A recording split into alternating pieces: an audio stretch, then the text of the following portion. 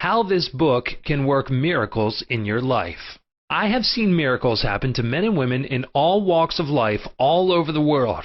Miracles will happen to you, too, when you begin using the magic power of your subconscious mind. This book is designed to teach you that your habitual thinking and imagery mold, fashion, and create your destiny. For as a man thinketh in his subconscious mind, so is he. Do you know the answers? Why is one man sad and another man happy? Why is one man joyous and prosperous and another man poor and miserable? Why is one man fearful and anxious and another full of faith and confidence? Why does one man have a beautiful, luxurious home while another man lives out a meager existence in a slum? Why is one man a great success and another an abject failure? Why is one speaker outstanding and immensely popular and another mediocre and unpopular? Why is one man a genius in his work or profession, while the other man toils and moils all his life without doing or accomplishing anything worthwhile? Why is one man healed of a so-called incurable disease and another isn't? Why is it so many good, kind, religious people suffer the tortures of the damned in their mind and body? Why is it many immoral and irreligious people succeed and prosper and enjoy radiant health? Why is one woman happily married and her sister very unhappy and frustrated? Is there an answer to these questions in the workings of your conscious and subconscious minds? There most certainly is. Reason for writing this book. It is for the express purpose of answering and clarifying the above questions and many others of a similar nature that motivated me to write this book.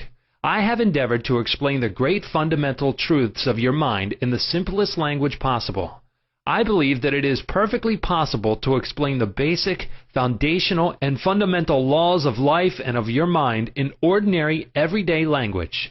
You will find that the language of this book is that used in your daily papers, current periodicals, in your business offices, in your home, and in the daily workshop. I urge you to study this book and apply the techniques outlined therein. And as you do, I feel absolutely convinced that you will lay hold of a miracle-working power that will lift you up from confusion, misery, melancholy, and failure, and guide you to your true place, solve your difficulties, sever you from emotional and physical bondage, and place you on the royal road to freedom, happiness, and peace of mind. This miracle-working power of your subconscious mind can heal you of your sickness, make you vital and strong again. In learning how to use your inner powers, you will open the prison door of fear and enter into a life described by Paul as the glorious liberty of the sons of God. Releasing the miracle-working power. A personal healing will ever be the most convincing evidence of our subconscious powers. Over 42 years ago, I resolved a malignancy. In medical terminology, it was called sarcoma, by using the healing power of my subconscious mind, which created me and still maintains and governs all my vital functions. The technique I applied is elaborated on in this book, and I feel sure that it will help others to trust the same infinite healing presence lodged in the subconscious depths of all men. Through the kindly offices of my doctor friend, I suddenly realized that it was natural to assume that the creative intelligence which made all my organs, fashioned my body, and started my heart could heal its own handiwork. The ancient proverb says, "The doctor dresses the wound, and God heals it." Wonders happen when you pray effectively. Scientific prayer is the harmonious interaction of the conscious and subconscious levels of mind scientifically directed for a specific purpose. This book will teach you the scientific way to tap the realm of infinite power within you, enabling you to get what you really want in life. You desire a happier, fuller, and richer life.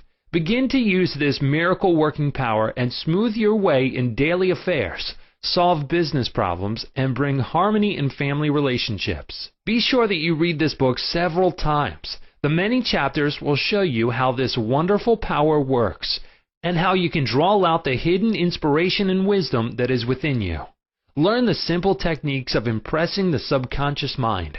Follow the new scientific way in tapping the infinite storehouse.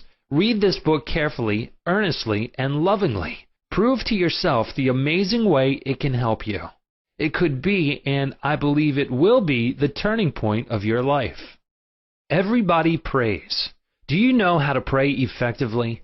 How long is it since you prayed as part of your everyday activities? In an emergency, in time of danger or trouble, in illness, and when death lurks, prayers pour forth, your own and friends. Just read any daily newspaper. It is reported that prayers are being offered up all over the nation for a child stricken with a so-called incurable ailment, for peace among nations, for a group of miners trapped in a flooded mine. Later, it is reported that when rescued, the miners said that they prayed while waiting for rescue. An airplane pilot says that he prayed as he made a successful emergency landing. Certainly, prayer is an ever-present help in time of trouble, but you do not have to wait for trouble to make prayer an integral and constructive part of your life. The dramatic answers to prayer make headlines and are the subject of testimonies to the effectiveness of prayer. What of the many humble prayers of children? The simple thanksgiving of grace at the table daily, the faithful devotions wherein the individual seeks only communion with God. My work with people has made it necessary for me to study the various approaches to prayer. I have experienced the power of prayer in my own life, and I have talked and worked with many people who also have enjoyed the help of prayer. The problem usually is how to tell others how to pray. People who are in trouble have difficulty in thinking and acting reasonably. They need an easy formula to follow, an obvious working pattern that is simple and specific. Often they must be led to approach the emergency. Unique feature of this book. The unique feature of this book is its down-to-earth practicality. Here you are presented with simple, usable techniques and formulas which you can easily apply in your workaday world. I have taught these simple processes to men and women all over the world, and recently over 1,000 men and women of all religious affiliations attended a special class in Los Angeles where I presented the highlights of what is offered in the pages of this book. Many came from distances of 200 miles for each class lesson. The special features of this book will appeal to you because they show you why oftentimes you get the opposite of what you prayed for and reveal to you the reasons why. People have asked me in all parts of the world and thousands of times, why is it I have prayed and got no answer? In this book, you will find the reasons for this common complaint. The many ways of impressing the subconscious mind and getting the right answers make this an extraordinarily valuable book and an ever-present help in time of trouble. What do you believe? It is not the thing believed in that which brings an answer to man's prayer. The answer to prayer results when the individual's subconscious mind responds to the mental picture or thought in his mind. This law of belief is operating in all religions of the world and is the reason why they are psychologically true. The Buddhist, the Christian, the Muslim, and the Hebrew all may get answers to their prayers, not because of the particular creed, religion, affiliation, ritual, ceremony, formula, liturgy, incantation, sacrifices, or offerings, but solely because of belief or mental acceptance and receptivity about that for which they pray. The law of life is the law of belief, and belief could be summed up briefly as a thought in your mind. As a man thinks, feels, and believes, so is the condition of his mind, body, and circumstances. A technique, a methodology based on an understanding of what you are doing and why you are doing it will help you bring about a subconscious embodiment of all the good things of life. Essentially, answered prayer is the realization of your heart's desire. Desire is prayer. Everyone desires health, happiness, security, peace of mind, true expression, but many fail to achieve clearly defined results. A university professor admitted to me recently, I know that if I changed my mental pattern and redirected my emotional life, my ulcers would not recur. But I do not have any technique, process, or modus operandi. My mind wanders back and forth on my many problems, and I feel frustrated, defeated, and unhappy. This professor had a desire for perfect health. He needed knowledge of the way his mind worked, which would enable him to fulfill his desire. By practicing the healing methods outlined in this book, he became whole and perfect. There is one mind common to all individual men. Emerson. The miracle working powers of your subconscious mind existed before you and I were born, before any church or world existed. The great eternal truths and principles of life antedate all religions. It is with these thoughts in mind that I urge you in the following chapters to lay hold of this wonderful, magical, transforming power, which will bind up mental and physical wounds, proclaim liberty to the fear-ridden mind, and liberate you completely from the limitations of poverty, failure, misery, lack, and frustration. All you have to do is unite mentally and emotionally with the good you wish to embody, and the creative powers of your subconscious mind will respond accordingly. Begin now today. Let wonders happen in your life. Keep on, keeping on until the day breaks and the shadows flee away. Chapter 1. The Treasure House Within You. Infinite riches are all around you if you will open your mental eyes and behold the treasure house of infinity within you. There is a gold mine within you from which you can extract everything you need to live life gloriously, joyously, and abundantly. Many are sound asleep because they do not know about this gold mine of infinite intelligence and boundless love within themselves. Whatever you want, you can draw forth. A magnetized piece of steel will lift about 12 times its own weight. And if you demagnetize this same piece of metal, it will not even lift a feather. Similarly, there are two types of men. There is the magnetized man who is full of confidence and faith.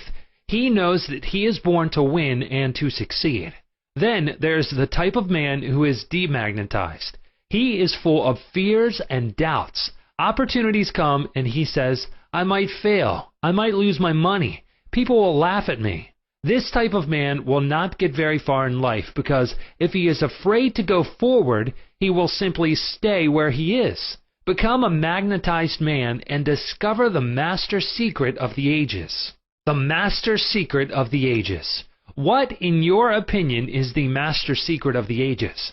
The secret of atomic energy, thermonuclear energy, the neutron bomb, interplanetary travel? No, not any of these. Then what is the master secret? Where can one find it and how can it be contacted and brought into action? The answer is extraordinarily simple. This secret is the marvelous, miracle-working power found in your own subconscious mind, the last place that most people would seek it. The marvelous power of your subconscious. You can bring into your life more power, more wealth, more health, more happiness, and more joy by learning to contact and release the hidden power of your subconscious mind. You need not acquire this power, you already possess it, but you want to learn how to use it. You want to understand it so that you can apply it in all departments of your life. As you follow the simple techniques and processes set forth in this book, you can gain the necessary knowledge and understanding. A new light can inspire you, and you can generate a new force enabling you to realize your hopes and make all your dreams come true. Decide now to make your life grander, greater, richer, and nobler than ever before. Within your subconscious depths lie infinite wisdom, infinite power, and infinite supply of all that is necessary, which is waiting for development and expression.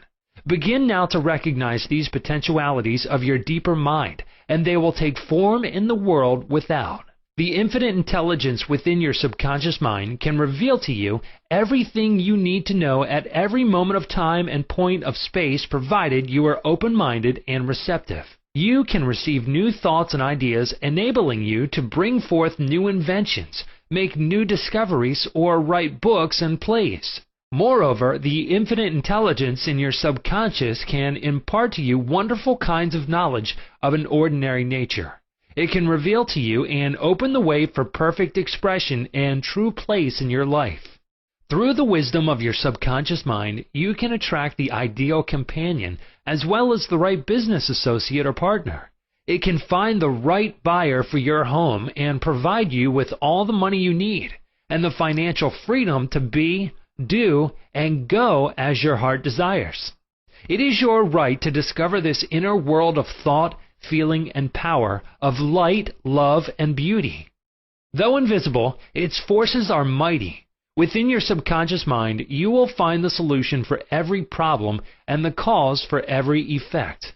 Because you can draw out the hidden powers, you come into actual possession of the power and wisdom necessary to move forward in abundance, security, joy, and dominion. I have seen the power of the subconscious lift people up out of crippled states, making them whole, vital, and strong once more, and free to go out into the world to experience happiness, health, and joyous expression.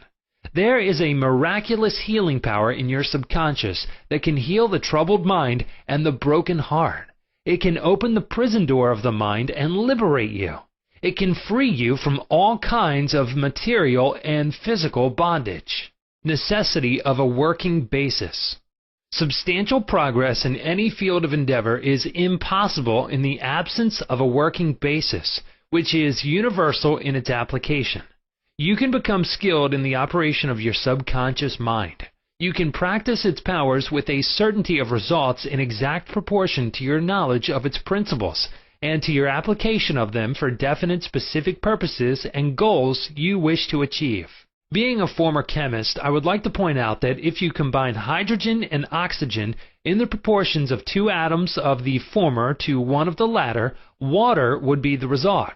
You are very familiar with the fact that 1 atom of oxygen and 1 atom of carbon will produce carbon monoxide, a poisonous gas. But if you add another atom of oxygen, you will get carbon dioxide, a harmless gas, and so on throughout the vast realm of chemical compounds. You must not think that the principles of chemistry, physics, and mathematics differ from the principles of your subconscious mind. Let us consider a generally accepted principle. Water seeks its own level. This is a universal principle which is applicable to water everywhere. Consider another principle. Matter expands when heated. This is true anywhere at any time and under all circumstances. You can heat a piece of steel and it will expand regardless whether the steel is found in China, England, or India. It is a universal truth that matter expands when heated. It is also a universal truth that whatever you impress on your subconscious mind is expressed on the screen of space as condition, experience, and event. Your prayer is answered because your subconscious mind is principle, and by principle I mean the way a thing works. For example, the principle of electricity is that it works from a higher to a lower potential.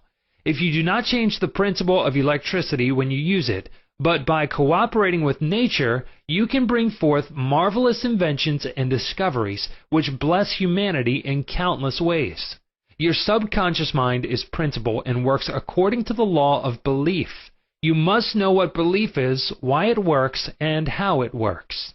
The law of your mind is the law of belief. This means to believe in the way your mind works, to believe in belief itself. The belief of your mind is the thought of your mind. That is simple, just that and nothing else. All your experiences, events, conditions, and acts are the reactions of your subconscious mind to your thoughts. Remember, it is not the thing believed in, but the belief in your own mind which brings about the result. Cease believing in the false beliefs, opinions, superstitions, and fears of mankind. Begin to believe in the eternal verities and truths of life, which never change. Then you will move onward, upward, and Godward. Whoever reads this book and applies the principles of the subconscious mind herein set forth will be able to pray scientifically and effectively for himself and for others. Your prayer is answered according to the universal law of action and reaction. Thought is incipient action. The reaction is the response from your subconscious mind which corresponds with the nature of your thought. Busy your mind with the concepts of harmony, health, peace, and goodwill, and wonders will happen in your life. The duality of mind. You have only one mind, but your mind possesses 2 distinctive characteristics. The line of demarcation between the two is well known to all thinking men and women today. The 2 functions of your mind are essentially unlike. Each is endowed with separate and distinct attributes and powers. The nomenclature generally used to distinguish the 2 functions of your mind is as follows: the objective and subjective mind, the conscious and subconscious mind, the waking and sleeping mind, the surface self and the deep self, the voluntary mind and the involuntary mind, the male and the female, and many other terms. You will find the terms conscious and subconscious used to represent the dual nature of your mind throughout this book. The conscious and subconscious minds. An excellent way to get acquainted with the two functions of your mind is to look upon your own mind as a garden. You are a gardener and you are planting seeds, thoughts in your subconscious mind all day long, based on your habitual thinking. As you sow in your subconscious mind, so shall you reap in your body and environment. Begin now to sow thoughts of peace, happiness, right action, goodwill, and prosperity. Think quietly and with interest on these qualities and accept them fully in your conscious, reasoning mind. Continue to plant these wonderful seeds, thoughts, in your garden of your mind, and you will reap a glorious harvest. Your subconscious mind may be likened to the soil, which will grow all kinds of seeds, good or bad. Do men gather grapes of thorns or figs of thistles? Every thought is, therefore, a cause, and every condition is an effect. For this reason, it is essential that you take charge of your thoughts so as to bring forth only desirable conditions. When your mind thinks correctly, when you understand the truth, when the thoughts deposited in your subconscious mind are constructive, harmonious, and peaceful, the magic working power of your subconscious will respond and bring about harmonious conditions, agreeable surroundings, and the best of everything. When you begin to control your thought processes, you can apply the powers of your subconscious to any problem or difficulty. In other words, you will actually be consciously cooperating with the infinite power and omnipotent law which governs all things. Look around you wherever you live, and you will notice that the vast majority of mankind lives in the world without. The more enlightened men are intensely interested in the world within. Remember, it is the world within, namely your thoughts, feelings, and imagery, that makes your world without. It is, therefore, the only creative power, and everything which you find in your world of expression has been created by you in the inner world of your mind, consciously or unconsciously. Knowledge of the interaction of your conscious and subconscious minds will enable you to transform your whole life. In order to change external conditions, you must change the cause. Most men try to change conditions and circumstances by working with conditions and circumstances.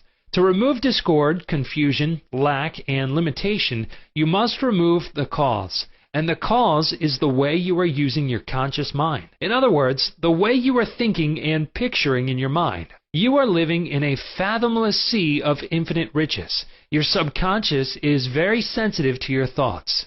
Your thoughts form the mold or matrix through which the infinite intelligence, wisdom, vital forces, and energies of your subconscious flow.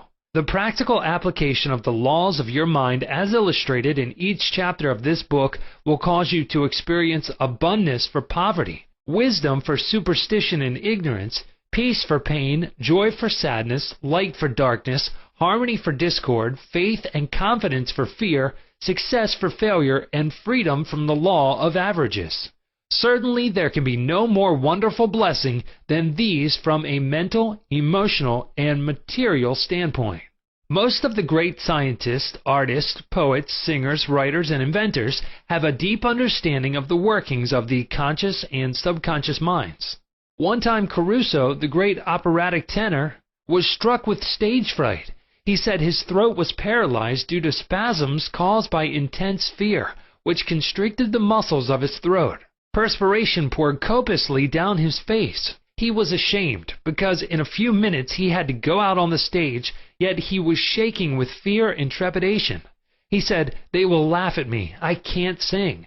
Then he shouted in the presence of those behind the stage, "The little me wants to strangle the big me within." He said to the little me, "Get out of here. The big me wants to sing through me."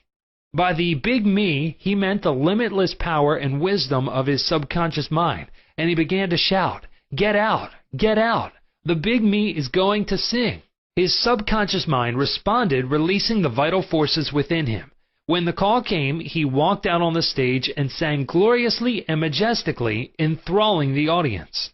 It is obvious to you now that Caruso must have understood the two levels of the mind, the conscious or rational and the subconscious or irrational level. Your subconscious mind is reactive and responds to the nature of your thoughts. When your conscious mind, the little me, is full of fear, worry, and anxiety, the negative emotions engendered in your subconscious mind, the big me, are released and flood the conscious mind with a sense of panic, foreboding, and despair.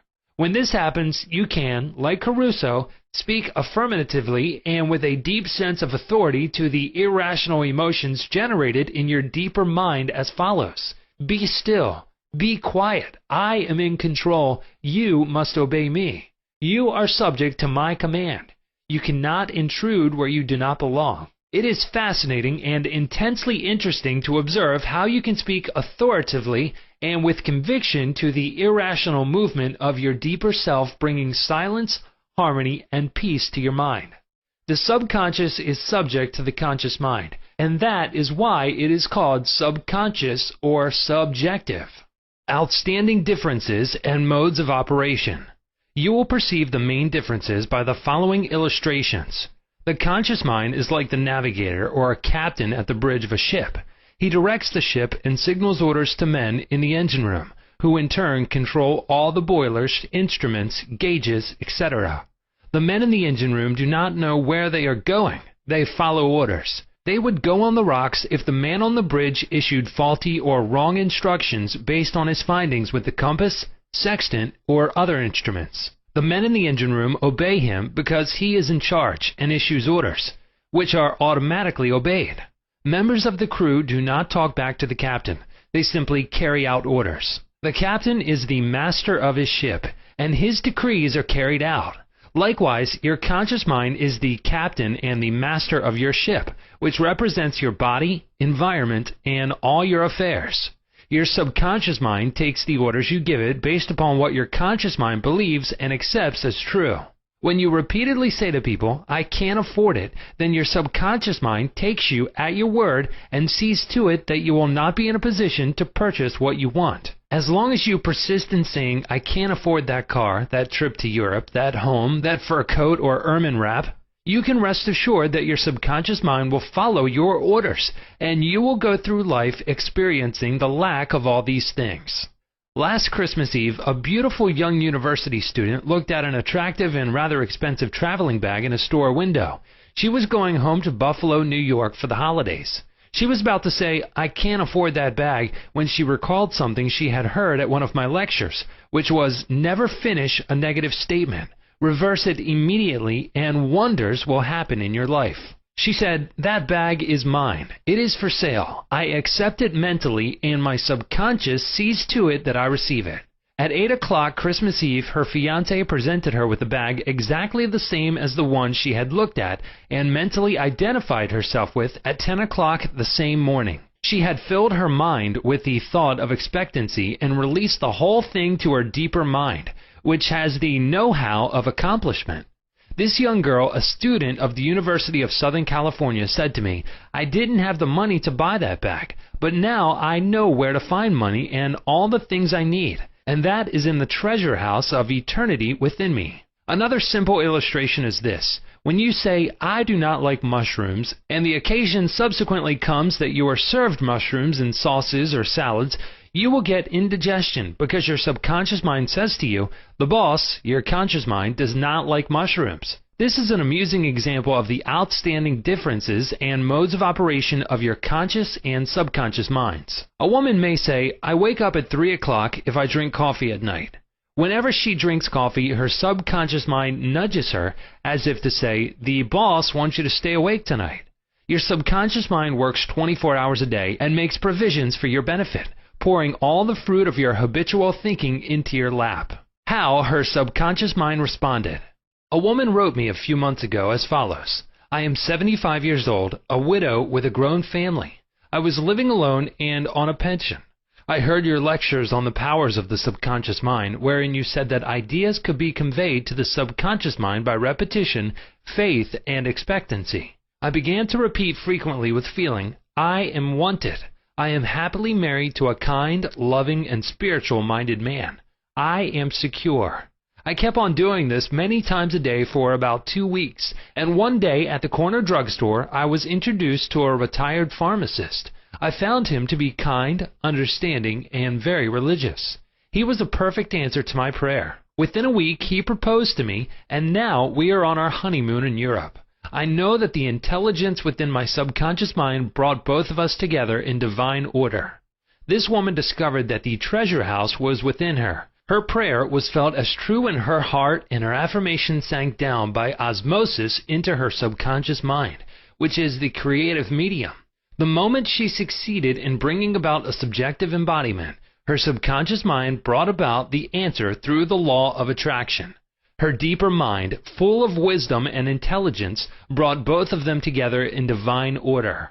Be sure that you think on whatsoever things are true, whatsoever things are honest, whatsoever things are just, whatsoever things are pure, whatsoever things are lovely, whatsoever things are of good report. If there be any virtue, and if there be any praise, think on these things. Chapter 2. How your own mind works. You have a mind, and you should learn how to use it. There are two levels of your mind, the conscious or rational level, and the subconscious or irrational level. You think with your conscious mind, and whatever you habitually think sinks down into your subconscious mind, which creates according to the nature of your thoughts. Your subconscious mind is the seat of your emotions, and is the creative mind. If you think good, good will follow. If you think evil, evil will follow. This is the way your mind works. The main point to remember is once the subconscious mind accepts an idea, it begins to execute it. It is an interesting and subtle truth that the law of the subconscious mind works for good and bad ideas alike. This law, when applied in a negative way, is the cause of failure, frustration, and unhappiness. However, when your habitual thinking is harmonious and constructive, you experience perfect health, success, and prosperity. Peace of mind and a healthy body are inevitable when you begin to think and feel in the right way. Whatever you claim mentally and feel as true, your subconscious mind will accept and bring forth into your experience. The only thing necessary for you to do is to get your subconscious mind to accept your idea, and the law of your own subconscious mind will bring forth the health, peace, or the position you desire. You give the command or decree, and your subconscious will faithfully reproduce the idea impressed upon it. The law of your mind is this. You will get a reaction or response from your subconscious mind according to the nature of the thought or idea you hold in your conscious mind. Psychologists and psychiatrists point out that when thoughts are conveyed to your subconscious mind, impressions are made in the brain cells. As soon as your subconscious accepts any idea, it proceeds to put it into effect immediately. It works by association of ideas and uses every bit of knowledge that you have gathered in your lifetime to bring about its purpose. It draws on the infinite power, energy, and wisdom within you. It lines up all the laws of nature to get its way. Sometimes it seems to bring about an immediate solution to your difficulties, but at other times it takes days, weeks, or longer. Its ways are past finding out. Conscious and subconscious terms differentiated. You must remember that these are not two minds. They are merely two spheres of activity within one mind. Your conscious mind is the reasoning mind. It is that phase of mind which chooses. For example, you choose your books, your home, and your partner in life. You make all your decisions with your conscious mind. On the other hand, without any conscious choice on your part, your heart is kept functioning automatically, and the process of digestion, circulation, and breathing are carried on by your subconscious mind through processes independent of your conscious control. Your subconscious mind accepts what is impressed upon it, or what you consciously believe. It does not reason things out like your conscious mind, and it does not argue with you controversially. Your subconscious mind is like the soil, which accepts any kind of seed, good or bad. Your thoughts are active and might be likened unto seeds. Negative, destructive thoughts continue to work negatively in your subconscious mind, and in due time will come forth into outer experience which corresponds with them.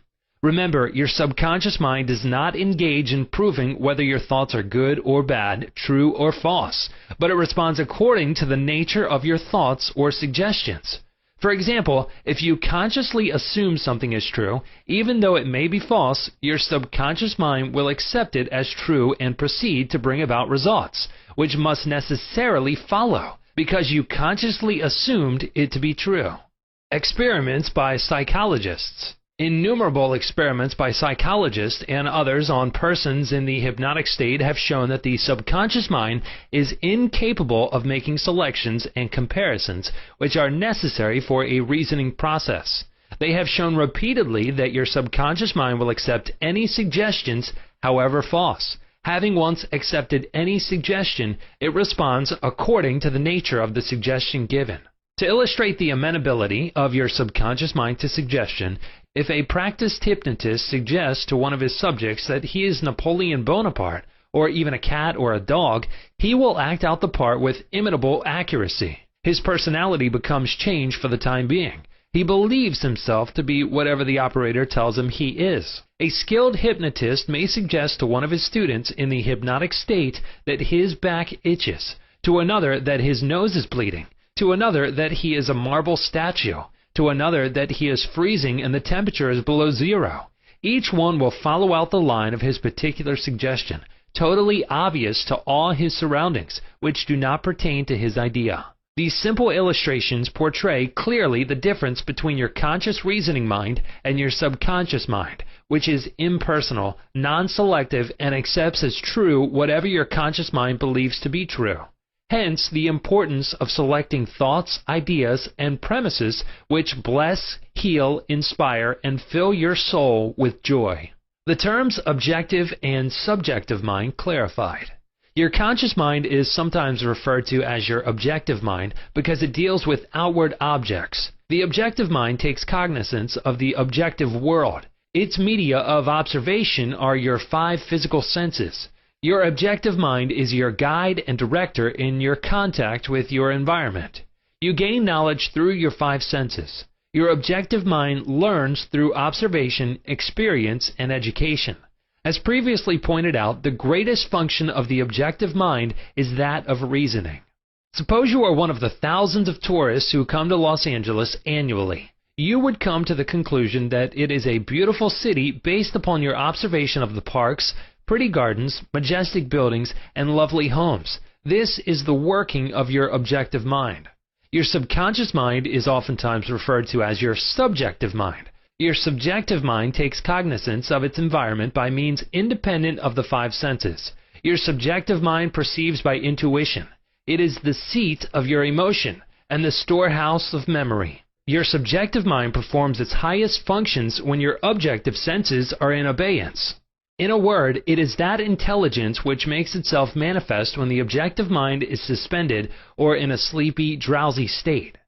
Your subjective mind sees without the use of the natural organs of vision. It has the capacity of clairvoyance and clairaudience. Your subjective mind can leave your body, travel to distant lands, and bring back information oftentimes of the most exact and truthful character. Through your subjective mind, you can read the thoughts of others, read the contents of sealed envelopes, and close safes.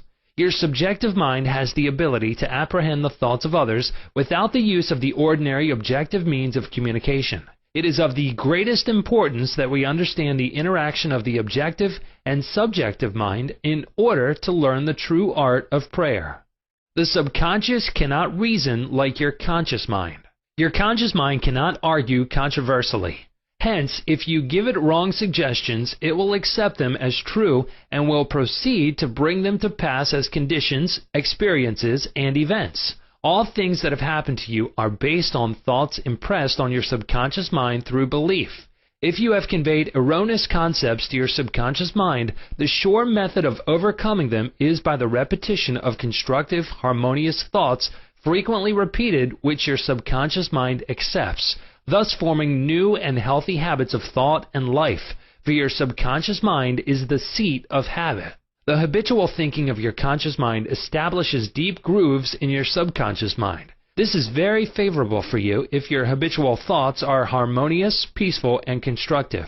If you have indulged in fear, worry, and other destructive forms of thinking, the remedy is to recognize the omnipotence of your subconscious mind and to decree freedom, happiness, and perfect health. Your subconscious mind, being creative and one with your divine source, will proceed to create the freedom and happiness which you have earnestly decreed. The tremendous power of suggestion. You must realize by now that your conscious mind is the watchman at the gate, and its chief function is to protect your subconscious mind from false impressions. You are now aware of one of the basic laws of mind. Your subconscious mind is amenable to suggestion. As you know, your subconscious mind does not make comparisons or contrasts, neither does it reason and think things out for itself. This latter function belongs to your conscious mind. It simply reacts to the impressions given to it by your conscious mind. It does not show a preference for one course of action over another. The following is a classic example of the tremendous power of suggestion. Suppose you approach a timid-looking passenger on board ship and say to him something like this: "You look very ill. How pale you are. I feel certain you are going to be seasick. Let me help you to your cabin." This passenger turns pale. Your suggestion of seasickness associates itself with his own fears and forebodings. He accepts your aid down to the berth, and there your negative suggestion, which was accepted by him, is realized. Different reactions to the same suggestion. It is true that different people will react in different ways to the same suggestion because of their subconscious conditioning or belief. For example, if you go to a sailor on the ship and say to him sympathetically, "My dear fellow, you are looking very ill. Aren't you feeling sick? You look to me as if you were going to be seasick." According to his temperament, he either laughs at your joke or expresses a mild irritation. Your suggestion fell on deaf ears in this instance because your suggestion of seasickness was associated in his mind with his own immunity from it. Therefore, it called up not fear or worry, but self-confidence. The dictionary says that a suggestion is the act or instance of putting something into one's mind, the mental process by which the thought or idea suggested is entertained, accepted, or put into effect. You must remember that a suggestion cannot impress something on the subconscious mind against the will of the conscious mind. In other words, your conscious mind has the power to reject the suggestion given. In the case of the sailor, he had no fear of seasickness. He had convinced himself of his immunity, and the negative suggestion had absolutely no power to evoke fear. The suggestion of seasickness to the other passenger called forth his indwelling fear of seasickness. Each of us has his own inner fears, beliefs, opinions, and these inner assumptions rule and govern our lives. A suggestion has no power in and of itself except if you accept it mentally. This causes your subconscious powers to flow in a limited and restricted way according to the nature of the suggestion. How he lost his arm. Every 2 or 3 years I give a series of lectures at the London Truth Forum in Caxton Hall. This is a forum I founded a number of years ago. Dr. Evelyn Fleet, the director, told me about an article which appeared in the English newspapers dealing with the power of suggestion. This is the suggestion a man gave to his subconscious mind over a period of about 2 years. I would give my right arm to see my daughter cured.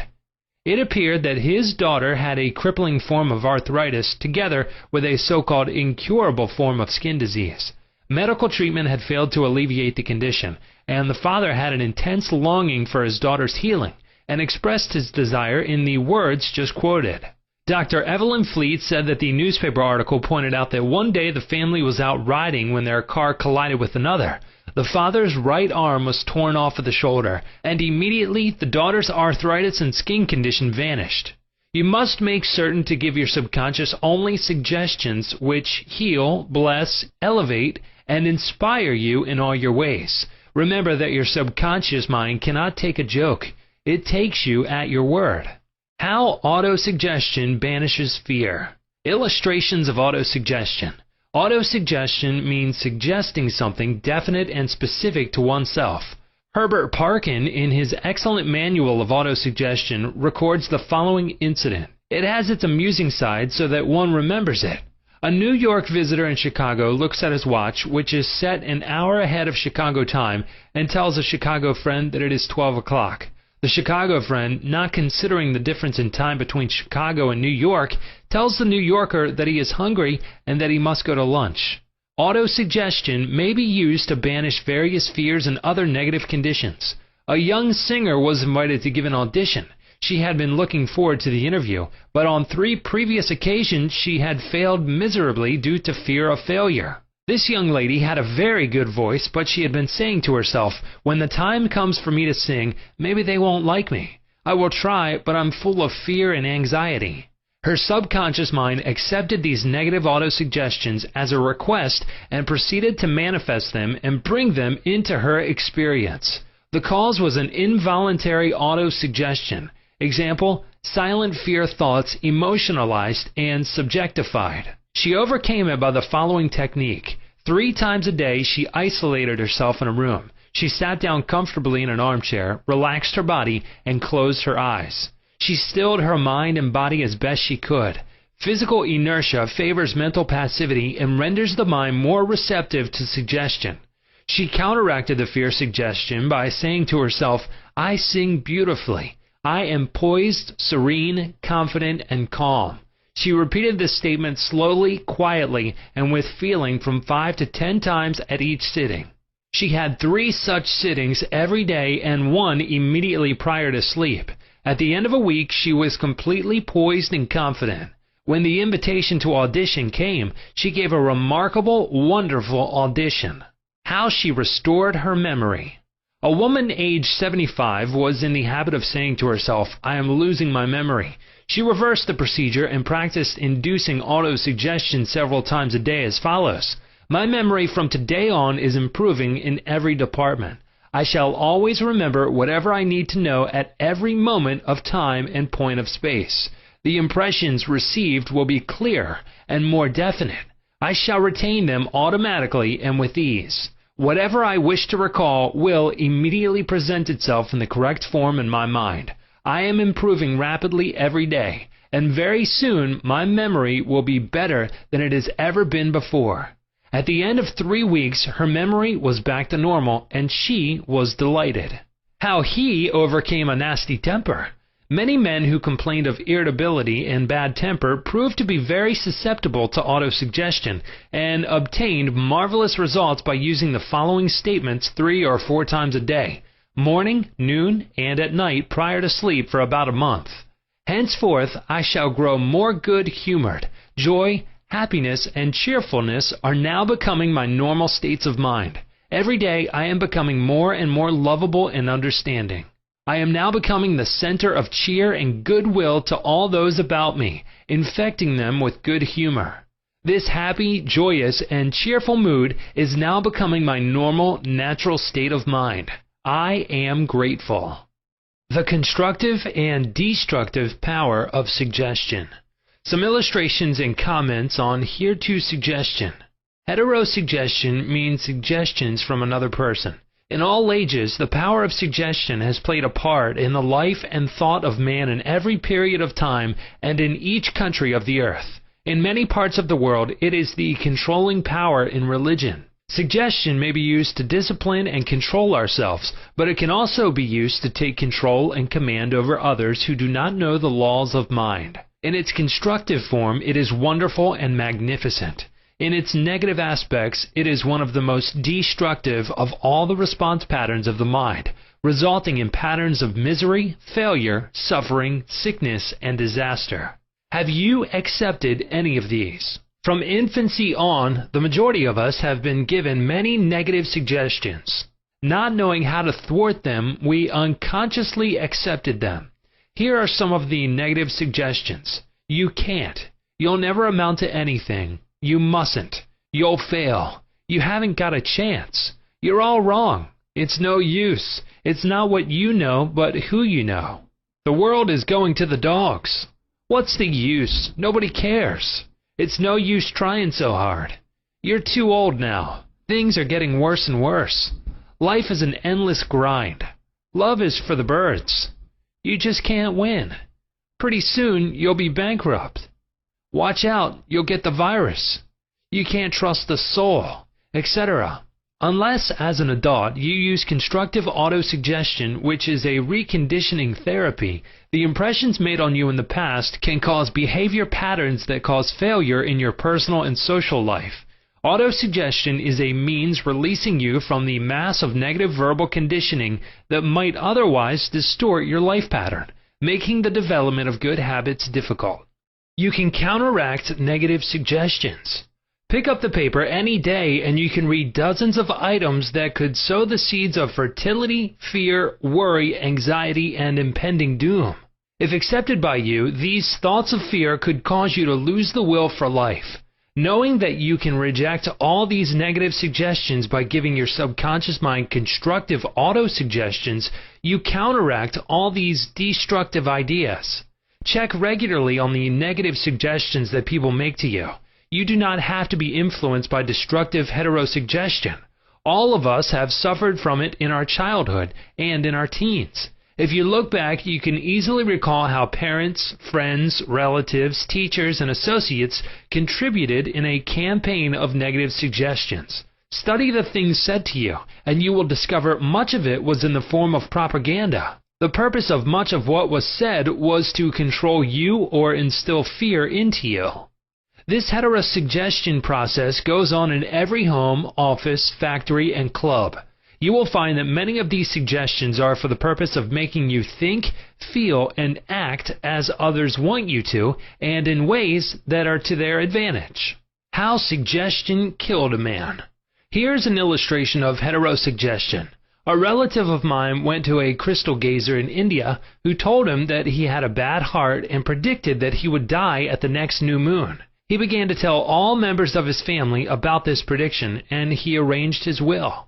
This powerful suggestion entered into his subconscious mind because he accepted it completely. My relative also told me that this crystal gazer was believed to have some strange occult powers, and he could do harm or good to a person.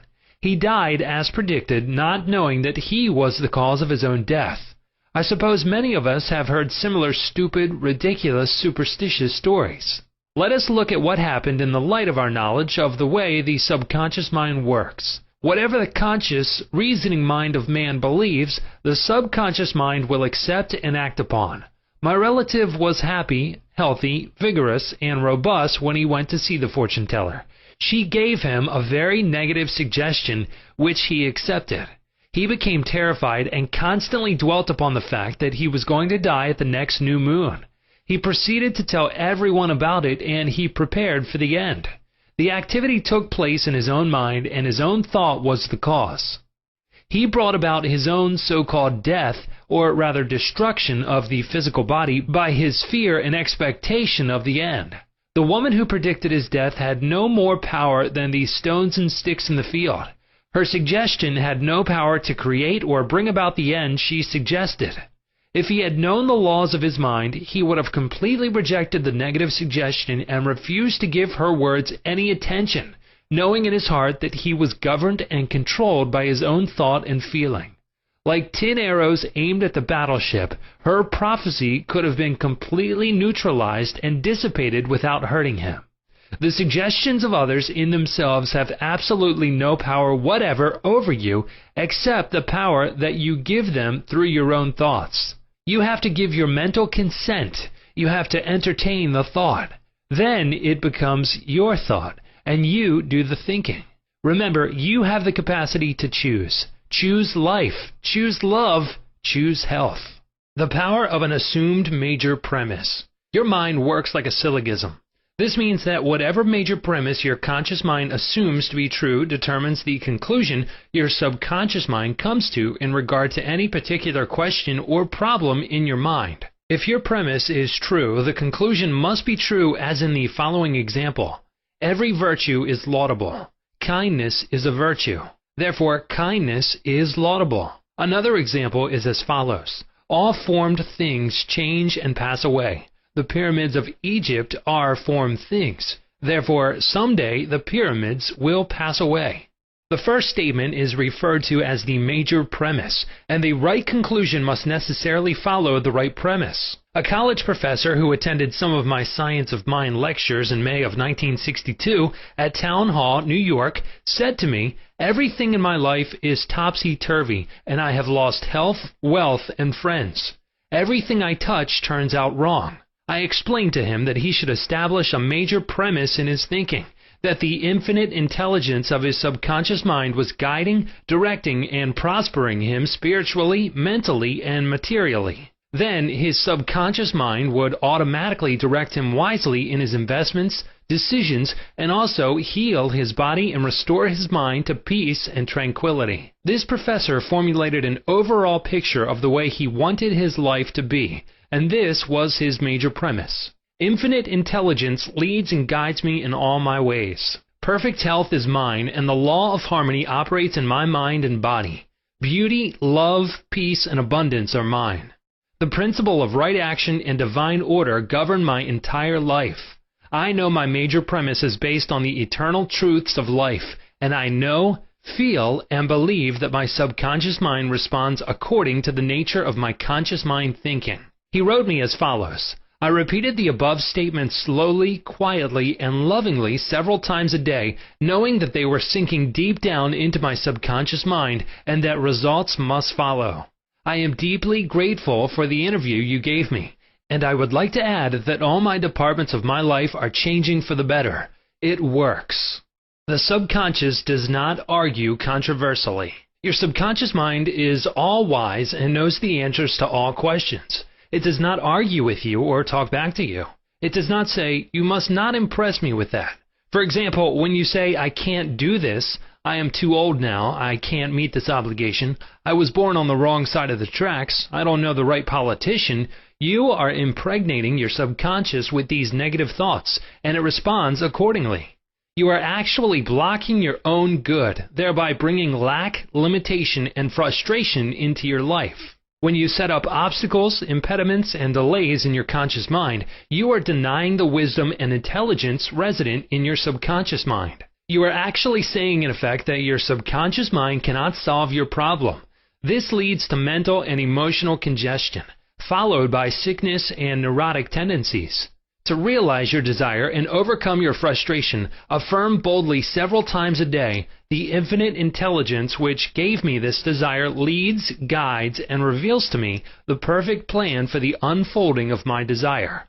I know the deeper wisdom of my subconscious is now responding, and what I feel and claim within is expressed in the without. There is a balance, equilibrium, and equanimity. If you say, there is no way out, I am lost, there is no way out of this dilemma, I am stymied and blocked, you will get no answer or response from your subconscious mind.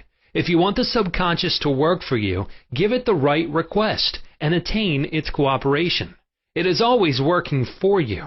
It is controlling your heartbeat this minute and also your breathing. It heals a cut on your finger, and its tendency is lifeward, forever seeking to take care of you and preserve you. Your subconscious has a mind of its own, but it accepts your patterns of thought and imagery. When you are seeking an answer to a problem, your subconscious will respond, but it expects you to come to a decision and to a true judgment in your conscious mind. You must acknowledge the answer is in your subconscious mind. However, if you say, I don't think there is any way out, I am all mixed up and confused, why don't I get an answer? You are neutralizing your prayer. Like the soldier marking time, you do not get anywhere. Still the wheels of your mind. Relax, let go, and quietly affirm, my subconscious knows the answer. It is responding to me now. I give thanks because I know the infinite intelligence of my subconscious knows all things and is revealing the perfect answer to me now. My real conviction is now setting free the majesty and glory of my subconscious mind. I rejoice that it is so. Chapter 3. The miracle working power of your subconscious. The power of your subconscious is enormous.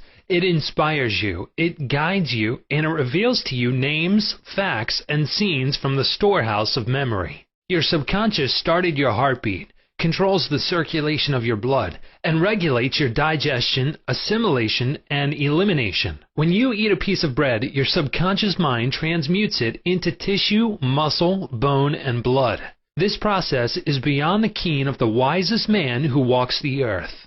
Your subconscious mind controls all the vital processes and functions of your body and knows the answer to all problems. Your subconscious mind never sleeps, never rests. It is always on the job. You can discover the miracle working power of your subconscious by plainly stating to your subconscious prior to sleep that you wish a certain specific thing accomplished. You will be delighted to discover that forces within you will be released, leading to the desired result.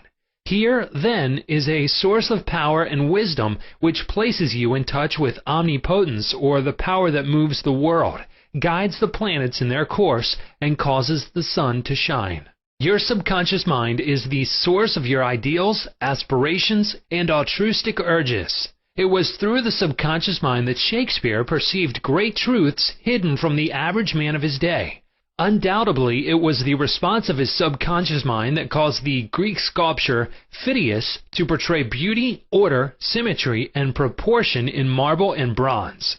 It enabled the Italian artist Raphael to paint Madonnas, and Ludwig van Beethoven to compose symphonies. In 1955, I lectured at the Yoga Forest University, Rishikesh, India, and there I chatted with a visiting surgeon from Bombay. He told me about Dr. James S. Dale, a Scotch surgeon who worked in Bengal before ether or other modern methods of anesthesia were discovered. Between 1843 and 1846, Dr. S. Dale performed about 400 major operations of all kinds, such as amputations, removal of tumors and cancerous growths, as well as operations on the eye, ear, and throat. All operations were conducted under mental anesthesia only. This Indian doctor at Rishikesh informed me that the post-operative mortality rate of patients operated on by Dr. S. Dale was extremely low, probably 2 or 3%. Patients felt no pain, and there were no deaths during the operations. Dr. S. Dale suggested to the subconscious minds of all his patients who were in a hypnotic state that no infection or septic condition would develop. You must remember that this was before Louis Pasteur, Joseph Lister, and others who pointed out the bacterial origin of disease and causes of infection due to unsterilized instruments and virulent organisms. This Indian surgeon said that the reason for the low mortality rate and the general absence of infection, which was reduced to a minimum, was undoubtedly due to the suggestions of Dr. Isdale to the subconscious minds of his patients. They responded according to the nature of his suggestion. It is simply wonderful when you conceive how a surgeon over 120 years ago discovered the miraculous wonder-working powers of the subconscious mind. Doesn't it cause you to be seized with a sort of mystic awe when you stop and think of the transcendental powers of your subconscious mind? Consider its extrasensory perceptions, such as its capacity for clairvoyance and clairaudience, its independence of time and space, its capacity to render you free from all pain and suffering, and its capacity to get the answers to all problems, be that what they may. All these and many more reveal to you that there is a power and intelligence within you that far transcends your intellect, causing you to marvel at the wonders of it all. All these experiences cause you to rejoice and believe in the miracle-working powers of your own subconscious mind. Your subconscious is your book of life. Whatever thoughts, beliefs, opinions, theories, or dogmas you write, engrave, or impress on your subconscious mind, you shall experience them as the objective manifestation of circumstances, conditions, and events. What you write on the inside, you will experience on the outside. You have two sides to your life, objective and subjective, visible and invisible, thought and its manifestation. Your brain receives your thought, which is the organ of your conscious reasoning mind. When your conscious or objective mind accepts the thought completely, it is sent to the solar plex, called the brain of your mind, where it becomes flesh and is made manifest in your experience. As previously outlined, your subconscious cannot argue. It acts only from what you write on it. It accepts your verdict or the conclusions of your conscious mind as final. This is why you are always writing on the book of life, because your thoughts become your experiences. The American essayist Ralph Waldo Emerson said, "Man is what he thinks all day long." What is impressed in the subconscious is expressed. William James, the father of American psychology, said that the power to move the world is in your subconscious mind. Your subconscious mind is one with infinite intelligence and boundless wisdom. It is fed by hidden springs and is called the law of life. Whatever you impress upon your subconscious mind, the latter will move heaven and earth to bring it to pass. You must, therefore, impress it with right ideas and constructive thoughts. The reason there is so much chaos and misery in the world is because people do not understand the interaction of their conscious and subconscious minds.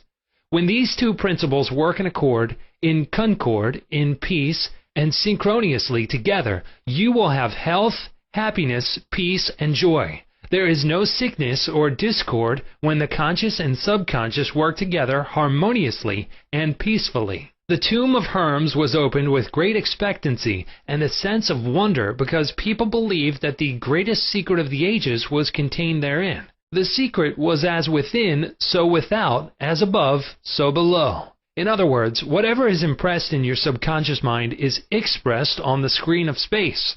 This same truth was proclaimed by Moses, Isaiah, and all the illumined seers of the ages. Whatever you feel as true subjectively is expressed as conditions, experiences, and events. Motion and emotion must balance. As in heaven, your own mind, so on earth, in your body and environment. This is the great law of life. You will find throughout all nature the law of action and reaction, of rest and motion. These two must balance. Then there will be harmony and equilibrium. You are here to let the life principle flow through you rhythmically and harmoniously. The intake and the outgo must be equal. The impression and the expression must be equal. All your frustration is due to unfilled desire. If you think negatively, destructively, and viciously, these thoughts generate destructive emotions which must be expressed and find an outlet. These emotions, being of a negative nature, are frequently expressed as ulcers, heart trouble, tensions, and anxieties. What is your idea or feeling about yourself now? Every part of your being expresses that idea. Your vitality, body, financial status, friends, and social status represent a perfect reflection of the idea you have of yourself.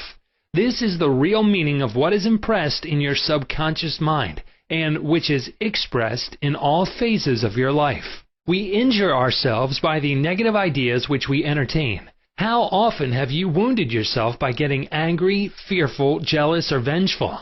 These are the poisons that enter your subconscious mind. You were not born with these negative attitudes. Feed your subconscious mind life-giving thoughts and you will wipe out all the negative patterns lodged therein. As you continue to do this, all the past will be wiped out and remembered no more. The subconscious heals a malignancy of the skin. A person healing will ever be the most convincing evidence of the healing power of the subconscious mind. Over 40 years ago, I resolved a malignancy of skin through prayer. Medical therapy had failed to check the growth, and it was getting progressively worse. A clergyman with a deep psychological knowledge explained to me the inner meaning of the 139th Psalm, wherein it says, "In thy book all my members were written, which in continuance were fashioned, when as yet there was none of them." He explained that the term book meant my subconscious mind, which fashioned and molded all my organs from an invisible cell. He also pointed out that inasmuch as my subconscious mind made my body, it could also recreate it and heal it according to the perfect pattern within it. This clergyman showed me his watch and said, "This had a maker, and the watchmaker had to have the idea first in mind before the watch became an objective reality.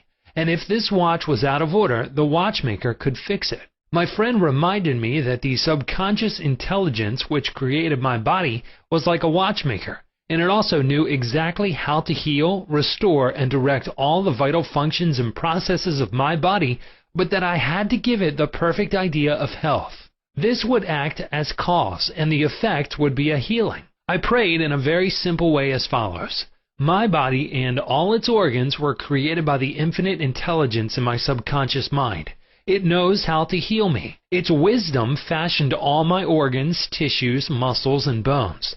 This infinite healing presence within me is now transforming every atom of my being, making me whole and perfect now.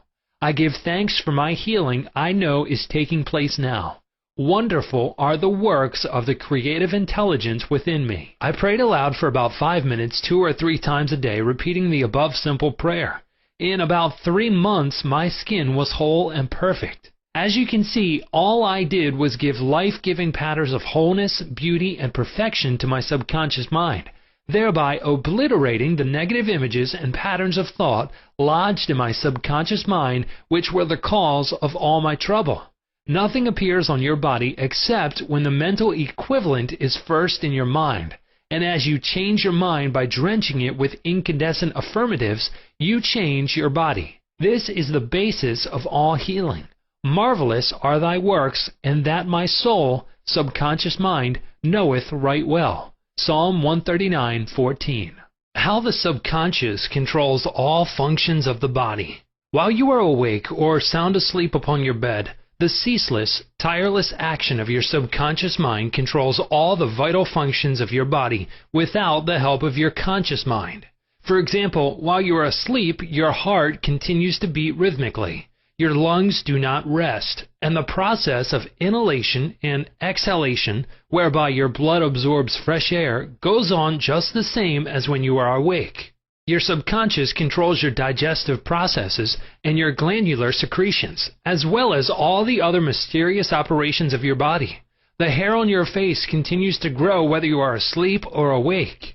Scientists tell us that the skin secretes much more perspiration during sleep than during the waking hours. Your eyes, ears, and other senses are active during sleep. For instance, many of our great scientists have received answers to perplexing problems while they were asleep. They saw the answers in a dream. Oftentimes, your conscious mind interferes with the normal rhythm of the heart, lungs, and functioning of the stomach and intestines by worry, anxiety, fear, and depression. These patterns of thought interfere with the harmonious functioning of your subconscious mind. When mentally disturbed, the best procedure is to let go, relax, and still the wheels of your thought processes. Speak to your subconscious mind, telling it to take over in peace, harmony, and divine order. You will find that all the functions of your body will become normal again. Be sure to speak to your subconscious mind with authority and conviction, and it will conform to your command. Your subconscious seeks to preserve your life and restore you to health at all costs. It causes you to love your children, which also illustrates an instinctive desire to preserve all life. Let us suppose you accidentally ate some bad food. Your subconscious mind would cause you to regurgitate it. If you inadvertently took some poison, your subconscious powers would proceed to neutralize it. If you completely entrusted yourself to its wonder-working power, you would be entirely restored to health. How to get the subconscious to work for you? The first thing to realize is that your subconscious mind is always working. It is active night and day, whether you act upon it or not. Your subconscious is the builder of your body, but you cannot consciously perceive or hear that inner silent process. Your business is with your conscious mind and not your subconscious mind. Just keep your conscious mind busy with the expectation of the best, and make sure the thoughts you habitually think are based on whatever things are lovely, true, just, and of good report. Begin now to take care of your conscious mind, knowing in your heart and soul that your subconscious mind is always expressing, reproducing, and manifesting according to your habitual thinking. Remember, just as water takes the shape of the pipe it flows through, the life principle in you flows through you according to the nature of your thoughts. Claim that the healing presence in your subconscious is flowing through you as harmony, health, peace, joy, and abundance. Think of it as a living intelligence, a lovely companion on the way. Firmly believe it is continually flowing through you, vivifying, inspiring, and prospering you. It will respond exactly this way. It is done unto you as you believe. Healing principle of the subconscious restores atrophied optic nerves. There is the well-known, duly authenticated case of Madame Bayer of France, recorded in the archives of the medical department of Lourdes, France. She was blind. The optic nerves were atrophied and useless. She visited Lourdes and had what she termed a miraculous healing. Ruth Cranston, a Protestant young lady who investigated and wrote about healings at Lourdes in McCall's magazine, November 1955, writes about Madame Bayer as follows. At Lourdes, she regained her sight incredibly, with the optic nerves still lifeless and useless, as several doctors could testify after repeated examinations. A month later, upon re-examination, it was found that the seeing mechanism had been restored to normal. But at first, so far as medical examination could tell, she was seeing with dead eyes. I have visited Lourdes several times where I, too, witnessed some healings. And of course, as we shall explain in the next chapter, there is no doubt that healings take place at many shrines throughout the world, Christian and non-Christian. The waters of the shrine did not heal Madame Bayer, to whom we just referred, but by her own subconscious mind which responded to her belief. The healing principle within her subconscious mind responded to the nature of her thought. Belief is a thought in the subconscious mind. It means to accept something as true. The thought accepted executes itself automatically. Undoubtedly, Madame Bayer went to the shrine with expectancy and great faith, knowing in her heart she would receive a healing. Her subconscious mind responded accordingly, releasing the ever-present healing forces. The subconscious mind, which created the eye, can certainly bring a dead nerve back to life. What the creative principle created, it can recreate. According to your belief is it done unto you. How to convey the idea of perfect health to your subconscious mind. A Protestant minister I knew in Johannesburg, South Africa, told me the method he used to convey the idea of perfect health to his subconscious mind. He had cancer of the lung. His technique, as given to me in his own handwriting, is exactly as follows. Several times a day, I would make certain that I was completely relaxed mentally and physically. I relaxed my body by speaking to it as follows. My feet are relaxed. My ankles are relaxed. My legs are relaxed. My abdominal muscles are relaxed. My heart and lungs are relaxed. My head is relaxed. My whole being is completely relaxed. After about 5 minutes, I would be in a sleepy, drowsy state, and then I affirmed the following truth. The perfection of God is now being expressed through me. The idea of perfect health is now filling my subconscious mind. The image God has of me is a perfect image, and my subconscious mind recreates my body in perfect accordance with the perfect image held in the mind of God. This minister had a remarkable healing. This is a simple, easy way of conveying the idea of perfect health to your subconscious mind. Another wonderful way to convey the idea of health to your subconscious is through disciplined or scientific imagination. I told a man who was suffering from functional paralysis to make a vivid picture of himself walking around in his office, touching the desk, answering the telephone, and doing all the things he ordinarily would do if he were healed. I explained to him that this idea and mental picture of perfect health would be accepted by his subconscious mind. He lived the role and actually felt himself back in the office. He knew that he was giving his subconscious mind something definite to work upon. His subconscious mind was the film upon which the picture was impressed. One day, after several weeks of frequent conditioning of the mind with this mental picture, the telephone rang by prearrangement and kept ringing while his wife and nurse were out. The telephone was about 12 feet away, but nevertheless he managed to answer it. He was healed at that hour. The healing power of his subconscious mind responded to his mental imagery, and a healing followed. This man had a mental block which prevented impulses from the brain reaching his legs. Therefore, he said he could not walk. When he shifted his attention to the healing power within him, the power flowed through, his focused attention enabling him to walk. Whatsoever ye shall ask in prayer, believing, ye shall receive. Chapter 4. Mental Healings in Ancient Times. Down through the ages, men of all nations have somehow instinctively believed that somewhere there resided a healing power which could restore to normal the functions and sensations of man's body. They believed that this strange power could be invoked under certain conditions, and that the alleviation of human suffering would follow. The history of all nations presents testimony in support of this belief. In the early history of the world, the power of secretly influencing men for good or evil, including the healing of the sick, was said to be possessed by the priests and holy men of all nations. Healing of the sick was supposed to be a power derived directly by them from God, and the procedures and processes of healing varied throughout the world. The healing processes took the form of supplications to God attended by various ceremonies, such as the laying on of hands, incantations, the application of amulets, talismans, rings, relics, and images. For example, in the religions of antiquity, priests in the ancient temples gave drugs to the patient, and practiced hypnotic suggestions prior to the patient's sleep, telling him that the gods would visit him in his sleep and heal him. Many healings followed. Obviously, all this was the work of potent suggestions to the subconscious mind.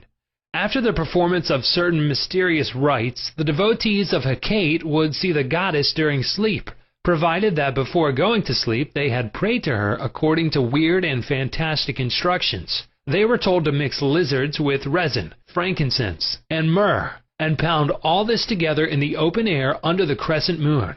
Healings were reported in many cases following this grotesque procedure. It is obvious that these strange procedures, as mentioned in the illustrations given, favored suggestion and acceptance by the subconscious mind of these people by making a powerful appeal to their imagination. Actually, in all these healings, the subconscious mind of the subject was the healer. In all ages, unofficial healers have obtained remarkable results in cases where authorized medical skill has failed. This gives cause for thought. How do these healers in all parts of the world effect their cures? The answer to all these healings is due to the blind belief of the sick person, which released the healing power resident in his subconscious mind. Many of the remedies and methods employed were rather strange and fantastic, which fired the imagination of the patients, causing an aroused emotional state. This state of mind facilitated the suggestion of health and was accepted both by the conscious and subconscious mind of the sick. This will be elaborated on further in the next chapter. Biblical accounts of the use of the subconscious powers. What things soever ye desire, when ye pray, believe that ye receive them, and ye shall have them. Note the difference in tenses. The inspired writer tells us to believe and accept as true the fact that our desire has already been accomplished and fulfilled, that it is already completed, and that its realization will follow as a thing in the future. The success of this technique depends on the confident conviction that the thought, the idea, the picture is already a fact in mind. In order for anything to have substance in the realm of mind, it must be thought of as actually existing there. Here, in a few cryptic words, is a concise and specific direction for making use of the creative power of thought by impressing upon the subconscious the particular thing which you desire. Your thought, idea, plan, or purpose is as real on its own plane as your hand or your heart. In following the biblical technique, you completely eliminate from your mind all consideration of conditions, circumstances, or anything which might imply adverse contingencies. You are planting a seed, a concept, in the mind which, if you leave it undisturbed, will infallibly germinate into external fruition. The prime condition is faith. Over and over again you read in the Bible, according to your faith is it done unto you. If you plant certain types of seeds in the ground, you have faith they will grow after their kind. This is the way of seeds, and trusting the laws of growth and agriculture, you know that these seeds will come forth after their kind. Faith, as mentioned in the Bible, is a way of thinking, an attitude of mind, an inner certitude, knowing that the idea you fully accept in your conscious mind will be embodied in your subconscious mind and made manifest. Faith is, in a sense, accepting as true what your reason and senses deny. For example, a shutting out of the little, rational, analytical, conscious mind and embracing an attitude of complete reliance on the inner power of your subconscious mind. Miracles at various shrines throughout the world. It is an established fact that cures have taken place at various shrines throughout the world, such as in Japan, India, Europe, and America. I have visited several of the famous shrines in Japan. At the world-famous shrine called Daibutsu is a gigantic divinity of bronze where Buddha is seated with folding hands, and the head is inclined in an attitude of profound contemplative ecstasy. It is 42 feet in height, and is called the Great Buddha. Here I saw young and old making offerings at its feet. Money, fruit, rice, and oranges were offered. Candles were lit, incense was burned, and prayers of petition recited. The guide explained the chant of a young girl as she murmured a prayer, bowed low, and placed 2 oranges as an offering. She also lit a candle. He said she had lost her voice and it was restored at the shrine. She was thanking Buddha for restoring her voice. She had the simple faith that Buddha would give her back her singing voice if she followed a certain ritual, fasted, and made certain offerings. All this helped to kindle faith and expectancy, resulting in a conditioning of her mind to the point of belief. Her subconscious mind responded to her belief. To illustrate further the power of imagination and blind belief, I will relate the case of a relative of mine who had tuberculosis. His lungs were badly diseased. His son decided to heal his father. He came home to Perth, Western Australia, where his father lived, and said to him that he had met a monk who had returned from one of the healing shrines in Europe. This monk sold him a piece of the true cross. He said that he gave the monk the equivalent of $500 for it. This young man had actually picked up a splinter of wood from the sidewalk, went to the jeweler's, and had it set in a ring so that it looked real. He told his father that just touching the ring or the cross healed many. He inflamed and fired his father's imagination to the point that the old gentleman snatched the ring from him, placed it over his chest, prayed silently, and went to sleep. In the morning he was healed. All the clinic's tests proved negative. You know, of course, it was not the splinter of wood from the sidewalk that healed him. It was his imagination aroused to an intense degree, plus the confident expectancy of a perfect healing. Imagination was joined to faith or subjective feeling, and the union of the two brought about a healing. The father never learned of the trick that had played upon him. If he had, he probably would have had a relapse. He remained completely cured and passed away 15 years later at the age of 89. One universal healing principle. It is a well-known fact that all of the various schools of healing effect cures of the most wonderful character. The most obvious conclusion, which strikes your mind, is that there must be some underlying principle which is common to them all, namely the subconscious mind, and the one process of healing is faith. It will now be in order to recall to your mind once more the following fundamental truths.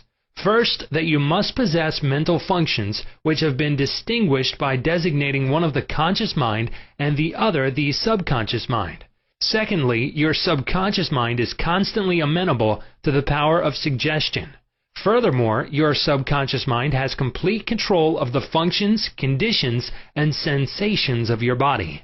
I venture to believe that all the readers of this book are familiar with the fact that symptoms of almost any disease can be induced in hypnotic subjects by suggestion. For example, a subject in the hypnotic state can develop a high temperature, flushed face, or chills according to the nature of the suggestion given.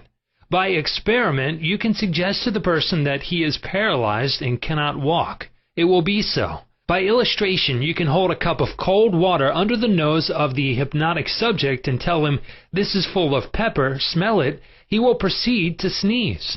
What do you think caused him to sneeze? The water or the suggestion? If a man says he is allergic to Timothy grass, you can place a synthetic flower or an empty glass in front of his nose when he is in a hypnotic state and tell him it is Timothy grass.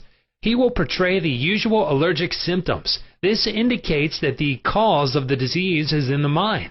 The healing of the disease can also take place mentally. You realize that remarkable healings take place through osteopathy, chiropractic medicine, and naturopathy, as well as through all the various religious bodies throughout the world.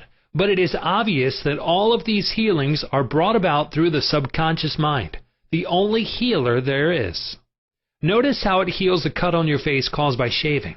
It knows exactly how to do it. The doctor dresses the wound and says, "Nature heals it." Nature refers to natural law, the law of the subconscious mind, or self-preservation, which is the function of the subconscious mind.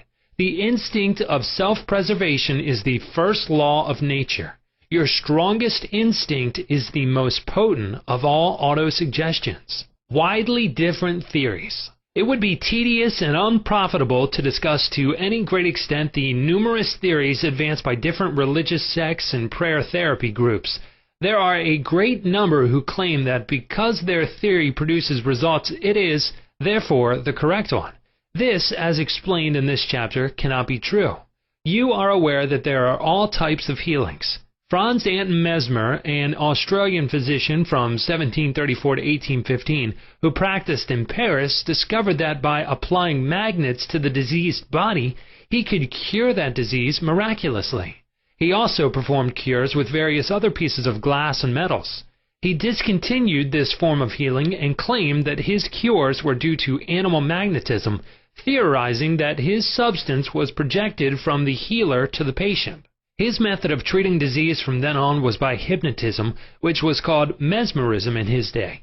Other physicians said that all his healings were due to suggestion and nothing else. All of these groups, such as psychiatrists, psychologists, osteopaths, chiropractors, physicians, and all the churches are using the one universal power resident in the subconscious mind. Each may proclaim the healings are due to their theory. The process of all healing is a definite, positive mental attitude, an inner attitude, or a way of thinking called faith. Healing is due to a confident expectancy, which acts as a powerful suggestion to the subconscious mind, releasing its healing potency. One man does not heal by a different power than another. It is true he may have his own theory or method. There is only one process of healing, and that is faith. There is only one healing power, namely your subconscious mind. Select the theory and method you prefer. You can rest assured if you have faith, you shall get results. Views of Paracelsus. Philippus Paracelsus, a famous Swiss alchemist and physician who lived from 1493 to 1541, was a great healer in his day. He stated what is now an obvious scientific fact when he uttered these words: "Whether the object of your faith be real or false, you will nevertheless obtain the same effects." Thus, if I believed in St. Peter's statue as I should have believed in St. Peter himself, I shall obtain the same effects that I should have obtained from St. Peter. But that is superstition. Faith, however, produces miracles, and whether it is true or false faith, it will always produce the same wonders. The views of Paracelsus were also entertained in the 16th century by Pietro Pomponazzi, an Italian philosopher and contemporary of Paracelsus, who said, "We can easily conceive the marvelous effects which confidence and imagination can produce, particularly when both qualities are reciprocated between the subjects and the person who influences them. The cures attributed to the influence of certain relics are the effect of their imagination and confidence. Quacks and philosophers know that if the bones of any skeleton were put in place of the saint's bones, the sick would nonetheless experience beneficial effects if they believed that they were veritable relics. Then, if you believe in the bones of saints to heal, or if you believe in the healing power of certain waters, you will get results because of the powerful suggestion given to your subconscious mind. It is the latter that does the healing."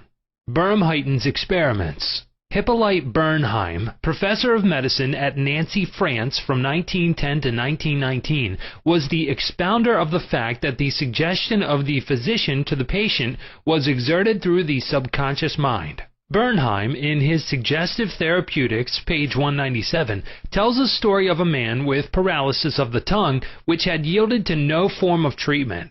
His doctor told the patient that he had a new instrument with which he promised to heal him. He introduced a pocket thermometer into the patient's mouth. The patient imagined it to be the instrument which was to save him. In a few moments he cried out joyfully that he could once more move his tongue freely. "Among our cases," continues Bernheim, "facts of the same sort will be found. A young girl came into my office having suffered from complete loss of speech for nearly 4 weeks. After making sure of the diagnosis, I told my students that loss of speech sometimes yielded instantly to electricity, which might act simply by its suggestive influence. I sent for the induction apparatus. I applied my hand over the larynx and moved a little and said, 'Now you can speak aloud.' In an instant I made her saw A, then B, then Maria. She continued to speak distinctively. The loss of voice had disappeared." Here, Bernheim is showing the power of faith and expectancy on the part of the patient, which acts as a powerful suggestion to the subconscious mind. Producing a blister by suggestion. Bernheim states that he produced a blister on the back of a patient's neck by applying a postage stamp and suggesting to the patient that it was a fly plaster. This has been confirmed by the experiments and experiences of many doctors in many parts of the world, which leave no doubt that structural change are a possible result of oral suggestion to patients. The cause of bloody stigmata. In Hudson's Law of Psychic Phenomena, page 153, he states, hemorrhages and bloody stigmata are induced in certain subjects by means of suggestion. Dr. Mbaru put a subject into the somnambulistic condition and gave him the following suggestion. At 4 o'clock this afternoon, after the hypnosis, you will come into my office, sit down in the armchair, cross your arms upon your breast, and your nose will begin to bleed. At the hour appointed, the young man did as directed. Several drops of blood came from the left nostril. On another occasion, the same investigator traced the patient's name on both his forearms with the dull point of an instrument. Then, when the patient was in the somnambulistic condition, he said, at 4 o'clock this afternoon, you will go to sleep and your arms will bleed along the lines which I have traced, and your name will appear written on your arms in letters of blood. He was watched at 4 o'clock and seen to fall asleep. On the left arm the letters stood out in bright relief, and in several places there were drops of blood. The letters were still visible 3 months afterward, although they had gradually grown faint. These facts demonstrate at once the correctness of the two fundamental propositions previously stated, namely the constant amenability of the subconscious mind to the power of suggestion and the perfect control which the subconscious mind exercises over the functions, sensations, and conditions of the body. All the foregoing phenomena dramatize vividly abnormal conditions induced by suggestion, and are conclusive proof that as a man thinketh in his heart, subconscious mind, so is he. Chapter 5. Mental Healings in Modern Times. Everyone is definitely concerned with the healing of bodily conditions and human affairs. What is it that heals? Where is this healing power? These are questions asked by everyone. The answer is that this healing power is the subconscious mind of each person, and a changed mental attitude on the part of the sick person releases this healing power. No mental or religious science practitioner, psychologist, psychiatrist, or medical doctor ever healed a patient. There is an old saying, the doctor dresses the wound, but God heals it. The psychologist or psychiatrist proceeds to remove the mental blocks in the patient so that the healing principle may be released, restoring the patient to health. Likewise, the surgeon removes the physical block, enabling the healing currents to function normally. No physician, surgeon, or mental science practitioner claims he healed the patient. The one healing power is called by many names: nature, life, God, creative intelligence, and subconscious power. As previously outlined, there are many different methods used to remove the mental, emotional, and physical blocks which inhibit the flow of the healing life principle animating all of us. The healing principle resident in your subconscious mind can and will, if properly directed by you or some other person, heal your mind and body of all disease. This healing principle is operative in all men regardless of creed, color, or race. You do not have to belong to some particular church in order to use and participate in this healing process. Your subconscious will heal the burn or cut on your hand, even though you profess to be an atheist or agnostic. The modern mental therapeutic procedure is based on the truth that the infinite intelligence and power of your subconscious mind responds according to your faith. The mental science practitioner or minister follows the injunction of the Bible. For example, he goes into his closet and shuts the door, which means he stills his mind, relaxes, lets go, and thinks of the infinite healing presence within him. He closes the door of his mind to all outside distractions as well as appearances, and then he quietly and knowingly turns over his request or desire to his subconscious mind, realizing that the intelligence of his mind will answer him according to his specific needs. The most wonderful thing to know is this: imagine the end desired and feel its reality. Then the infinite life principle will respond to your conscious choice and your conscious request. This is the meaning of believe you have received and you shall receive. This is what the modern mental scientist does when he practices prayer therapy. One process of healing. There is only one universal healing principle operating through everything. The cat, the dog, the tree, the grass, the wind, the earth. For everything is alive. This life principle operates through the animal, vegetable, or mineral kingdoms as instinct and the law of growth. Man is consciously aware of this life principle, and he can consciously direct it to bless himself in countless ways. There are many different approaches, techniques, and methods in using the universal power, but there is only one process of healing, which is faith. For according to your faith is it done unto you. The law of belief. All religions of the world represent forms of belief, and these beliefs are explained in many ways. The law of life is belief. What do you believe about yourself, life, and the universe? It is done unto you as you believe.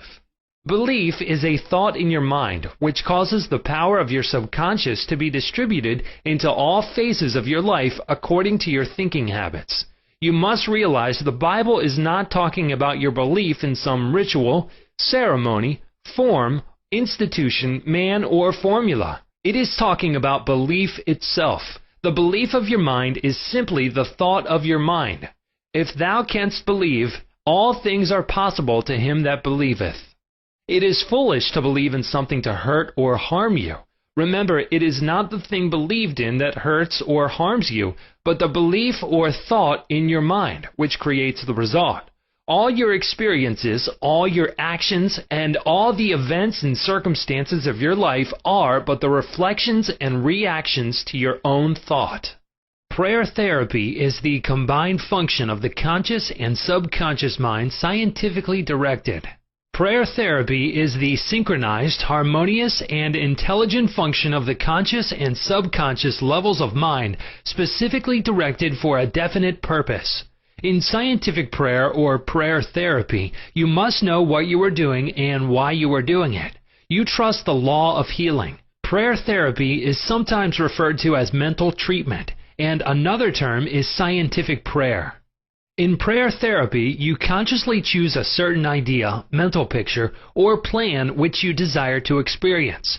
You realize your capacity to convey this idea or mental image to your subconscious by feeling the reality of the state assumed. As you remain faithful in your mental attitude, your prayer will be answered. Prayer therapy is a definite mental action for a definite specific purpose. Let us suppose that you decide to heal a certain difficulty by prayer therapy. You are aware that your problem or sickness, whatever it may be, must be caused by negative thoughts charged with fear and lodged in your subconscious mind, and that if you can succeed in cleansing your mind of these thoughts, you will get a healing. You therefore turn to the healing power within your own subconscious mind and remind yourself of its infinite power and intelligence and its capacity to heal all conditions.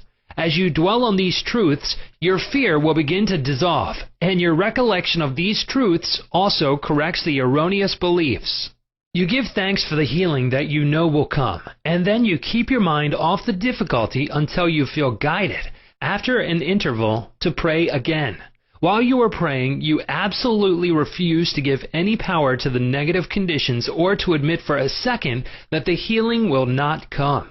This attitude of mind brings about the harmonious union of the conscious and subconscious mind, which releases the healing power. Faith healing. What it means and how blind faith works. What is popularly termed faith healing is not the faith mentioned in the Bible, which means knowledge of the interaction of the conscious and subconscious mind. A faith healer is one who heals without any real scientific understanding of the powers and forces involved.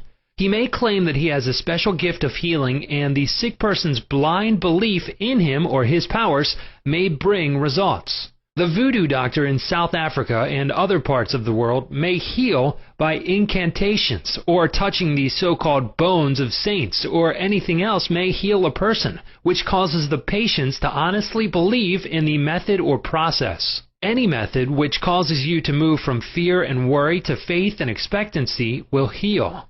There are many persons, each of whom claims that because his personal theory produces results, it is, therefore, the correct one. This, as already explained in this chapter, cannot be true. To illustrate how blind faith works, you will recall our discussion of the Swiss physician, Franz Anton Mesmer. In 1776, he claimed many cures when he stroked diseased bodies with artificial magnets. Later on, he threw away his magnets and evolved the theory of animal magnetism. This he held to be a fluid, which pervades the universe, but is most active in the human organism. He claimed that this magnetic fluid which was going forth from him to his patients healed them. People flocked to him, and many wonderful cures were effected. Mesmer moved to Paris, and while there, the government appointed a commission composed of physicians and members of the Academy of Science, of which Benjamin Franklin was a member, to investigate his cures. The report admitted the leading facts claimed by Mesmer, but held that there was no evidence to prove the correctness of his magnetic fluid theory, and said the effects were due to the imagination of the patients. Soon after this, Mesmer was driven into exile and died in 1815. Shortly afterwards, Dr. Braid of Manchester undertook to show that magnetic fluid had nothing to do with the production of the healings of Dr. Mesmer. Dr. Braid discovered that patients could be thrown into hypnotic sleep by suggestion, during which many of the well-known phenomena ascribed to magnetism by Mesmer could be produced. You can readily see that all these cures were undoubtedly brought about by the active imagination of the patients, together with a powerful suggestion of health to their subconscious minds. All this could be termed blind faith, as there was no understanding in those days as to how the cures were brought about. Subjective faith and what it means. You will recall the proposition, which needs not be repeated at length, that the subjective or subconscious mind of an individual is as amenable to the control of his own conscious or objective mind as it is by the suggestions of another. It follows that whatever may be your objective belief, if you will assume to have faith actively or passively, your subconscious mind will be controlled by the suggestion, and your desire will be fulfilled. The faith required in mental healings is a purely subjective faith, and it is attainable upon the cessation of active opposition on the part of the objective or conscious mind. In the healing of the body, it is, of course, desirable to secure the concurrent faith of both the conscious and subconscious mind. However, it is not always essential if you will enter into a state of passivity or receptivity by relaxing the mind and the body and getting into a sleepy state. In this drowsy state, your passivity becomes receptive to subjective impression. Recently, I was asked by a man, "How is it that I got a healing through a minister? I did not believe what he said when he told me that there is no such thing as disease and that matter does not exist." This man at first thought his intelligence was being insulted, and he protested against such a palpable absurdity. The explanation is simple. He was quieted by soothing words and told to get into a perfectly passive condition, to say nothing and think of nothing for the time being. His minister also became passive and affirmed quietly, peacefully, and constantly for about 1/2 hour that this man would have perfect health, peace, harmony, and wholeness. He felt immense relief and was restored to health. It is easy to see that his subjective faith had been made manifest by his passivity under treatment, and the suggestions of perfect healthfulness by the minister were conveyed to his subconscious mind. The two subjective minds were then in rapport. The minister was not handicapped by antagonistic autosuggestions of the patient arising from objective doubt of the power of the healer or the correctness of the theory. In this sleepy, drowsy state, the conscious mind resistance is reduced to a minimum, and results followed. The subconscious mind of the patient, being necessarily controlled by such suggestion, exercised its functions in accordance therewith, and a healing followed. The meaning of absent treatment. Suppose you learned that your mother was sick in New York City and you lived in Los Angeles. Your mother would not be physically present where you are, but you could pray for her. It is the Father within which doeth the work. The creative law of mind, subconscious mind, serves you and will do the work. Its response to you is automatic. Your treatment is for the purpose of inducing an inner realization of health and harmony in your mentality. This inner realization acting through the subconscious mind operates through your mother's subconscious mind as there is but one creative mind. Your thoughts of health, vitality, and perfection operate through the one universal subjective mind and set a law in motion on the subjective side of life, which manifests through her body as a healing. In the mind principle, there is no time or space. It is the same mind that operates through your mother no matter where she may be. In reality, there is no absent treatment as opposed to present treatment, for the universal mind is omnipresent. You do not try to send out thoughts or hold a thought. Your treatment is a conscious movement of thought, and as you become conscious of the qualities of health, well-being, and relaxation, these qualities will be resurrected in the experience of your mother, and results will follow. The following is a perfect example of what is called absent treatment. Recently, a listener of our radio program in Los Angeles prayed as follows for her mother in New York, who had a coronary thrombosis. The healing presence is right where my mother is. Her bodily condition is but a reflection of her thought life, like shadows cast on the screen. I know that in order to change the images on the screen, I must change the projection reel. My mind is the projection reel, and now I project in my own mind the image of wholeness, harmony, and perfect health for my mother. This infinite healing presence which created my mother's body and all her organs is now saturating every atom of her being, and a river of peace flows through every cell of her body. The doctors are divinely guided and directed, and whoever touches my mother is guided to do the right thing. I know that disease has no ultimate reality. If it had, no one could be healed. I now align myself with the infinite principle of love and life, and I know and agree that harmony, health, and peace are now being expressed in my mother's body. She prayed in the above manner several times daily, and her mother had a most remarkable recovery after a few days, much to the amazement of her specialist. He complimented her on her great faith in the power of God. The conclusion arrived at in the daughter's mind set the creative law of mind in motion on the subjective side of life, which manifested itself through her mother's body as perfect health and harmony. What the daughter felt as true about her mother was simultaneously resurrected in the experience of her mother, releasing the kinetic action of the subconscious mind. A psychologist friend of mine told me that one of his lungs was infected. X-rays and analysis showed the presence of tuberculosis. At night, before going to sleep, he would quietly affirm, "Every cell, nerve, tissue, and muscle of my lungs are now being made whole, pure, and perfect. My whole body is being restored to health and harmony." These are not his exact words, but they represent the essence of what he affirmed. A complete healing followed in about a month's time. Subsequent X-rays showed a perfect healing. I wanted to know his method, so I asked him why he repeated the words prior to sleep. Here is his reply. The kinetic action of the subconscious mind continues throughout your sleep time period. Hence, give the subconscious mind something good to work on as you drop off into slumber. This was a very wise answer. In thinking of harmony and perfect health, he never mentioned his trouble by name. I strongly suggest that you cease talking about your ailments or giving them a name. The only sap from which they draw life is your attention and fear of them. Like the above-mentioned psychologist, become a mental surgeon. Then your troubles will be cut off like dead branches are pruned from a tree. If you are constantly naming your aches and symptoms, you inhibit the kinetic action, which means the release of the healing power and energy of your subconscious mind. Furthermore, by the law of your own mind, these imaginings tend to take shape as the thing I greatly feared. Fill your mind with the great truths of life and walk forward in the light of love. Chapter 6. Practical Techniques in Mental Healings. An engineer has a technique and a process for building a bridge or an engine. Like the engineer, your mind also has a technique for governing, controlling, and directing your life. You must realize that methods and techniques are primary.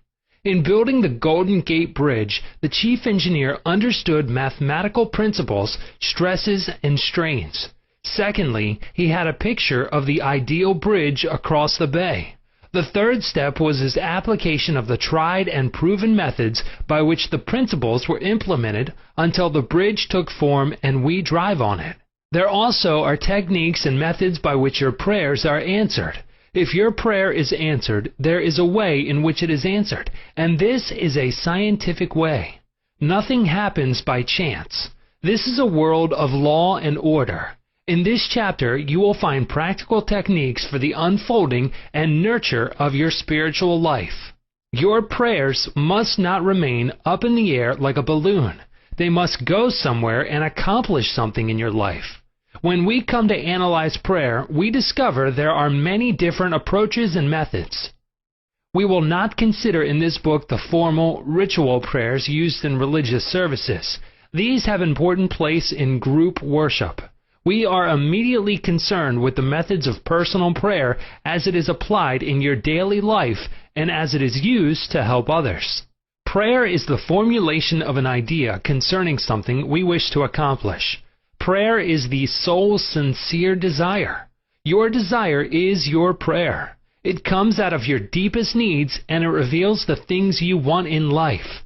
Blessed are they that hunger and thirst after righteousness, for they shall be filled. That is really prayer. Life's hunger and thirst for peace, harmony, health, joy, and all the other blessings of life. The passing over technique for impregnating the subconscious. This consists essentially in inducing the subconscious mind to take over your request as handed it by the conscious mind. This passing over is best accomplished in the Riviere-like state. Know that in your deeper mind are infinite intelligence and infinite power. Just calmly think over what you want. See it coming into fuller fruition from this moment forward. Be like the little girl who had a very bad cough and a sore throat. She declared firmly and repeatedly, "It is passing away now. It is passing away now." It passed away in about an hour. Use this technique with complete simplicity and naivety. Your subconscious will accept your blueprint. If you were building a new home for yourself and family, you know that you would be intensely interested in regard to the blueprint for your home. You would see to it that the builders conform to the blueprint. You would watch the material and select only the best wood, steel, in fact, the best of everything. What about your mental home and your mental blueprint for happiness and abundance? All your experiences and everything that enters into your life depend upon the nature of the mental building blocks which you use in the construction of your mental home. If your blueprint is full of mental patterns of fear, worry, anxiety, or lack, and if you are despondent, doubtful, and cynical, then the texture of the mental material you are weaving into your mind will come forth as more toil, care, tension, anxiety, and limitation of all kinds. The most fundamental and the most far-reaching activity in life is that which you build into your mentality every waking hour. Your word is silent and invisible. Nevertheless, it is real. You are building your mental home all the time, and your thought and mental imagery represent your blueprint. Hour by hour, moment by moment, you can build radiant health, success, and happiness by the thoughts you think, the ideas which you harbor, the beliefs that you accept, and the scenes that you rehearse in the hidden studio of your mind. This stately mansion, upon the construction of which you are perpetually engaged, is your personality, your identity in this plane, your whole life story on this earth. Get a new blueprint. Build silently by realizing peace, harmony, joy, and goodwill in the present moment. By dwelling upon these things and claiming them, your subconscious will accept your blueprint and bring all these things to pass. By their fruits ye shall know them. The science and art of true prayer. The term science means knowledge, which is coordinated, arranged, and systematized. Let us think of the science and art of true prayer as it deals with the fundamental principles of life and the techniques and processes by which they can be demonstrated in your life, as well as in the life of every human being when he applies them faithfully. The art is your technique or process, and the science behind it is the definite response of creative mind to your mental picture or thought. Ask, and it shall be given you. Seek, and ye shall find. Knock, and it shall be opened unto you. Here you are told you shall receive that for which you ask. It shall be opened to you when you knock, and you shall find that for which you are searching. This teaching implies the definiteness of mental and spiritual laws. There is always a direct response from the infinite intelligence of your subconscious mind to your conscious thinking. If you ask for bread, you will not receive a stone. You must ask believing, if you are to receive. Your mind moves from the thought to the thing. Unless there is first an image in the mind, it cannot move, for there would be nothing for it to move toward. Your prayer, which is your mental act, must be accepted as an image in your mind before the power from your subconscious will play upon it and make it productive. You must reach a point of acceptance in your mind, an unqualified and undisputed state of agreement. This contemplation should be accompanied by a feeling of joy and restfulness in foreseeing the certain accomplishment of your desire. The sound basis for the art and science of true prayer is your knowledge and complete confidence that the movement of your conscious mind will gain a definite response from your subconscious mind, which is one with boundless wisdom and infinite power. By following this procedure, your prayers will be answered. The visualization technique. The easiest and most obvious way to formulate an idea is to visualize it, to see it in your mind's eye as vividly as if it were alive. You can see with the naked eye only what already exists in the external world. In a similar way, that which you can visualize in your mind's eye already exists in the invisible realms of your mind. Any picture which you have in your mind is the substance of things hoped for and the evidence of things not seen. What you form in your imagination is as real as any part of your body. The idea and the thought are real and will one day appear in your objective world if you are faithful to your mental image. This process of thinking forms impressions in your mind. These impressions in turn become manifested as facts and experiences in your life. The builder visualizes the type of building he wants. He sees it as he desires it to be completed. His imagery and thought processes become a plastic mold from which the building will emerge, a beautiful or an ugly one, a skyscraper or a very low one. His mental imagery is projected as it is drawn on paper. Eventually, the contractor and his workers gather the essential materials, and the building progresses until it stands finished, conforming perfectly to the mental patterns of the architect. I use the visualization technique prior to speaking from the platform. I quiet the wheels of my mind in order that I may present to the subconscious mind my images of thought.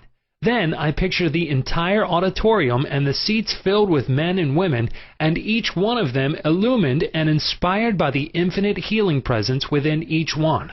I see them as radiant, happy, and free.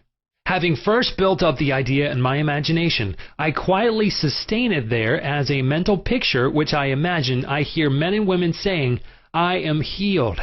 I feel wonderful. I've had an instantaneous healing. I'm transformed." I keep this up for about 10 minutes or more, knowing and feeling that each person's mind and body are saturated with love, wholeness, beauty, and perfection. My awareness grows to the point where in my mind I can actually hear the voices of the multitude proclaiming their health and happiness. Then I release the whole picture and go on to the platform. Almost every Sunday some people stop and say that their prayers were answered. Mental movie method.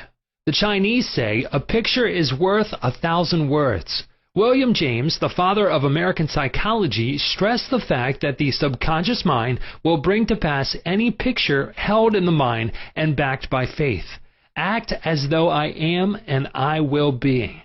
A number of years ago, I was in the Middle West lecturing in several states, and I desired to have a permanent location in the general area from which I could serve those who desired help. I traveled far, but the desire did not leave my mind.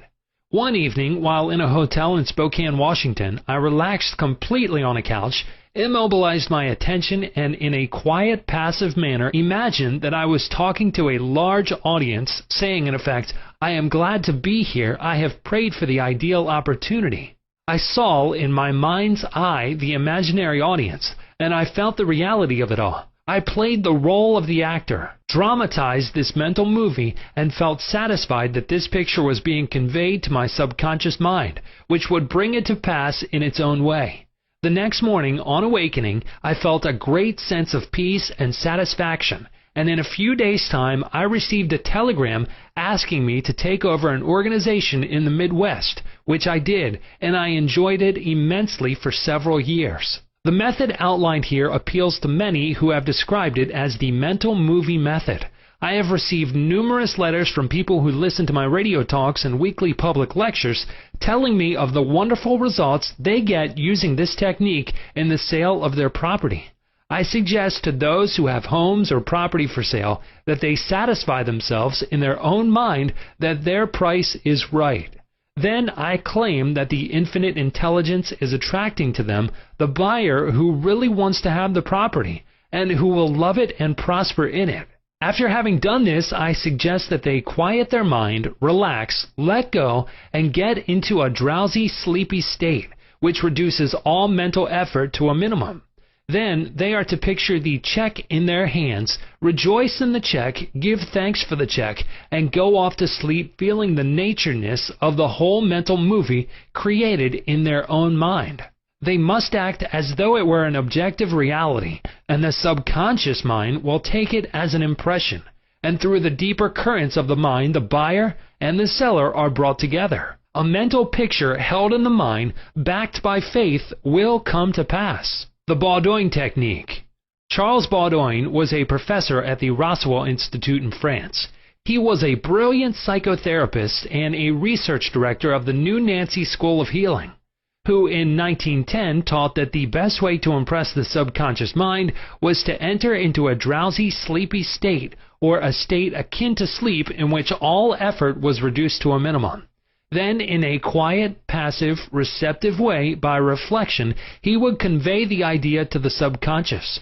The following is his formula. A very simple way of securing this impregnation of the subconscious mind is to condense the idea which is to be the object of suggestion, to sum it up in a brief phrase which can be readily graven on the memory, and to repeat it over and over again as a lullaby. Some years ago, a young lady in Los Angeles was engaged in a prolonged, bitter family lawsuit over a will. Her husband had bequeathed his entire estate to her, and his sons and daughters by a previous marriage were bitterly fighting to break the will. The Baudouin technique was outlined to her, and this is what she said. She relaxed her body in an armchair, entered into the sleepy state, and, as suggested, condensed the idea of her need into a phrase consisting of 6 words easily graven on the memory. It is finished in divine order. The significance to her of these words meant that infinite intelligence operating through the laws of her subconscious mind would bring about a harmonious adjustment through the principle of harmony. She continued this procedure every night for about 10 nights. After she got into a sleepy state, she would affirm slowly, quietly, and feelingly the statement, "It is finished in divine order," over and over again, feeling a sense of inner peace and an all-pervading tranquility. Then she went off into her deep, normal sleep. On the morning of the 11th day following the use of the above technique, she awakened with a sense of well-being, a conviction that it was finished. Her attorney called her the same day, saying that the opposing attorney and his clients were willing to settle. A harmonious agreement was reached and litigation was discontinued. The Sleeping Technique. By entering into a sleepy, drowsy state, effort is reduced to a minimum. The conscious mind is submerged to a great extent when in a sleepy state. The reason for this is that the highest degree of outcropping of the subconscious occurs prior to sleep and just after we awaken. In this state, the negative thoughts, which tend to neutralize your desire and so prevent acceptance by your subconscious mind, are no longer present. Suppose you want to get rid of a destructive habit. Assume a comfortable posture, relax your body, and be still. Get into a sleepy state, and in that sleepy state, say quietly over and over again as a lullaby, "I am completely free from this habit. Harmony and peace of mind reign supreme." Repeat the above slowly, quietly, and lovingly for 5 or 10 minutes night and morning. Each time you repeat the words, the emotional value becomes greater. When the urge comes to repeat the negative habit, repeat the above formula out loud by yourself.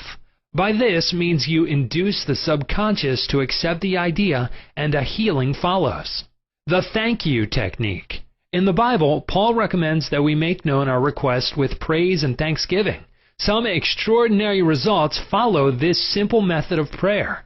The thankful heart is always close to the creative forces of the universe, causing countless blessings to flow toward it by the law of reciprocal relationship based on a cosmic law of action and reaction.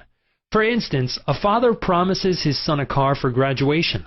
The boy has not yet received the car, but he is very thankful and happy, and is as joyous as though he had actually received the car. He knows his father will fulfill his promise, and he is full of gratitude and joy even though he has not received the car, objectively speaking. He has, however, received it with joy and thankfulness in his mind. I shall illustrate how Mr. Broke applied this technique with excellent results. He said, "Bills are piling up. I am out of work. I have 3 children and no money. What shall I do?" Regularly, every night and morning for a period of about 3 weeks, he repeated the words, "Thank you, Father, for my wealth," in a relaxed, peaceful manner until the feeling or mood of thankfulness dominated his mind. He imagined he was addressing the infinite power and intelligence within him, knowing, of course, that he could not see the creative intelligence or infinite mind. He was seeing with the inner eye of spiritual perception, realizing that his thought image of wealth was the first cause relative to the money, position, and food he needed. His thought feeling was the substance of wealth, untrammeled by antecedent conditions of any kind. By repeating "Thank you, Father," over and over again, his mind and heart were lifted up to the point of acceptance, and when fear, thoughts of lack, poverty, and distress came into his mind, he would say, "Thank you, Father," as often as necessary. He knew that as he kept up the thankful attitude, he would recondition his mind to the idea of wealth, which is what happened. The sequel to his prayer is very interesting. After praying in the above-mentioned manner, he met a former employer of his on the street whom had not seen him for 20 years. The man offered him a very lucrative position and advanced him $500 on a temporary loan. Today, Mr. Broke is vice president of the company for which he works. His recent remark to me was, "I shall never forget the wonders of 'Thank you, Father.' It has worked wonders for me." The affirmative method. The effectiveness of an affirmation is determined largely by your understanding of the truth and the meaning back of the words. In praying, use not vain repetition. Therefore, the power of your affirmation lies in the intelligent application of definite and specific positives. For example, a boy adds 3 and 3 and puts down 7 on the blackboard. The teacher affirms with mathematical certainty that 3 and 3 are 6. Therefore, the boy changes his figures accordingly. The teacher's statement did not make 3 and 3 equal 6 because the latter was already a mathematical truth. The mathematical truth caused the boy to rearrange the figures on the blackboard. It is abnormal to be sick. It is normal to be healthy. Health is the truth of your being.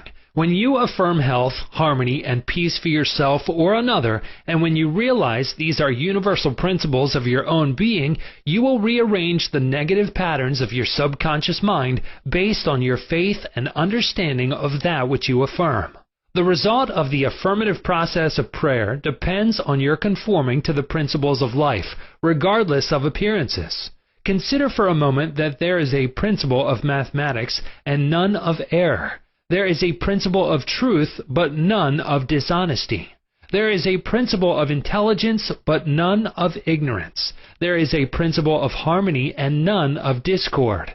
There is a principle of health, but none of disease. And there is a principle of abundance, but none of poverty. The affirmative method was chosen by the author for use on his sister who was to be operated on for the removal of gallstones in a hospital in England.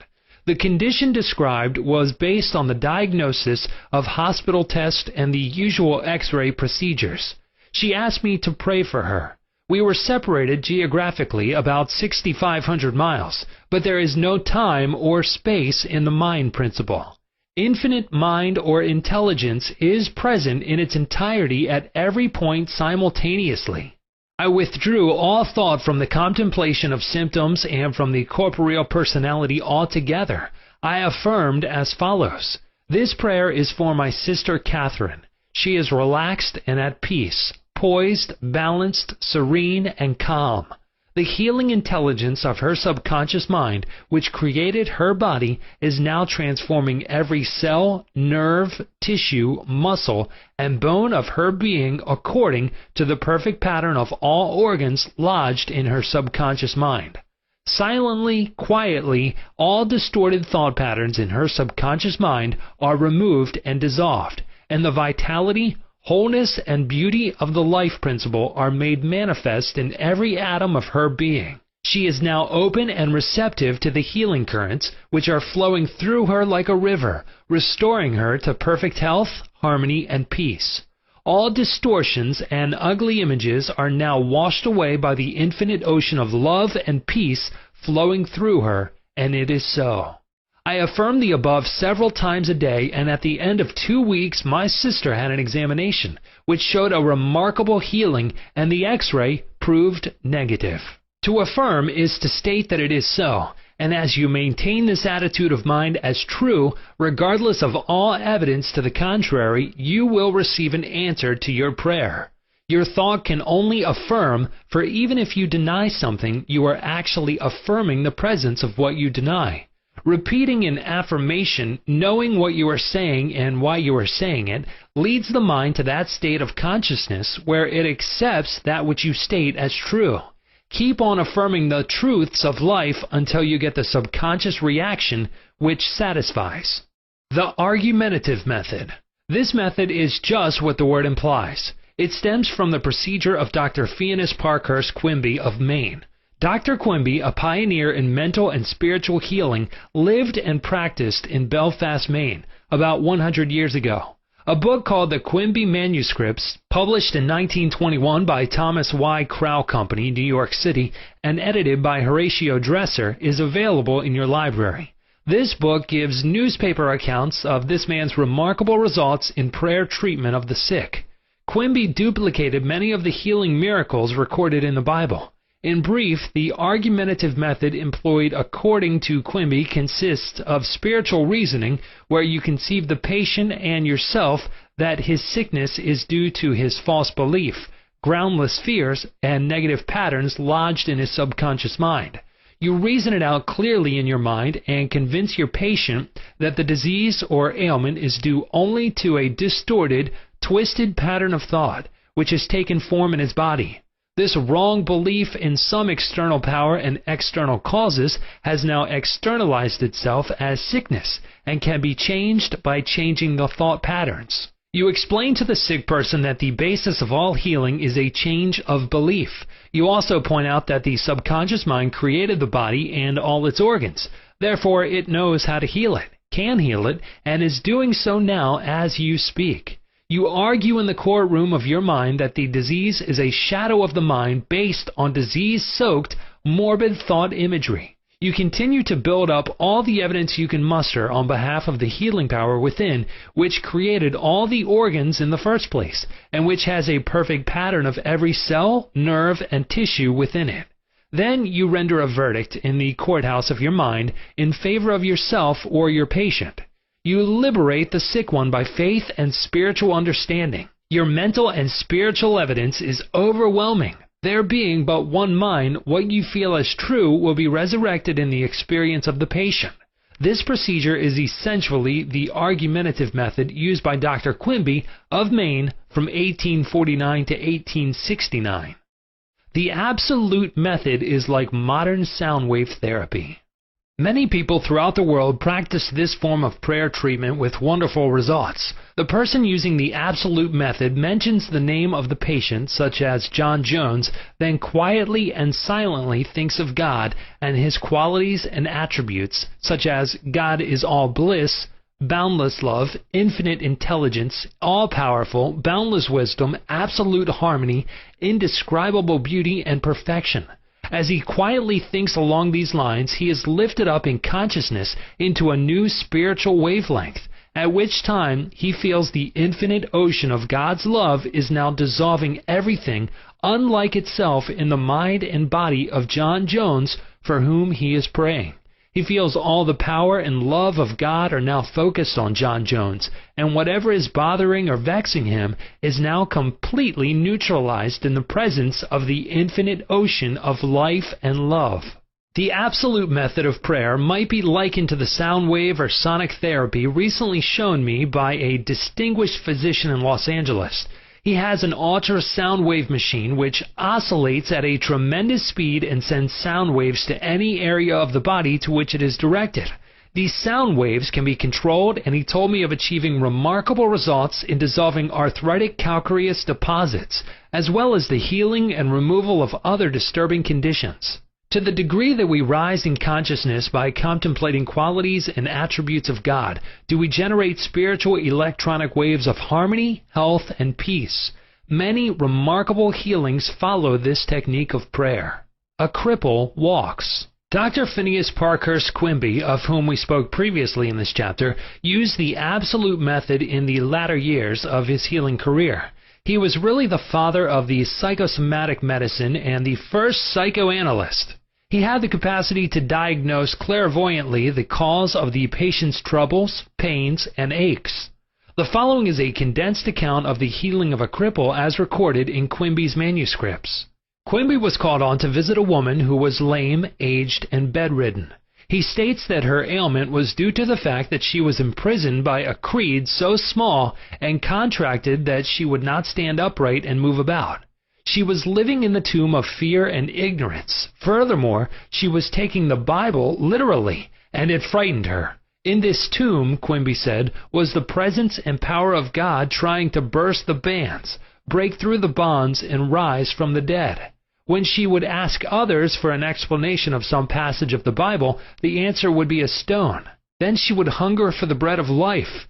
Dr. Quimby diagnosed her case as a mind cloudy and stagnated, due to the excitation and fear caused by the inability to see clearly the meaning of the passage of the Bible, which she had been reading. This showed itself in the body by her heavy and sluggish feeling, which would terminate as paralysis. Quimby traveled in his mind and contemplated the divine ideal. For example, the vitality, intelligence, harmony, and the power of God functioning in the sick person. This is why he said to the woman, "Therefore, where I go you cannot come, for you are in your narrow, restricted belief, and I am in health." This prayer and explanation produced an instantaneous sensation, and a change came over her mind. She walked without her crutches. Quimby said it was one of the most singular of all his healings. She was, as it were, dead to error, and to bring her to life or truth was to raise her from the dead. He also explained to her that the truth which she accepted was the angel or idea which rolled away the stone of fear, ignorance, and superstition, thereby releasing the healing power of God which made her whole. The decree method. Power goes into our word according to the feeling and faith behind it. When we realize the power that moves the world is moving on our behalf and is backing up our word, our confidence and assurance grow. You do not try and add power to power. Therefore, there must be no mental striving, coercion, force, or mental wrestling. A young girl used the decree method on a young man who was constantly phoning her, pressing her for dates, and meeting her at her place of business. She found it very difficult to get rid of him. She decreed as follows, "I release unto God. He is in his true place at all times. I am free and he is free. I now decree that my words go forth into infinite mind and it brings it to pass. It is so." She said he vanished and she never saw him since, adding, "It was as though the ground swallowed him up.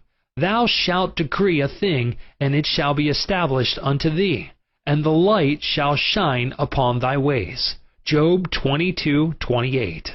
Chapter 7. The tendency of our subconscious is life word.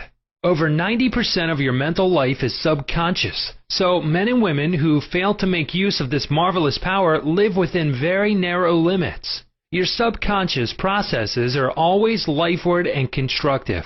Your subconscious is the builder of your body and maintains all its vital functions.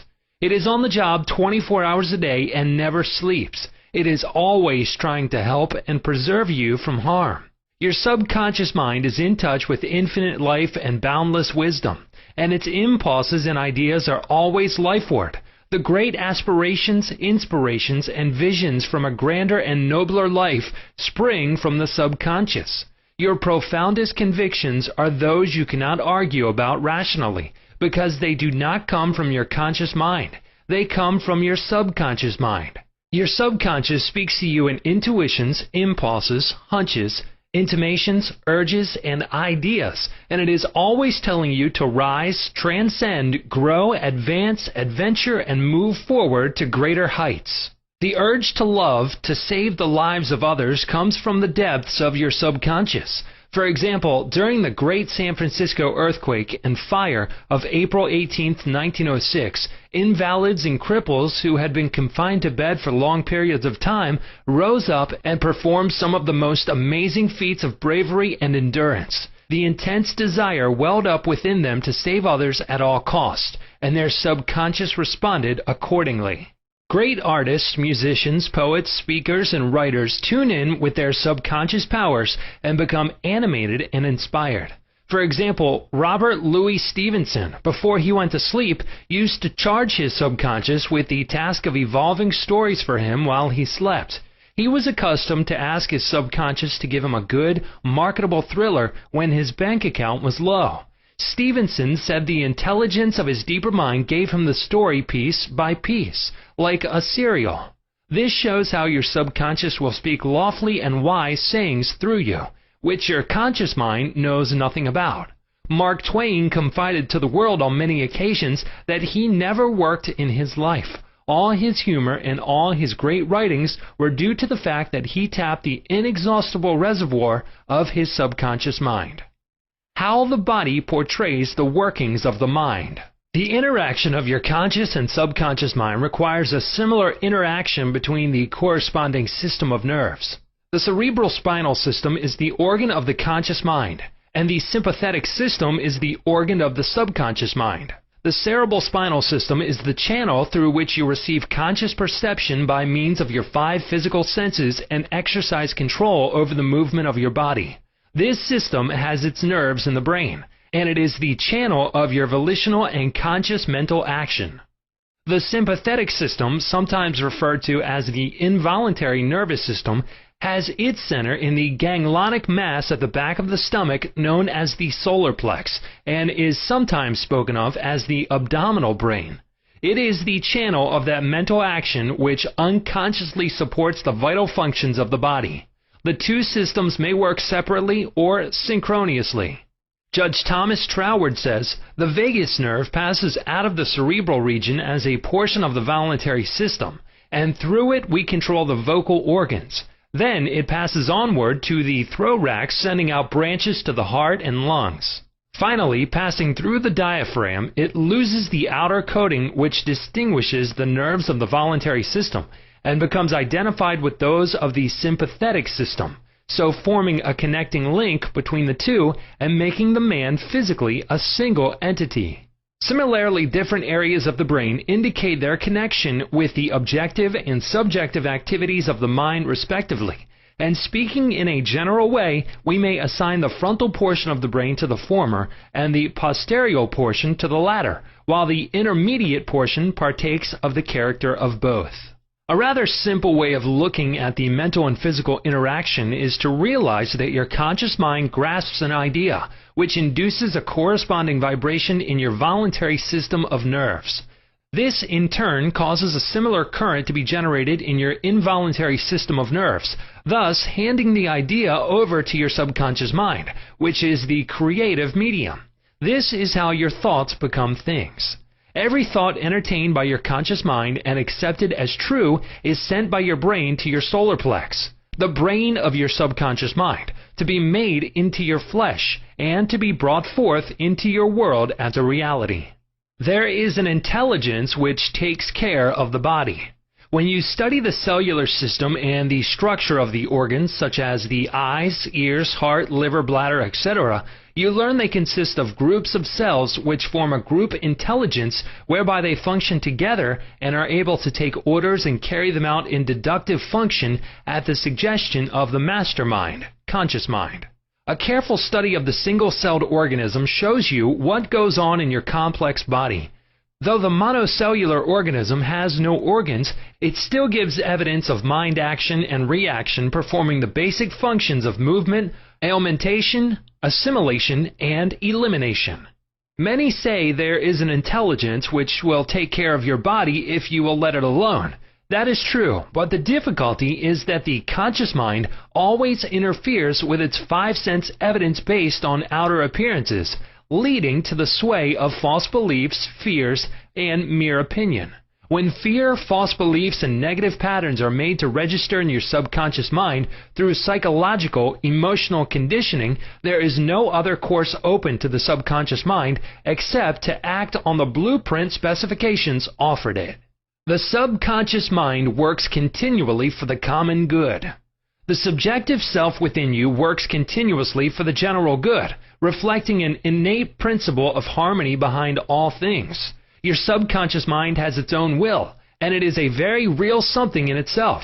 It acts night and day whether you act upon it or not. It is the builder of your body, but you cannot see, hear, or feel it building, as all this is a silent process. Your subconscious has a life of its own, which is always moving toward harmony, health, and peace. This is the divine norm within it seeking expression through you at all times. How man interferes with the innate principle of harmony. To think correctly, scientifically, we must know the truth. To know the truth is to be in harmony with the infinite intelligence and power of your subconscious mind, which is always moving lifeward. Every thought or action which is not harmonious, whether through ignorance or design, will result in discord and limitation of all kinds. Scientists inform us that you build a new body every 11 months, so you are really only 11 months old from a physical standpoint. If you build defects back into your body by thoughts of fear, anger, jealousy, and ill will, you have no one to blame but yourself. You are the sum total of your own thoughts. You can keep from entertaining negative thought and imagery. The way to get rid of darkness is with light. The way to overcome cold is with heat. The way to overcome the negative thought is to substitute the good thought. Affirm the good and the bad will vanish. Why it's normal to be healthy, vital, and strong. It's abnormal to be sick. The average child born into the world is perfectly healthy with all its organs functioning perfectly. This is the normal state, and we should remain healthy, vital, and strong. The instinct of self-preservation is the strongest instinct of our nature, and it constitutes a most potent, ever-present, and constantly operative truth inherent in your nature. It is, therefore, obvious that all your thoughts, ideas, and beliefs must operate with greater potentiality when they are in harmony with the innate life principle in you, which is forever seeking to preserve and protect you along all lines. It follows from this that normal conditions can be restored with greater ease and certainty than abnormal conditions can be induced. It is abnormal to be sick. It simply means you are going against the stream of life and thinking negatively. The law of life is the law of growth. All nature testifies to the operation of this law by silently, constantly expressing itself in the law of growth. When there is growth and expression, there must be life. Where there is life, there must be harmony, and where there is harmony, there is perfect health. If your thought is in harmony with the creative principle of your subconscious mind, you are in tune with the innate principle of harmony. If you entertain thoughts which are not in accordance with the principle of harmony, these thoughts cling to you, harass you, worry you, and finally bring about disease, and if persisted in, possibly death. In the healing of disease, you must increase the inflow and distribution of the vital forces of your subconscious mind throughout your system. This can be done by eliminating thoughts of fear, worry, anxiety, jealousy, hatred, and every other destructive thought which tends to tear down and destroy your nerves and glands, body tissue which controls the elimination of all waste material. POTS disease cured. In the Nautilus magazine of March 1917, there appears an article about a boy suffering from POTS disease, or tuberculosis of the spine, who had a remarkable healing. His name was Frederick Elias Andrews of Indianapolis, now minister of Unity School of Christianity, Kansas City, Missouri. His physician pronounced him incurable. He began to pray, and from a crooked, twisted cripple going about on hands and knees, he became a strong, straight, well-formed man. He created his own affirmation, mentally absorbing the qualities he needed. He affirmed over and over again many times a day, "I am whole, perfect, strong, powerful, loving, harmonious, and happy." He persevered and said that this prayer was the last utterance on his lips at night and the first in the morning. He prayed for others also by sending out thoughts of love and health. This attitude of mind and way of prayer returned to him multiplied many times. His faith and perseverance paid off with big dividends. When thoughts of fear, anger, jealousy, and envy drew his attention, he would immediately start his counteracting force of affirmation going in his mind. His subconscious mind responded according to the nature of his habitual thinking. How faith in your subconscious powers makes you whole. A young man who came to my lectures on the healing power of the subconscious mind had severe eye trouble, which his doctor said necessitated an operation. He said to himself, "My subconscious made my eyes, and it can heal me." Each night as he went to sleep, he entered into a drowsy, meditative state, the condition akin to sleep. His attention was immobilized and focused on the eye doctor. He imagined the doctor was in front of him, and he plainly heard, or imagined he heard, the doctor saying to him, "A miracle has happened." He heard this over and over again every night for perhaps 5 minutes or so before going to sleep. At the end of 3 weeks, he again went to the ophthalmologist who had previously examined his eyes, and the physician said to this man, "This is a miracle. What happened?" This man impressed his subconscious mind using the doctor as the instrument or a means of convincing it or conveying the idea. Through repetition, faith, and expectancy, he impregnated his subconscious mind. His subconscious mind made his eye. Within it was the perfect pattern, and immediately it proceeded to heal the eye. This is another example of how faith in the healing power of your subconscious can make you whole. Chapter 8. How to get the results you want. The principal reasons for failure are lack of confidence and too much effort. Many people block answers to their prayers by failing to fully comprehend the workings of their subconscious mind. When you know how your mind functions, you gain a measure of confidence. You must remember, whenever your subconscious mind accepts an idea, it immediately begins to execute it. It uses all its mighty resources to that end and mobilizes all the mental and spiritual laws of your deeper mind. This law is true for good or bad ideas. Consequently, if you use it negatively, it brings trouble, failure, and confusion. When you use it constructively, it brings guidance, freedom, and peace of mind. The right answer is inevitable when your thoughts are positive, constructive, and loving. From this, it is perfectly obvious that the only thing you have to do in order to overcome failure is to get your subconscious to accept your idea or request by feeling its reality now, and the law of your mind will do the rest. Turn over your request with faith and confidence, and your subconscious will take over and answer for you. You will always fail to get results by trying to use mental coercion. Your subconscious mind does not respond to coercion. It responds to your faith or conscious mind acceptance. Your failure to get results may also arise from such statements as, "Things are getting worse. I will never get an answer. I see no way out. It is hopeless. I don't know what to do. I'm all mixed up." When you use such statements, you get no response or cooperation from your subconscious mind. Like a soldier marking time, you neither go forward nor backward. In other words, you don't get anywhere. If you get into a taxi and give half-dozen different directions to the driver, in 5 minutes he would become hopelessly confused and probably would refuse to take you anywhere. It is the same when working with your subconscious mind. There must be a clear-cut idea in your mind. You must arrive at the definite decision that there is a way out, a solution to the vexing problem in sickness. Only the infinite intelligence within your subconscious knows the answer. When you come to that clear-cut conclusion in your conscious mind, your mind is then made up, and according to your belief, is it done unto you. Easy does it. A house owner once remonstrated with a furnace repairman for charging $200 for fixing the boiler. The mechanic said, "I charged 5 cents for the missing bolt and $199.95 for knowing what was wrong." Similarly, your subconscious mind is the master mechanic, the all-wise one, who knows ways and means of healing any organ of your body as well as your affairs. Decree health and your subconscious will establish it, but relaxation is the key. Easy does it. Do not be concerned with details and means, but know the end result. Get the feel of the happy solution to your problem, whether it is health, finances, or employment. Remember how you felt after you had recovered from a severe state of illness? Bear in mind that your feeling is the touchstone of all subconscious demonstration. Your new idea must be felt subjectively in a finished state, not the future, but as coming about now.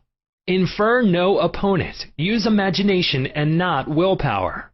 In using your subconscious mind, you infer no opponent. You use no willpower. You imagine the end and the freedom state. You will find your intellect trying to get in the way, but persist in maintaining a simple, childlike, miracle-making faith. Picture yourself without the ailment or problem. Imagine the emotional accompaniment of the freedom state you crave. Cut out all red tape from the process. The simple way is the best. How disciplined imagination works wonders. A wonderful way to get a response from your subconscious mind is through disciplined or scientific imagination. As previously pointed out, your subconscious mind is the builder of the body and controls all its vital functions. The Bible says, "Whatsoever ye shall ask in prayer, believing ye shall receive." To believe is to accept something as true, or to live in the state of being it. As you sustain this mood, you shall experience the joy of the answered prayer. The 3 steps to success in prayer. The usual procedure is as follows. 1. Take a look at the problem. 2. Turn to the solution or way out known only to the subconscious mind. 3. Rest in a sense of deep conviction that it is done. Do not weaken your prayer by saying, "I wish I might be healed.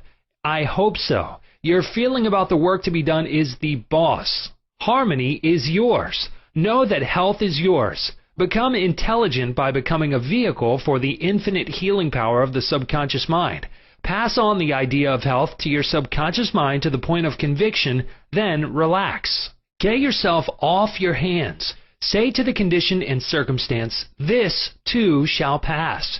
Through relaxation, you impress your subconscious mind, enabling the kinetic energy behind the idea to take over and bring it into concrete realization. The law of reversed effort and why you get the opposite of what you pray for. Kuhn, the famous psychologist from France who visited America about 40 years ago, defined the law of reversed effort as follows. When your desires and imagination are in conflict, your imagination invariably gains the day. If, for example, you were asked to walk a plank on the floor, you would do so without question. Now suppose the same plank were placed 20 feet up in the air between 2 walls. Would you walk it? Your desire to walk it would be counteracted by your imagination or fear of falling. Your dominant idea, which would be the picture of falling, would conquer.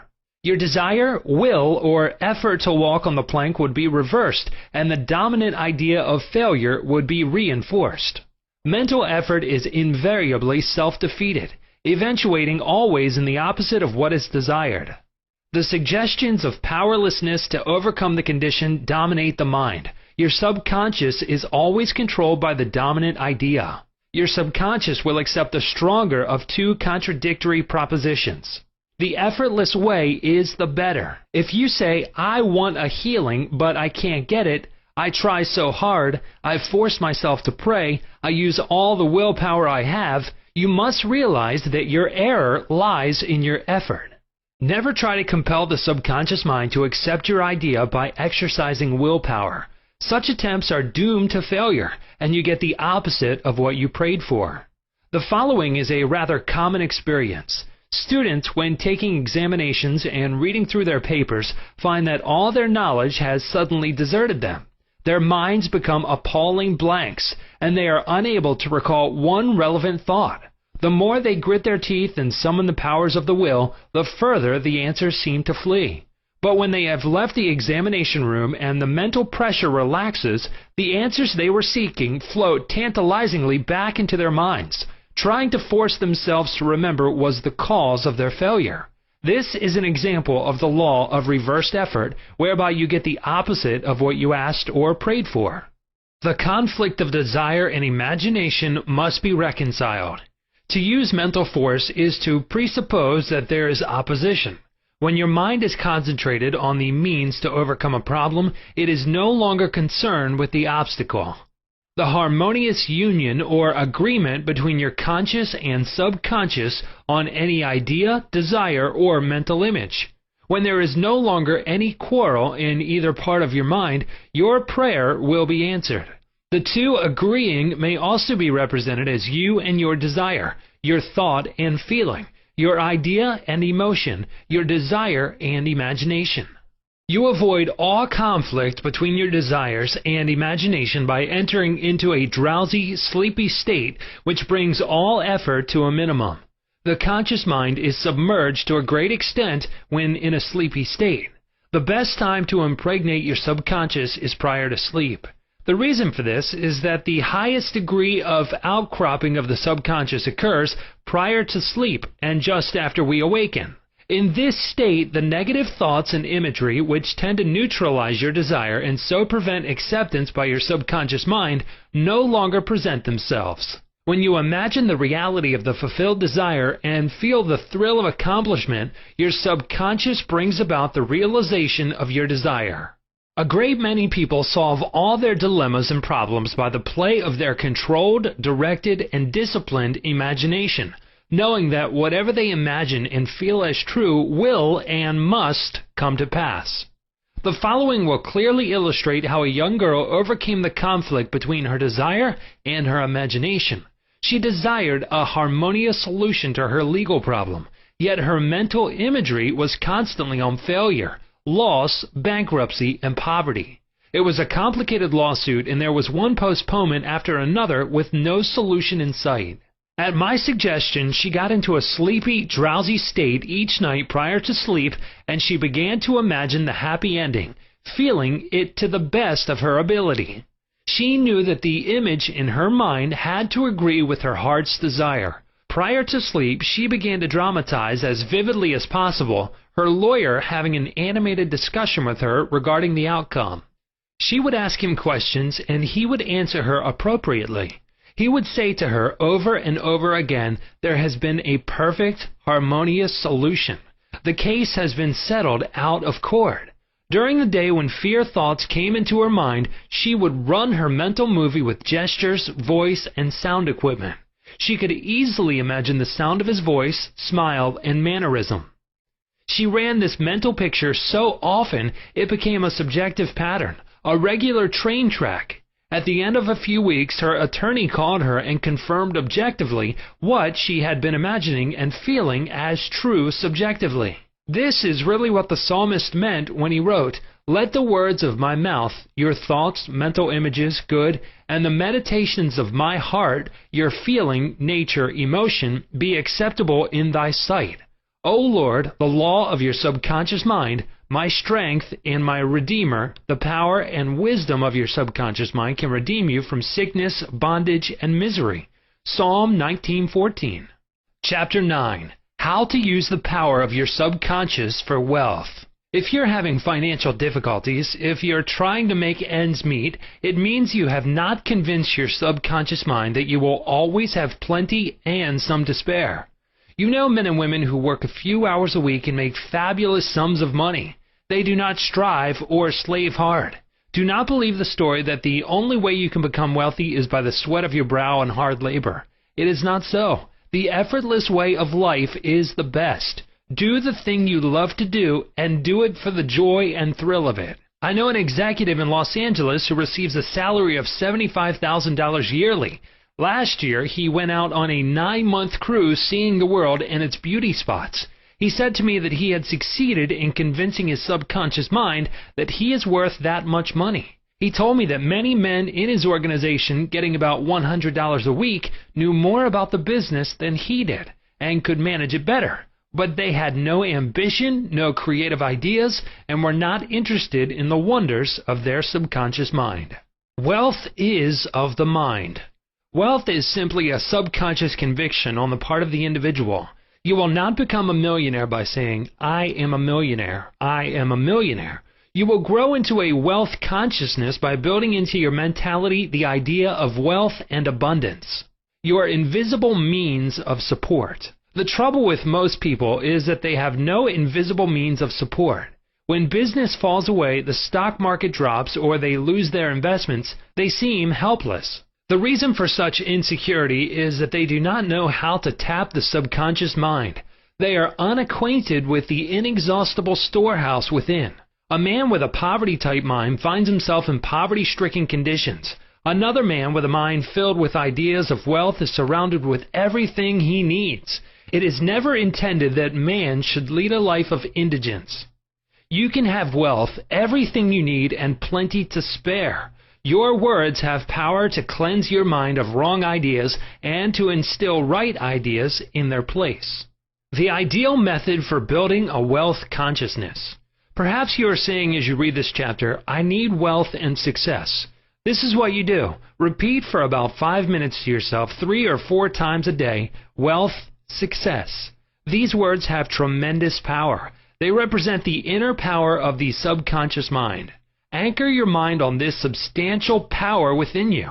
Then, conditions and circumstances corresponding to their nature and quality will be manifested in your life. You are not saying, I am wealthy. You are dwelling on real powers within you. There is no conflict in the mind when you say wealth. Furthermore, the feeling of wealth will well up within you as you dwell on the idea of wealth.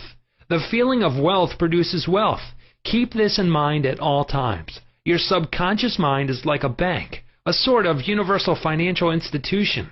It magnifies whatever you deposit or impress upon it, whether it is the idea of wealth or of poverty. Choose wealth.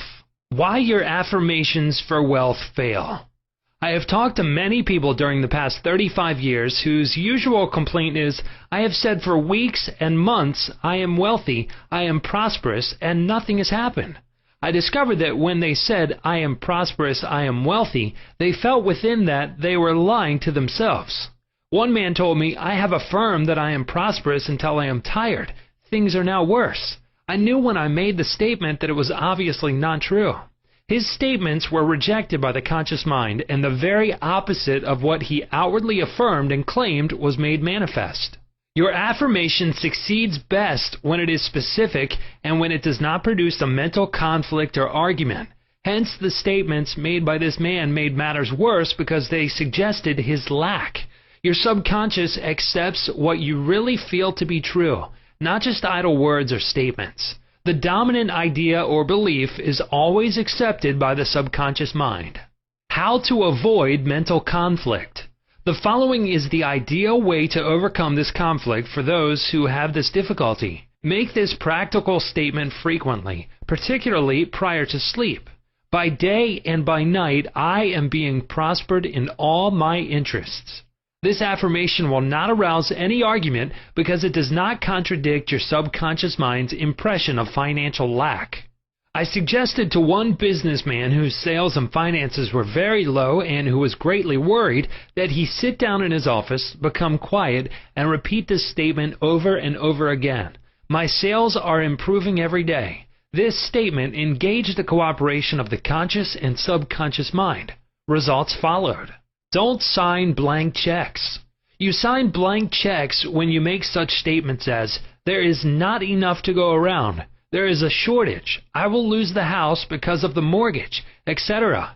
If you are full of fear about the future, you are also writing a blank check and attracting negative conditions to you. Your subconscious mind takes your fear and negative statements as your request and proceeds in its own way to bring obstacles, delays, lack, and limitation into your life.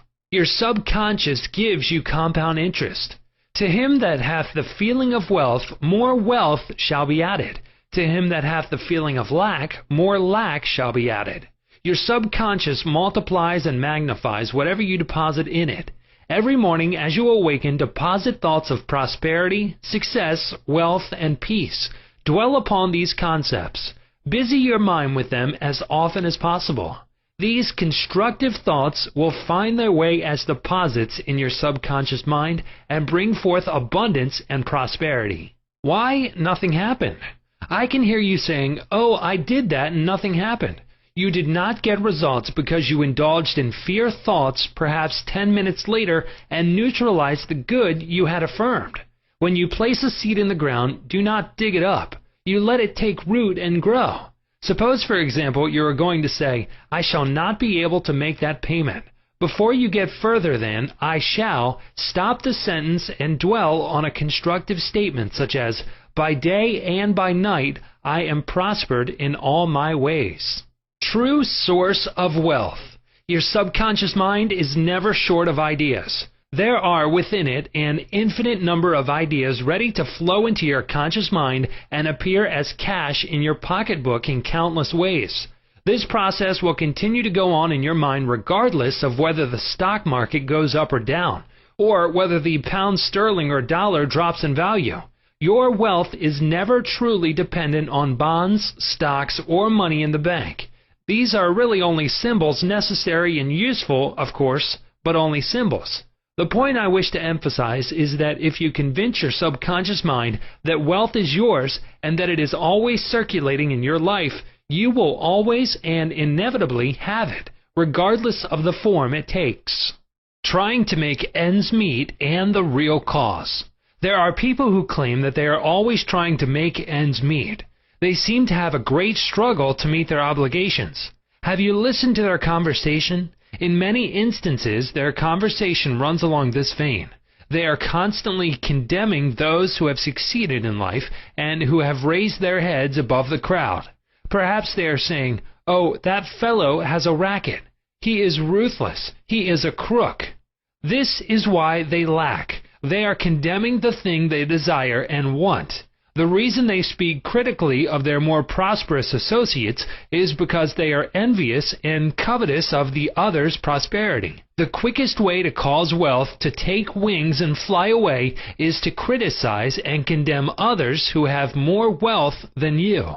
A common stumbling block to wealth. There is one emotion which is the cause of the lack of wealth in the lives of many. Most people learn this the hard way. It is envy. For example, if you see a competitor depositing large sums of money in the bank and you have only a meager amount to deposit, does it make you envious? The way to overcome this emotion is to say to yourself, "Isn't it wonderful? I rejoice in that man's prosperity. I wish for him greater and greater wealth."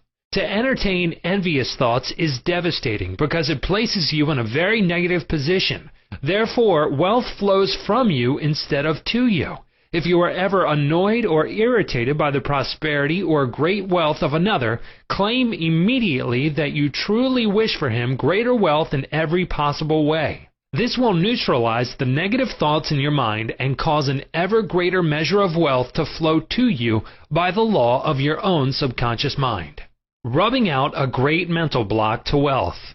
If you are worried and critical about someone who you claim is making money dishonestly, cease worrying about him. You know such a person is using the law of mind negatively. The law of mind takes care of him. Be careful not to criticize him for the reasons previously indicated. Remember, the block or obstacle to wealth is in your own mind. You can now destroy that mental block. This you may do by getting on mental good terms with everyone.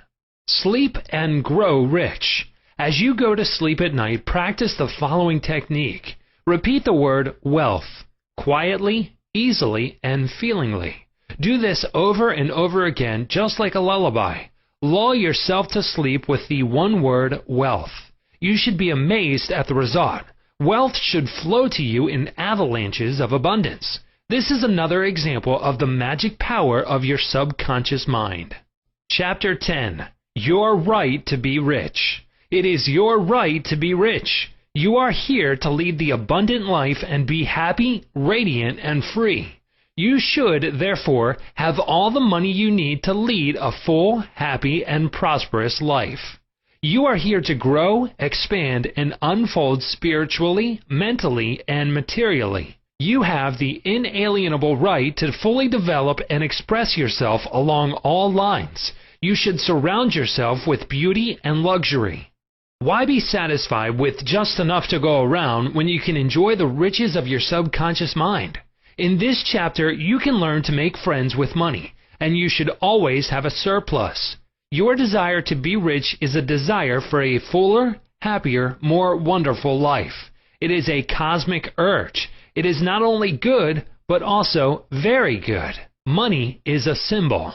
Money is a symbol of exchange. It means to you not only freedom from want, but beauty, luxury, abundance, and refinement. It is merely a symbol of the economic health of the nation. When your blood is circulating freely in your body, you are healthy. When money is circulating freely in your life, you are economically healthy. When people begin to hoard money to put it away in tin boxes and become charged with fear, there is economic illness. Money has taken many forms as a medium of exchange down through the centuries, such as salt, beads, and trinkets of various kinds. In early times, a man's wealth was determined by the number of sheep and oxen he had.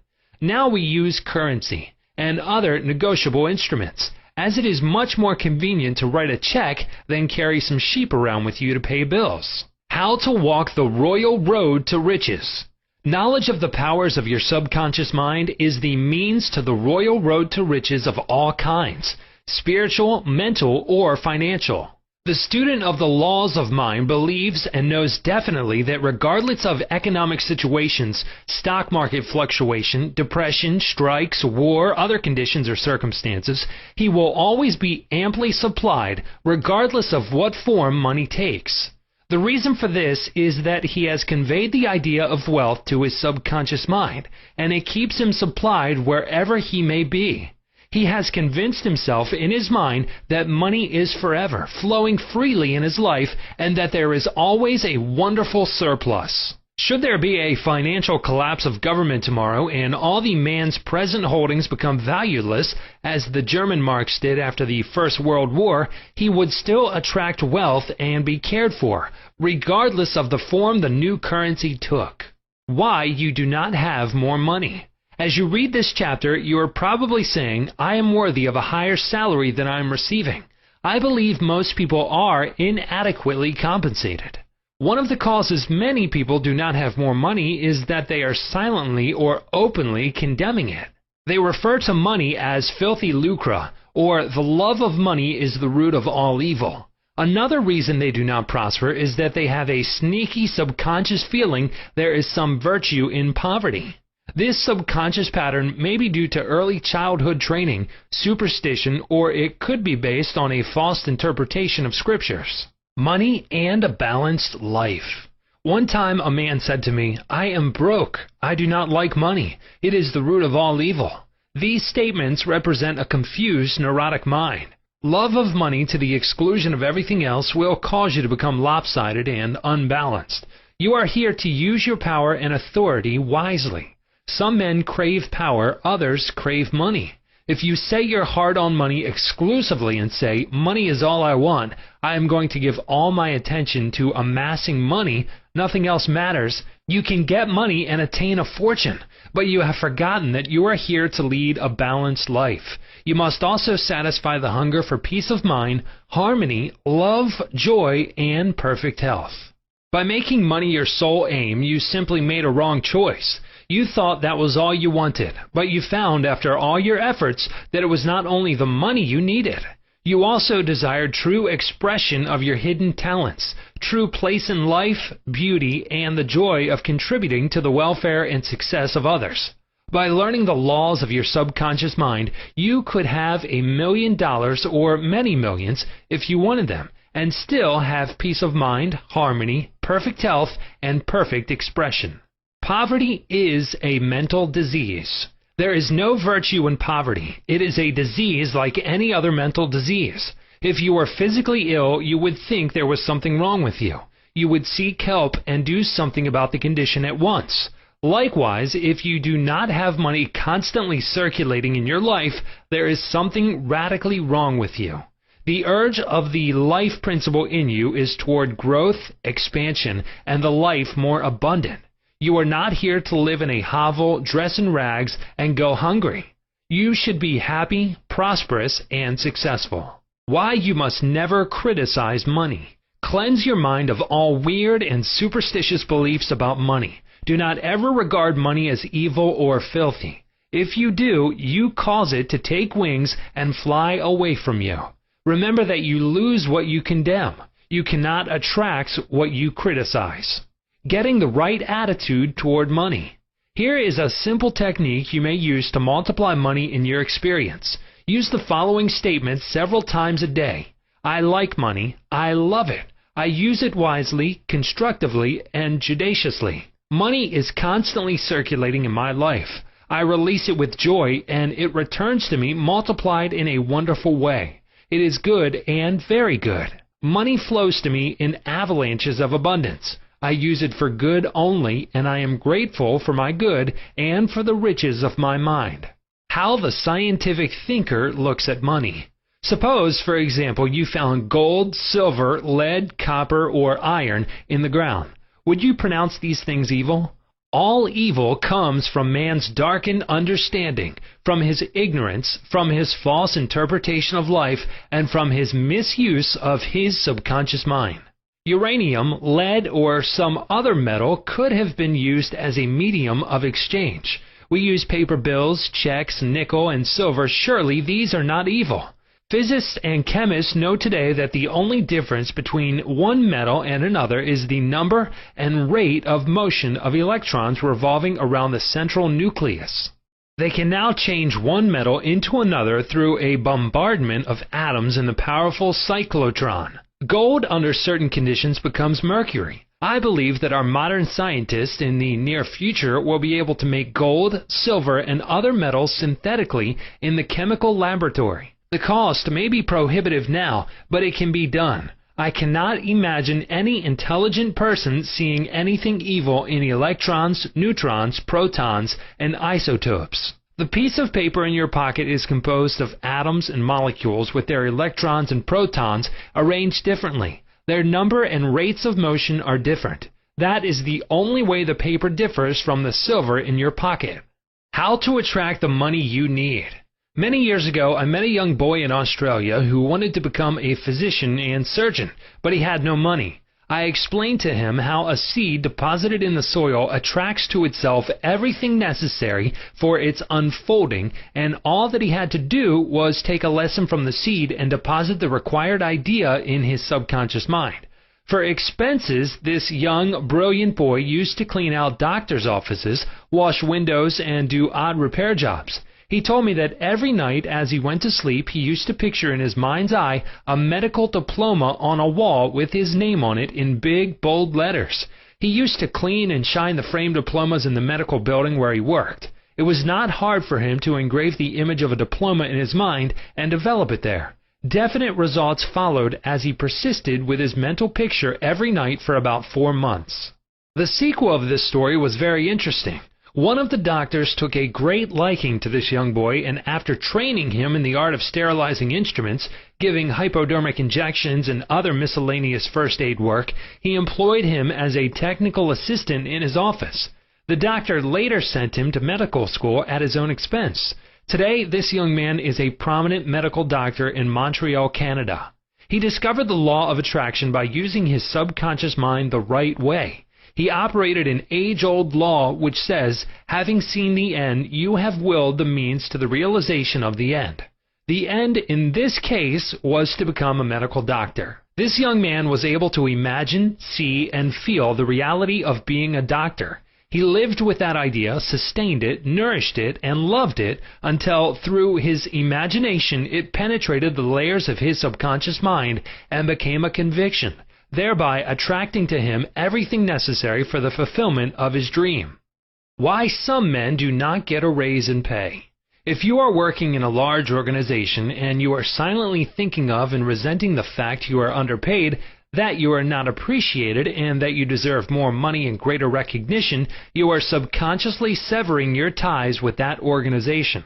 You are setting a law in motion, and the superintendent or manager will say to you, "We have to let you go." Actually, you dismissed yourself. The manager was simply the instrument through which your own negative mental state was confirmed. It was an example of the law of action and reaction. The action was your thought, and the reaction was the response of your subconscious mind. Obstacles and impediments on the pathway to riches. I am sure you have heard men say, "That fellow has a racket. He is a racketeer. He is getting money dishonestly. He is a faker. I knew him when he had nothing.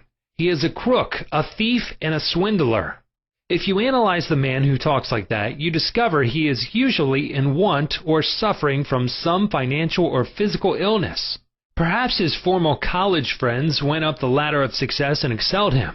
Now he is bitter and envious of their progress. In many instances, this is the cause of his downfall. Thinking negatively of these classmates and condemning their wealth causes the wealth and prosperity he is praying for to vanish and flee away. He is condemning the thing he is praying for. He is praying two ways. On the one hand, he is saying, "Wealth is flowing to me now." And in the next breath, silently and audibly, he is saying, "I resent that fellow's wealth." Always make it a special point to rejoice in the wealth of the other person. Protect your investments. If you are seeking wisdom regarding investments, or if you are worried about your stocks or bonds, quietly claim, "Infinite intelligence governs and watches over all my financial transactions, and whatsoever I do shall prosper." Do this frequently, and you will find that your investments will be wise. Moreover, you will be protected from loss, as you will be prompted to sell your securities or holdings before any loss accrues to you. You cannot get something for nothing. In large stores, the management employs store detectives to prevent people from stealing.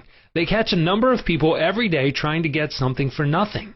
All such people are living in the mental atmosphere of lack and limitation, and are stealing from themselves peace, harmony, faith, honesty, integrity, goodwill, and confidence. Furthermore, they are attracting to themselves all manner of loss, such as loss of character, prestige, social status, and peace of mind.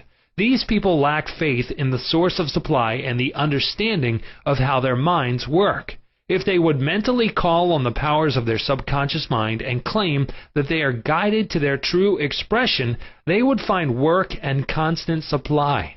Then, by honesty, integrity, and perseverance, they would become a credit to themselves and to society at large. Your constant supply of money. Recognizing the powers of your subconscious mind and the creative power of your thought or mental image is the way to opulence, freedom, and constant supply. Accept the abundant life in your own mind. Your mental acceptance and expectancy of wealth has its own mathematics and mechanics of expression. As you enter into the mood of opulence, all things necessary for the abundant life will come to pass. Let this be your daily affirmation. Write it in your heart. I am one with the infinite riches of my subconscious mind. It is my right to be rich, happy, and successful. Money flows to me freely, copiously, and endlessly. I am forever conscious of my true worth. I give of my talents freely, and I am wonderfully blessed financially. It is wonderful.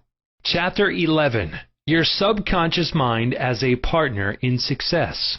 Success means successful living. A long period of peace, joy, and happiness on this plane may be termed success. The real things of life, such as peace, harmony, integrity, security, and happiness, are intangible. They come from the deep self of man. Meditating on these qualities builds these treasures of heaven in our subconscious. The 3 steps to success. Let us discuss 3 steps to success. The first step to success is to find out the thing you love to do, then do it.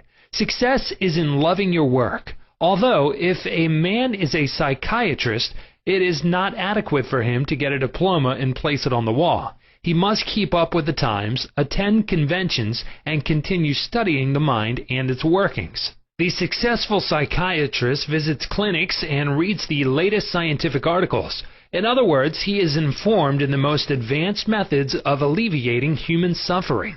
The most successful psychiatrist or doctor must have the interest of his patients at heart. Someone may say, "How can I put the first step into operation? I do not know what I should do." In such a case, pray for guidance as follows. The infinite intelligence of my subconscious mind reveals to me my true place in life. Repeat this prayer quietly, positively, and lovingly to your deeper mind. As you persist with faith and confidence, the answer will come to you as a feeling, a hunch, or a tendency in a certain direction. It will come to you clearly and in peace, and as an inner silent awareness. The second step to success is to specialize in some particular branch of work and know more about it than anyone else. For example, if a young man chooses chemistry as his profession, he should concentrate on one of the many branches in this field. He should give all of his time and attention to this chosen specialty. He should become sufficiently enthusiastic to try to know all there is available about his field. If possible, he should know more than anyone else. The young man should become ardently interested in his work and should desire to serve the world. He that is greatest among you, let him become your servant. There is a great contrast in this attitude of mind in comparison to that of the man who only wants to make a living or just get by. Getting by is not true success. Man's motive must be greater, nobler, and more altruistic. He must serve others, thereby casting his bread upon the waters. The third step is the most important one. You must be sure that the thing you want to do does not redound to your success only. Your desire must not be selfish. It must benefit humanity. The path of a complete circuit must be formed. In other words, your idea must go forth with the purpose of blessing or serving the world. It will then come back to you pressed down, shaken together, and running over. If it is to benefit yourself exclusively, the circle or complete circuit is not formed, and you may experience a short circuit in your life, which may consist of limitation or sickness. The measure of true success. Some people may say, "But Mr. James made a fortune in selling fraudulent oil stock."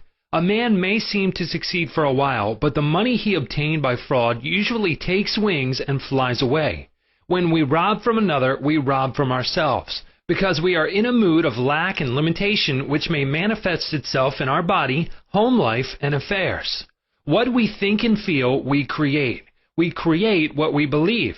Even though a man may have accumulated a fortune fraudulently, he is not successful. There is no success without peace of mind. What good is man's accumulated wealth if he cannot sleep nights, is sick, or has a guilt complex? I knew a man in London who told me of his exploits. He had been a professional pickpocket and had amassed a large amount of money. He had a summer home in France and lived in royal fashion in England. His story was that he was in constant dread of being arrested by Scotland Yard. He had many inner disorders, which were undoubtedly caused by his constant fear and deep-seated guilt complex. He knew he had done wrong. This deep sense of guilt attracted all kinds of trouble to him. Subsequently, he voluntarily surrendered to the police and served a prison sentence. After his release from prison, he sought psychological and spiritual counsel and became transformed. He went to work and became an honest, law-abiding citizen. He found what he loved to do and was happy. A successful person loves his work and expresses himself fully. Success is contingent upon a higher ideal than the mere accumulation of riches. The man of success is the man who possesses great psychological and spiritual understanding. Many of the great industrialists today depend upon the correct use of their subconscious minds for their success. There was an article published some years ago about Flagler, an oil magnate. He admitted that the secret of his success was his ability to see a project in its completion. For instance, in his case, he closed his eyes, imagined a big oil industry, saw trains running on tracks, heard whistles blowing, and saw smoke. Having seen and felt the fulfillment of his prayer, his subconscious mind brought about its realization. If you imagine an objective clearly, you will be provided with the necessities. in ways you know not of through the wonder-working power of your subconscious mind. In considering the 3 steps to success, you must never forget the underlying power of the creative forces of your subconscious mind. This is the energy in back of all steps in any plan of success. Your thought is creative. Thought fused with feeling becomes a subjective faith or belief, and according to your belief is it done unto you. Knowledge of a mighty force in you which is capable of bringing to pass all your desires gives you confidence and a sense of peace. Whatever your field of action may be, you should learn the laws of your subconscious mind. When you know how to apply the powers of your mind, and when you are expressing yourself fully and giving of your talents to others, you are on the sure path to true success. If you are about God's business or any part of it, God, by His very nature, is for you. So who can be against you? With this understanding, there is no power in heaven or on earth to withhold success from you. How he made his dream come true. A movie actor told me that he had very little education, but he had a dream as a boy of becoming a successful movie actor. Out in the field mowing hay, driving the cows home, or even milking them, he said, I would constantly imagine I saw my name in big lights at a large theater. I kept this up for years until finally I ran away from home.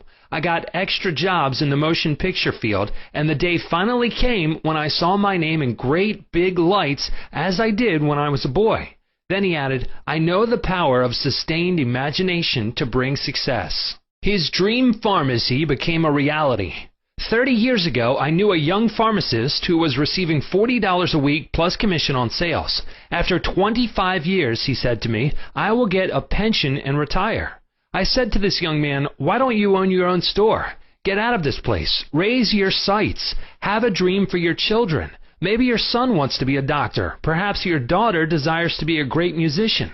His answer was that he had no money. He began to awaken to the fact that whatever he could conceive as true, he could give conception.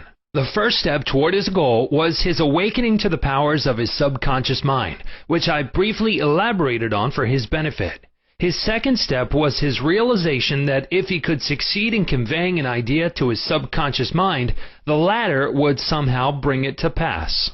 He began to imagine that he was in his own store. He mentally arranged the bottles, dispensed prescriptions, and imagined several clerks in the store waiting on customers. He also visualized a big bank balance. Mentally, he worked in that imaginary store. Like a good actor, he lived the role. Act as though I am, and I will be. This pharmacist put himself wholeheartedly into the act, living, moving, and acting on the assumption that he owned the store. The sequel was interesting. He was discharged from his position. He found new employment with a large chain store, became manager, and later on district manager. He saved enough money in 4 years to provide a down payment on a drugstore of his own. He called it his dream pharmacy. It was, he said, exactly the store I saw in my imagination. He became a recognized success in his chosen field and was happy doing what he loved to do. Using the subconscious mind in business. Some years ago, I gave a lecture to a group of businessmen on the powers of imagination and the subconscious mind. In this lecture, I pointed out how Goethe used his imagination wisely when confronted with difficulties and predicaments. His biographers point out that he was accustomed to fill many hours quietly holding imaginary conversations. It is well known that his custom was to imagine one of his friends before him in a chair answering him in the right way. In other words, if he were concerned over any problems, he imagined his friend giving him the right or appropriate answer, accompanied with the usual gestures and tonal qualities of the voice, and he made the entire imaginary scene as real and as vivid as possible. One of the men present at this lecture was a young stockbroker. He proceeded to adopt the technique of Goethe. He began to have mental, imaginary conversations with a multi-millionaire banker friend of his who used to congratulate him on his wise and sound judgment and compliment him on his purchase of the right stocks. He used to dramatize this imaginary conversation until he had psychologically fixed it as a form of belief in his mind. This broker's inner talking and controlled imagination certainly agreed with his aim, which was to make sound investments for his clients. His main purpose in life was to make money for his clients and to see them prosper financially by his wise counsel. He is still using his subconscious mind in his business, and he is a brilliant success in his field of endeavor. Boy of 16 years turns failure into success. A young boy who was attending high school said to me, "I am getting very poor grades. My memory is failing. I do not know what is the matter." I discovered that the only thing wrong with this boy was his attitude, which was one of indifference and resentment towards some of his teachers and fellow students. I taught him how to use his subconscious mind and how to succeed in his studies. He began to affirm certain truths several times a day, particularly at night prior to sleep, and also in the morning after awakening. These are the best times to impregnate the subconscious mind. He affirmed as follows: "I realize that my subconscious mind is a storehouse of memory. It retains everything I read and hear from my teachers. I have a perfect memory, and the infinite intelligence in my subconscious mind constantly reveals to me everything I need to know at all my examinations, whether written or oral. I radiate love and goodwill to all my teachers and fellow students. I sincerely wish for them success in all good things." This young man is now enjoying a greater freedom than he has ever known. He is now receiving all A's. He constantly imagines the teachers and his mother congratulating him on his success in his studies. How to become successful in buying and selling. In buying and selling, remember that your conscious mind is the starter and your subconscious mind is the motor. You must start the motor to enable it to perform its work. Your conscious mind is the dynamo that awakens the power of your subconscious mind. The first step in conveying your clarified desire, idea, or image to the deeper mind is to relax, immobilize the attention, get still, and be quiet. This quiet, relaxed, and peaceful attitude of mind prevents extraneous matter and false ideas from interfering with your mental absorption of your ideal. Furthermore, in a quiet, passive, and receptive attitude of mind, effort is reduced to a minimum. The second step is to begin to imagine the reality of that which you desire. For example, you may wish to buy a home, and in your relaxed state of mind, affirm as follows: "The infinite intelligence of my subconscious mind is all-wise. It reveals to me now the ideal home, which is central, ideal, is in a lovely environment, meets with all my requirements, and is commensurate with my income. I am now turning this request over to my subconscious mind, and I know it responds according to the nature of my request. I release this request with absolute faith and confidence in the same way that a farmer deposits a seed in the ground, trusting implicitly in the laws of growth." The answer to your prayer may come through an advertisement in the paper, through a friend, or you may be guided directly to a particular home, which is exactly what you are seeking. There are many ways by which your prayer may be answered. The principal knowledge in which you may place your confidence is that the answer always comes, provided you trust the working of your deeper mind.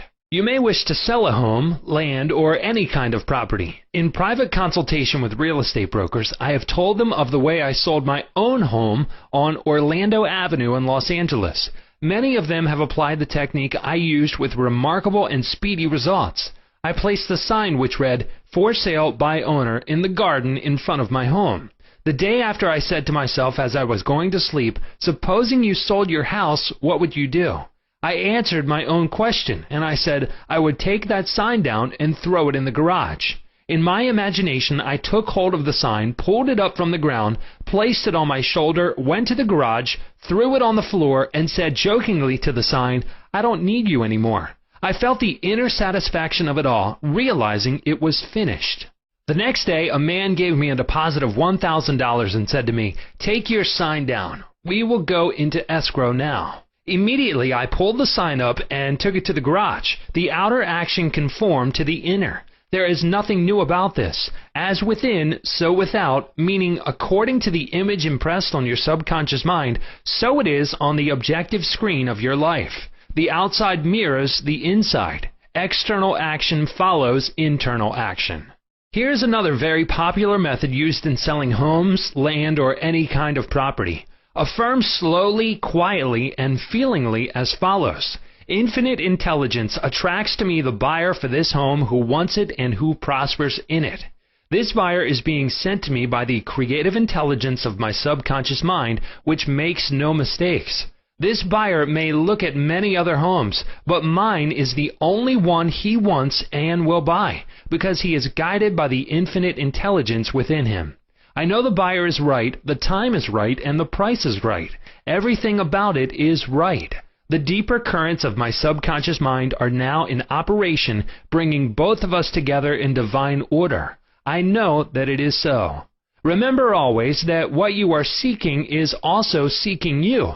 And whenever you want to sell a home or property of any kind, there is always someone who wants what you have to offer. By using the powers of your subconscious mind correctly, you free your mind of all sense of competition and anxiety in buying and selling. How she succeeded in getting what she wanted. There is a young lady who regularly comes to my lectures and classes. She had to change buses 3 times. It took her 1.5 hours each time to come to the lectures. In one lecture, I explained how a young man who needed a car in his work received one.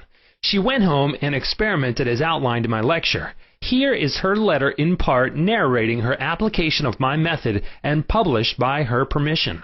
Dear Mr. Murphy, this is how I received a Cadillac car. I wanted one to come to the lectures regularly. In my imagination, I went through the identical process I would go through if I were actually driving a car. I went to the showroom and the salesman took me for a ride in one. I also drove it several blocks. I claimed the Cadillac car as my own over and over again. I kept a mental picture of getting into the car, driving it, feeling the upholstery, etc. constantly for over 2 weeks. Last week, I drove to your lectures in a Cadillac. My uncle in Inglewood passed away and left me his Cadillac and his entire estate. A success technique employed by many outstanding executives and businessmen. There are many prominent businessmen who quietly use the abstract term success over and over many times a day until they reach a conviction that success is theirs. They know that the idea of success contains all the essential elements of success. Likewise, you can begin now to repeat the word success to yourself with faith and conviction. Your subconscious mind will accept it as true of you, and you will be under a subconscious compulsion to succeed. You are compelled to express your subjective beliefs, impressions, and convictions. What does success imply to you? You want, undoubtedly, to be successful in your home life and in your relationship with others. You wish to be outstanding in your chosen work or profession. You wish to possess a beautiful home and all the money you need to live comfortably and happily. You want to be successful in your prayer life and in your contact with the powers of your subconscious mind. You are a businessman also because you are in the business of living. Become a successful businessman by imagining yourself doing what you long to do and possessing the things you long to possess. Become imaginative. Mentally participate in the reality of the successful state. Make a habit of it. Go to sleep feeling successful every night and perfectly satisfied, and you will eventually succeed in implanting the idea of success in your subconscious mind. Believe you were born to succeed, and wonders will happen as you pray. Chapter 12. Scientists use the subconscious mind. Many scientists realize the true importance of the subconscious mind. Edison, Marconi, Kettering, Poincare, Einstein, and many others have used the subconscious mind. It has given them the insight and the know-how for all their great achievements in modern science and industry. Research has shown that the ability to bring into action the subconscious power has determined the success of all the great scientific and research workers. An instance of how a famous chemist, Friedrich von Stradonitz, used his subconscious mind to solve his problem is as follows. He had been working laboriously for a long time trying to rearrange the 6 carbon and the 6 hydrogen atoms of the benzene formula, and he was constantly perplexed and unable to solve the matter. Tired and exhausted, he turned the request over completely to his subconscious mind.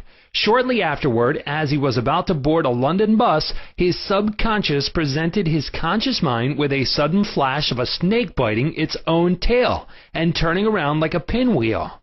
This answer from his subconscious mind gave him the long-sought answer of the circular rearrangement of the atoms that is known as the benzene ring. How a distinguished scientist brought forth his inventions. Nikola Tesla was a brilliant electrical scientist who brought forth the most amazing innovations. When an idea for a new invention came into his mind, he would build it up in his imagination, knowing that his subconscious mind would reconstruct and reveal to his conscious mind all the parts needed for its manufacture in concrete form. Through quietly contemplating every possible improvement, he spent no time in correcting defects, and was able to give the technicians the perfect product of his mind. He said, "Invariably, my device works as I imagined it should. In 20 years, there has not been a single exception." How a famous naturalist solved his problem. Professor Agassiz, a distinguished American naturalist, discovered the indefatigable activities of his subconscious mind while he slept. His widow, in her biography of her famous husband, has reported the following. He had been for 2 weeks striving to decipher the somewhat obscure impression of a fossil fish on the stone slab in which it was preserved. Weary and perplexed, he put his work aside at last and tried to dismiss it from his mind. Shortly after, he waked one night persuaded that while asleep he had seen his fish with all the missing features perfectly restored. But when he tried to hold and make fast the image, it escaped him. Nevertheless, he went early to the Jardin des Plantes, thinking that on looking anew at the impression, he should see something which would put him back on the track of his vision. In vain, the blurred record was as black as ever. The next night he saw the fish again, but with no more satisfactory result. When he awoke, it disappeared from his memory as before. Hoping that the same experience might be repeated on the third night, he placed a pencil and paper beside his bed before going to sleep. Accordingly, toward morning the fish reappeared in his dream. Confusedly at first, but at last with such distinctness that he had no longer any doubt as to its zoological characters. Still half dreaming in perfect darkness, he traced these characters on the sheet of paper at the bedside. In the morning he was surprised to see in his nocturnal sketch features which he thought it impossible the fossil itself should reveal. He hastened to the Jardin des Plantes and, with his drawing as a guide, succeeded in chiseling away the surface of the stone under which portions of the fish proved to be hidden. When wholly expressed, it corresponded with his dream and his drawing, and he succeeded in classifying it with ease. An outstanding physician solved the problem of diabetes. Some years ago, I received a clipping from a magazine describing the origin of the discovery of insulin. This is the essence of the article as I recall it. About 40 years ago or more, Dr. Frederick Banting, a brilliant Canadian physician and surgeon, was concentrating his attention on the ravages of diabetes. At that time, medical science offered no effective method of arresting the disease. Dr. Banting spent considerable time experimenting and studying the international literature on the subject. One night he was exhausted and fell asleep. While asleep, his subconscious mind instructed him to extract the residue from the degenerated pancreatic duct of dogs. This was the origin of insulin, which has helped millions of people. You will note that Dr. Banting had been consciously dwelling on the problem for some time, seeking a solution, a way out, and his subconscious responded accordingly. It does not follow that you will always get an answer overnight. The answer may not come for some time. Do not be discouraged. Keep on turning the problem over every night to the subconscious mind prior to sleep as if you had never done it before. One of the reasons for the delay may be that you look upon it as a major problem. You may believe it will take a long time to solve. Your subconscious mind is timeless and spaceless. Go to sleep believing you have the answer now. Do not postulate the answer in the future. Have an abiding faith in the outcome. Become convinced now as you read this book that there is an answer and a perfect solution for you. How a famous scientist and physicist escaped from a Russian concentration camp. Dr. Lothar van Blank-Schmidt, a member of the Rocket Society and an outstanding research electronic engineer, gives the following condensed summary of how he used his subconscious mind to free himself from certain death at the hands of brutal guards in a Russian prison camp coal mine. He states as follows. I was a prisoner of war in a coal mine in Russia, and I saw men dying all around me in that prison compound. We were watched over by brutal guards, arrogant officers, and sharp, fast-thinking commissaires. After a short medical checkup, a quota of coal was assigned to each person. My quota was 300 pounds per day. In case any man did not fill his quota, his small food ration was cut down, and in a short time he was resting in the cemetery. I started concentrating on my escape. I knew that my subconscious mind would somehow find a way. My home in Germany was destroyed, my family wiped out. All my friends and former associates were either killed in the war or were in concentration camps.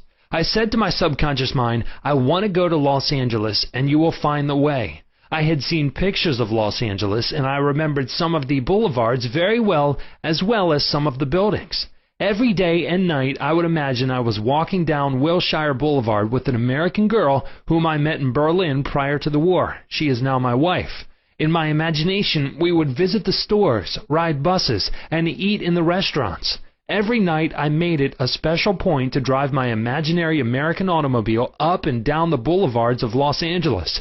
I made all this vivid and real. These pictures in my mind were as real and as natural to me as one of the trees outside the prison camp.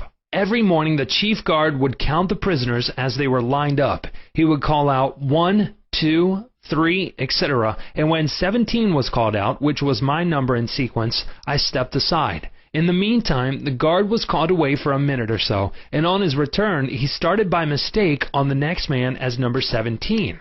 When the crew returned in the evening, the number of men was the same, and I was not missed, and the discovery would take a long time. I walked out of the camp undetected and kept walking for 24 hours, resting in a deserted town the next day. I was able to live by fishing and killing some wildlife. I found coal trains going to Poland and traveled on them by night, until finally I reached Poland. With the help of friends, I made my way to Lucerne, Switzerland. One evening at the Palace Hotel, Lucerne, I had a talk with a man and his wife from the United States of America. This man asked me if I would care to be a guest at his home in Santa Monica, California. I accepted, and when I arrived in Los Angeles, I found that their chauffeur drove me along Wilshire Boulevard and many other boulevards, which I had imagined so vividly in the long months in the Russian coal mines.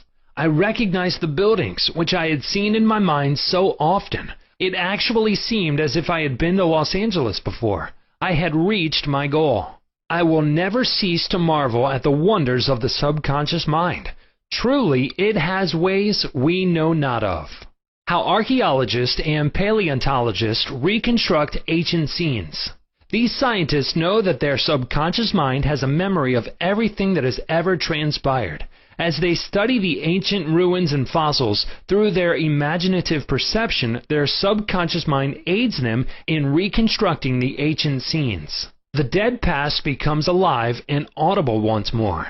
Looking at these ancient temples and studying the pottery, statuary, tools, and household utensils of these ancient times, the scientist tells us of an age when there was no language. Communication was done by grunts, groans, and signs. The keen concentration and disciplined imagination of the scientist awakens the latent powers of his subconscious mind, enabling him to clothe the ancient temples with roofs and surround them with gardens, pools, and fountains. The fossil remains are clothed with eyes, sinews, and muscles, and they again walk and talk. The past becomes the living present, and we find that in mind there is no time or space. Through disciplined, controlled, and directed imagination, you can be a companion of the most scientific and inspired thinkers of all time. How to receive guidance from your subconscious. When you have what you term a difficult decision to make, or when you fail to see the solution to your problem, begin at once to think constructively about it. If you are fearful and worried, you are not really thinking. True thinking is free from fear. Here is a simple technique you can use to receive guidance on any subject. Quiet the mind and still the body. Tell the body to relax. It has to obey you. It has no volition, initiative, or self-conscious intelligence. Your body is an emotional disk which records your beliefs and impressions. Mobilize your attention, Focus your thought on the solution to your problem. Try to solve it with your conscious mind. Think how happy you would be about the perfect solution. Sense the feeling you would have if the perfect answer were yours now. Let your mind play with this mood in a relaxed way. Then drop off to sleep.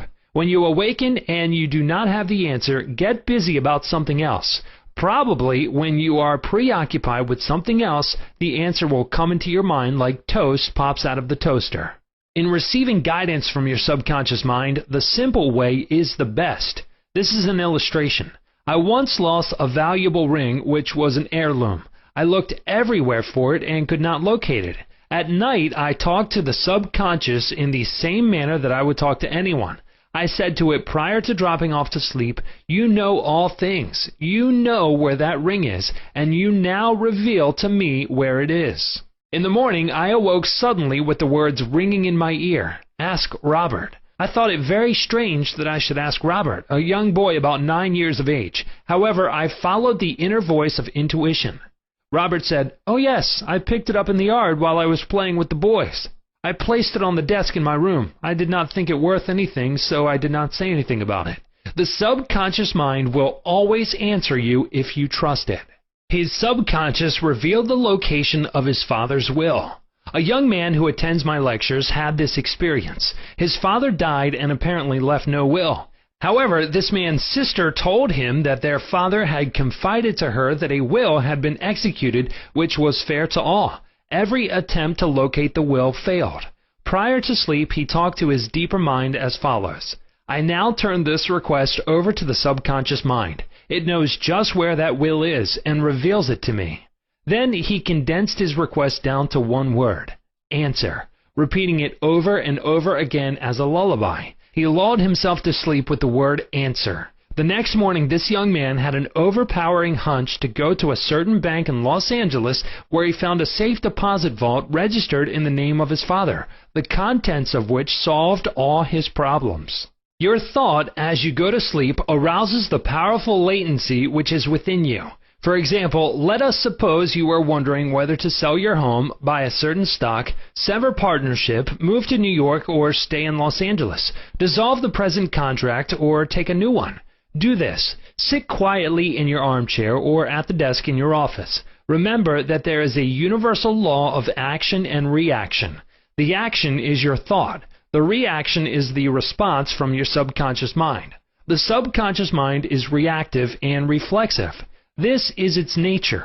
It rebounds, rewards, and repays. It is the law of correspondence. It responds by corresponding. As you contemplate right action, you will automatically experience a reaction or response in yourself which represents the guidance or answer of your subconscious mind. In seeking guidance, you simply think quietly about right action, which means that you are using the infinite intelligence residence in your subconscious mind to the point where it begins to use you. From there on, your course of action is directed and controlled by the subjective wisdom within you, which is all-wise and omnipotent. Your decision will be right. There will only be right action because you are under a subjective compulsion to do the right thing. I use the word compulsion because the law of the subconscious is compulsion. The secret of guidance. The secret of guidance or right action is to mentally devote yourself to the right answer until you find its response in you. The response is a feeling, an inner awareness, and an overpowering hunch whereby you know that you know. You have used the power to the point where it begins to use you. You cannot possibly fail or make one false step while operating under the subjective wisdom within you. You will find that all your ways are pleasantness and all your paths are peace. Chapter 13. Your Subconscious and the Wonders of Sleep. You spend about 8 out of every 24 hours, or 1/3 of your entire life, in sleep. This is an inexorable law of life. This also applies to the animal and vegetable kingdoms. Sleep is a divine law, and many answers to our problems come to us when we are sound asleep upon the bed. Many people have advocated the theory that you get tired during the day, that you go to sleep to rest the body, and that a reparative process takes place while you sleep.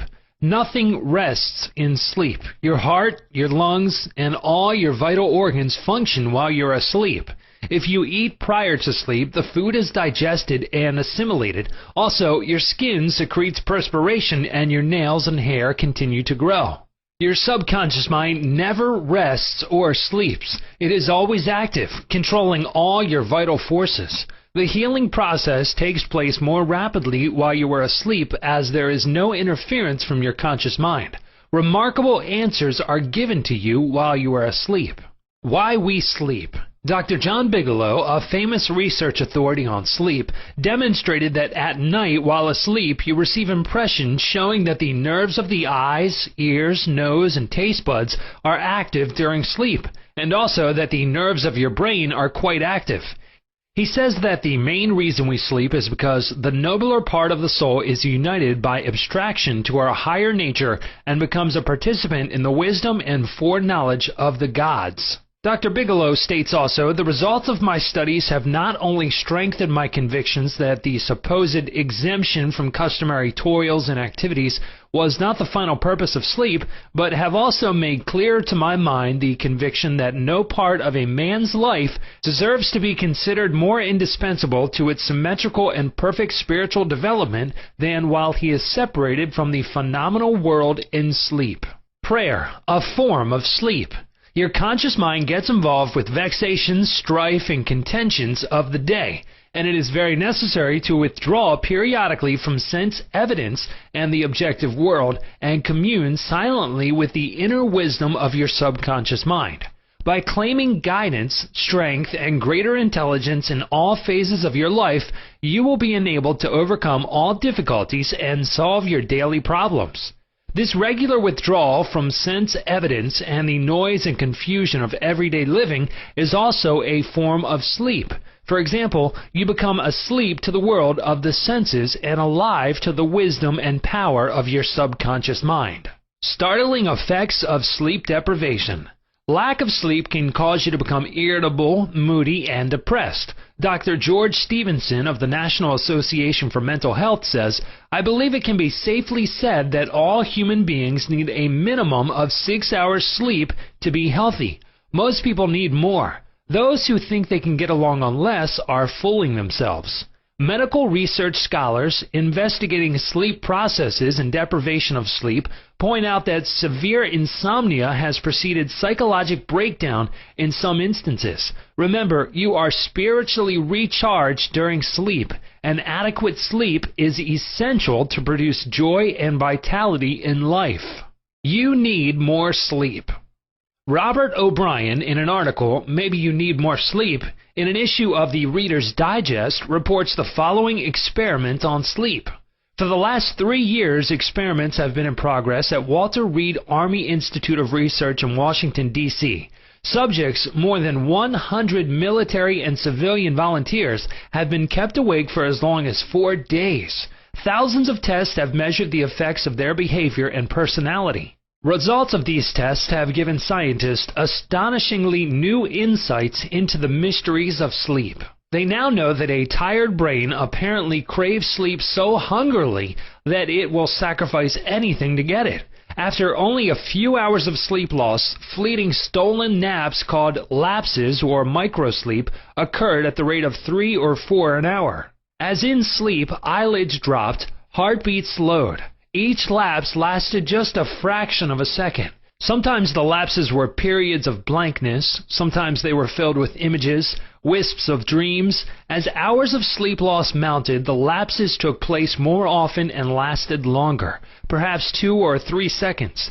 Even if the subjects had been piloting an airliner in a thunderstorm, they still couldn't have resisted microsleeps for those few priceless seconds. And it can happen to you, as many who have fallen asleep at the wheel of a car can testify. Another startling effect of sleep deprivation was its attack on human memory and perception.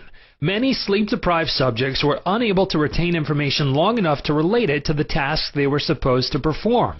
They were totally befuddled in situations requiring them to hold several factors in mind and act on them as a pilot must when he skillfully integrates wind direction, airspeed, altitude, and glide path to make a safe landing. Sleep brings counsel. A young lady in Los Angeles who listens to my morning radio talks told me that she has been offered a lucrative position in New York City at twice her present salary. She was wondering whether to accept or not and prayed prior to sleep as follows. The creative intelligence of my subconscious mind knows what is best for me. Its tendency is always lifeward, and it reveals to me the right direction, which blesses all concerned. I give thanks for the answer which I know will come to me.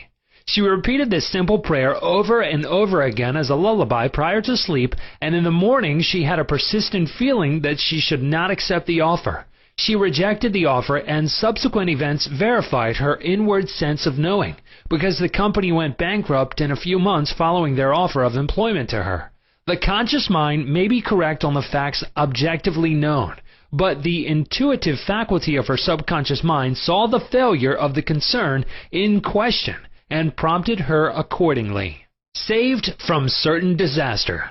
I will illustrate how the wisdom of your subconscious mind can instruct you and protect you relative to your request for right action as you go to sleep.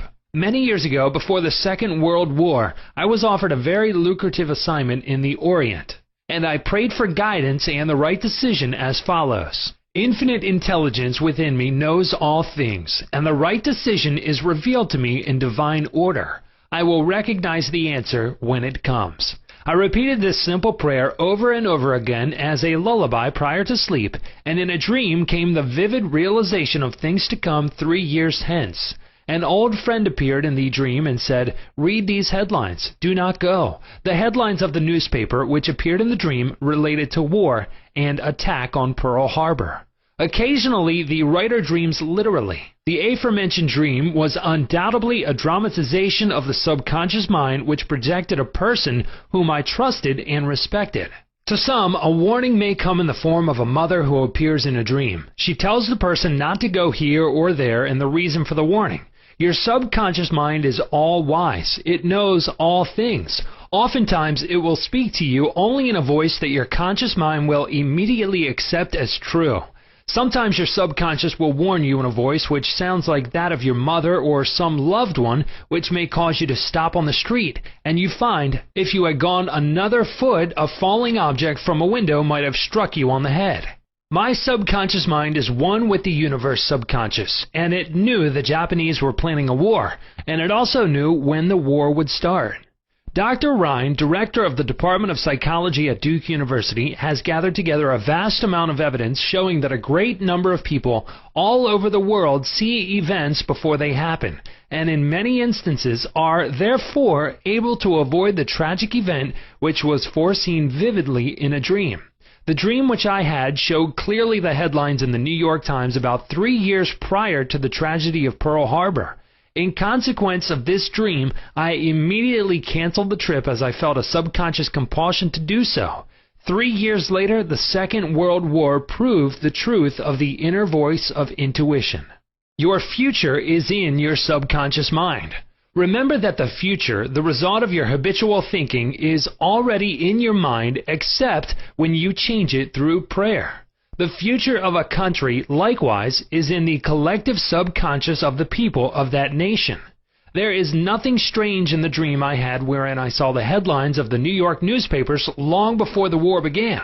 The war had already taken place in mind, and all the plans of attack were already engraved on that great recording instrument, the subconscious mind, or collective unconscious of the universal mind. Tomorrow's events are in your subconscious mind. So are next week's and next month's, and they may be seen by a highly psychic or clairvoyant person. No disaster or tragedy can happen to you if you decide to pray. Nothing is predetermined or foreordained. Your mental attitude, for example, the way you think, feel, and believe, determines your destiny. You can, through scientific prayer, which is explained in a previous chapter, mold, fashion, and create your own future. Whatsoever a man soweth, that shall he also reap. A catnap gets him $15,000. One of my students mailed me a newspaper clipping 3 or 4 years ago about a man called Ray Hammerstrom, a roller at the steelworks in Pittsburgh operated by Jones and Laughlin Steel Corporation. He received $15,000 for his dream. According to the article, the engineers could not fix a faulty switch in a newly installed bar mill which controlled the delivery of straight bars to the cooling beds. The engineers worked on the switch about 11 or 12 times to no avail. Hammerstrom thought a lot about the problem and tried to figure out a new design which might work. Nothing worked. One afternoon, he lay down for a nap, and prior to sleep, he began to think about the answer to the switch problem. He had a dream in which a perfect design for the switch was portrayed. When he awoke, he sketched his new design according to the outline of his dream. This visionary catnap won Hammerstrom a check for $15,000, the largest award the firm ever gave an employee for a new idea. How a famous professor solved his problem in sleep. Dr. H.V. Helprich, professor of Assyrian at the University of Pennsylvania, wrote as follows: "One Saturday morning I had been wearying myself in the vain attempt to decipher two small fragments of a gate which were supposed to belong to the finger rings of some Babylonians. About midnight, weary and exhausted, I went to bed and dreamed the following remarkable dream. A tall, thin priest of Nippur, about 40 years of age, led me to the treasure chamber of the temple, a small, low-ceilinged room without windows, while scrapes of a gate and lapazula lay scattered on the floor. Here he addressed me as follows: the two fragments which you have published separately on page 22 and 26 belong together, are not finger rings. The first two rings served as earrings for the statue of the god. The two fragments you have are the portions of them. If you will put them together, you will have confirmation of my words." I awoke at once, I examined the fragments, and to my astonishment found the dream verified. The problem was then, at last, solved. This demonstrates clearly the creative manifestation of his subconscious mind, which knew the answer to all his problems. How the subconscious works for a famous writer while he slept. Robert Louis Stevenson, in one of his books, Across the Plains, devotes a whole chapter to dreams. He was a vivid dreamer and had the persistent habit of giving specific instructions to his subconscious every night prior to sleep. He would request his subconscious to evolve stories for him while he slept. For example, if Stevenson's funds were at low ebb, his command to his subconscious would be something like this: "Give me a good, thrilling novel which will be marketable and profitable." His subconscious responded magnificently. Stevenson says, "These little brownies, the intelligences and powers of his subconscious, can tell me a story piece by piece, like a serial, and keep me, its supposed creator, all the while in total ignorance of where they aim." And he added, "That part of my work which is done when I am up and about while he is consciously aware and awake is by no means necessarily mine, since all goes to show that the brownies have a hand in it even then." Sleep in peace and wake in joy. To those who suffer from insomnia, you will find the following prayer very effective. Repeat it slowly, quietly, and lovingly prior to sleep. My toes are relaxed. My ankles are relaxed. My abdominal muscles are relaxed. My heart and lungs are relaxed. My hands and arms are relaxed. My neck is relaxed. My brain is relaxed. My face is relaxed. My eyes are relaxed. My whole mind and body are relaxed. I fully and freely forgive everyone, and I sincerely wish for them harmony, health, peace, and all the blessings of me. I am at peace. I am poised, serene, and calm. I rest in security and in peace. A great stillness steals over me, and a great calm quiets my whole being as I realize the divine presence within me. I know that the realization of life and love heals me. I wrap myself in the mantle of love and fall asleep filled with goodwill for all. Throughout the night, peace remains with me, and in the morning I shall be filled with life and love. A circle of love is drawn around me. I will fear no evil, for thou art with me. I sleep in peace. I wake in joy, and in him I live, move, and have my being.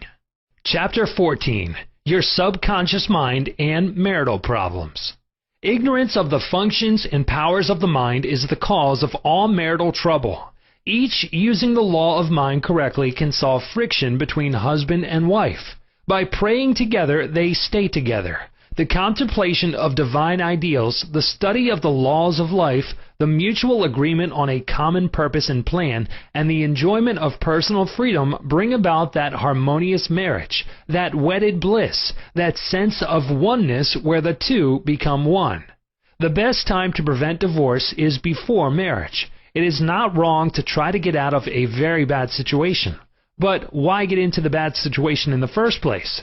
Would it not be better to give attention to the real cause of marital problems? In other words, to really get at the root of the matter involved. As with all other problems of men and women, the problems of divorce, separation, annulment, and endless litigation are directly traceable to lack of knowledge of the working and interrelationship of the conscious and subconscious mind. The meaning of marriage. Marriage, to be real, must first be on a spiritual basis. It must be of the heart, and the heart is the chalice of love. Honesty, sincerity, kindness, and integrity are also forms of love. Each partner should be perfectly honest and sincere with the other. It is not a true marriage when a man marries a woman for her money, social position, or to lift his ego, because this indicates a lack of sincerity, honesty, and true love. Such a marriage is a farce, a sham, and a masquerade. When a woman says, "I am tired of working, I want to get married because I want security," her premise is false. She is not using the laws of mind correctly. Her security depends upon her knowledge of the interaction of the conscious and subconscious mind and its application. For example, a woman will never lack for wealth or health if she applies the techniques outlined in the respective chapters of this book. Her wealth can come to her independent of her husband, father, or anyone else. A woman is not dependent on her husband for health, peace, joy, inspiration, guidance, love, wealth, security, happiness, or anything in the world. Her security and peace of mind come from her knowledge of the inner powers within her and from the constant use of the laws of her own mind in a constructive fashion. How to attract the ideal husband. You are now acquainted with the way your subconscious mind works. You know that whatever you impress upon it will be experienced in your world. Begin now to impress your subconscious mind with the qualities and characteristics you desire in a man.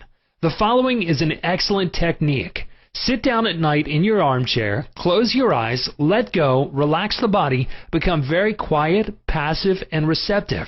Talk to your subconscious mind and say to it, "I am now attracting a man into my experience who is honest, sincere, loyal, faithful, peaceful, happy, and prosperous. These qualities which I admire are sinking down into my subconscious mind now. As I dwell upon these characteristics, they become a part of me and are embodied subconsciously. I know there is an irresistible law of attraction and that I attract to me a man according to my subconscious belief. I attract that which I feel to be true in my subconscious mind. I know I can contribute to his peace and happiness. He loves my ideals, and I love his ideals. He does not want to make me over, neither do I want to make him over. There is mutual love, freedom, and respect." Practice this process of impregnating your subconscious mind. Then you will have the joy of attracting to you a man possessing the qualities and characteristics you mentally dwelt upon. Your subconscious intelligence will open up a pathway whereby both of you will meet according to the irresistible and changeless flow of your own subconscious mind. Have a keen desire to give the best that is in you of love, devotion, and cooperation. Be receptive to this gift of love, which you have given to your subconscious mind.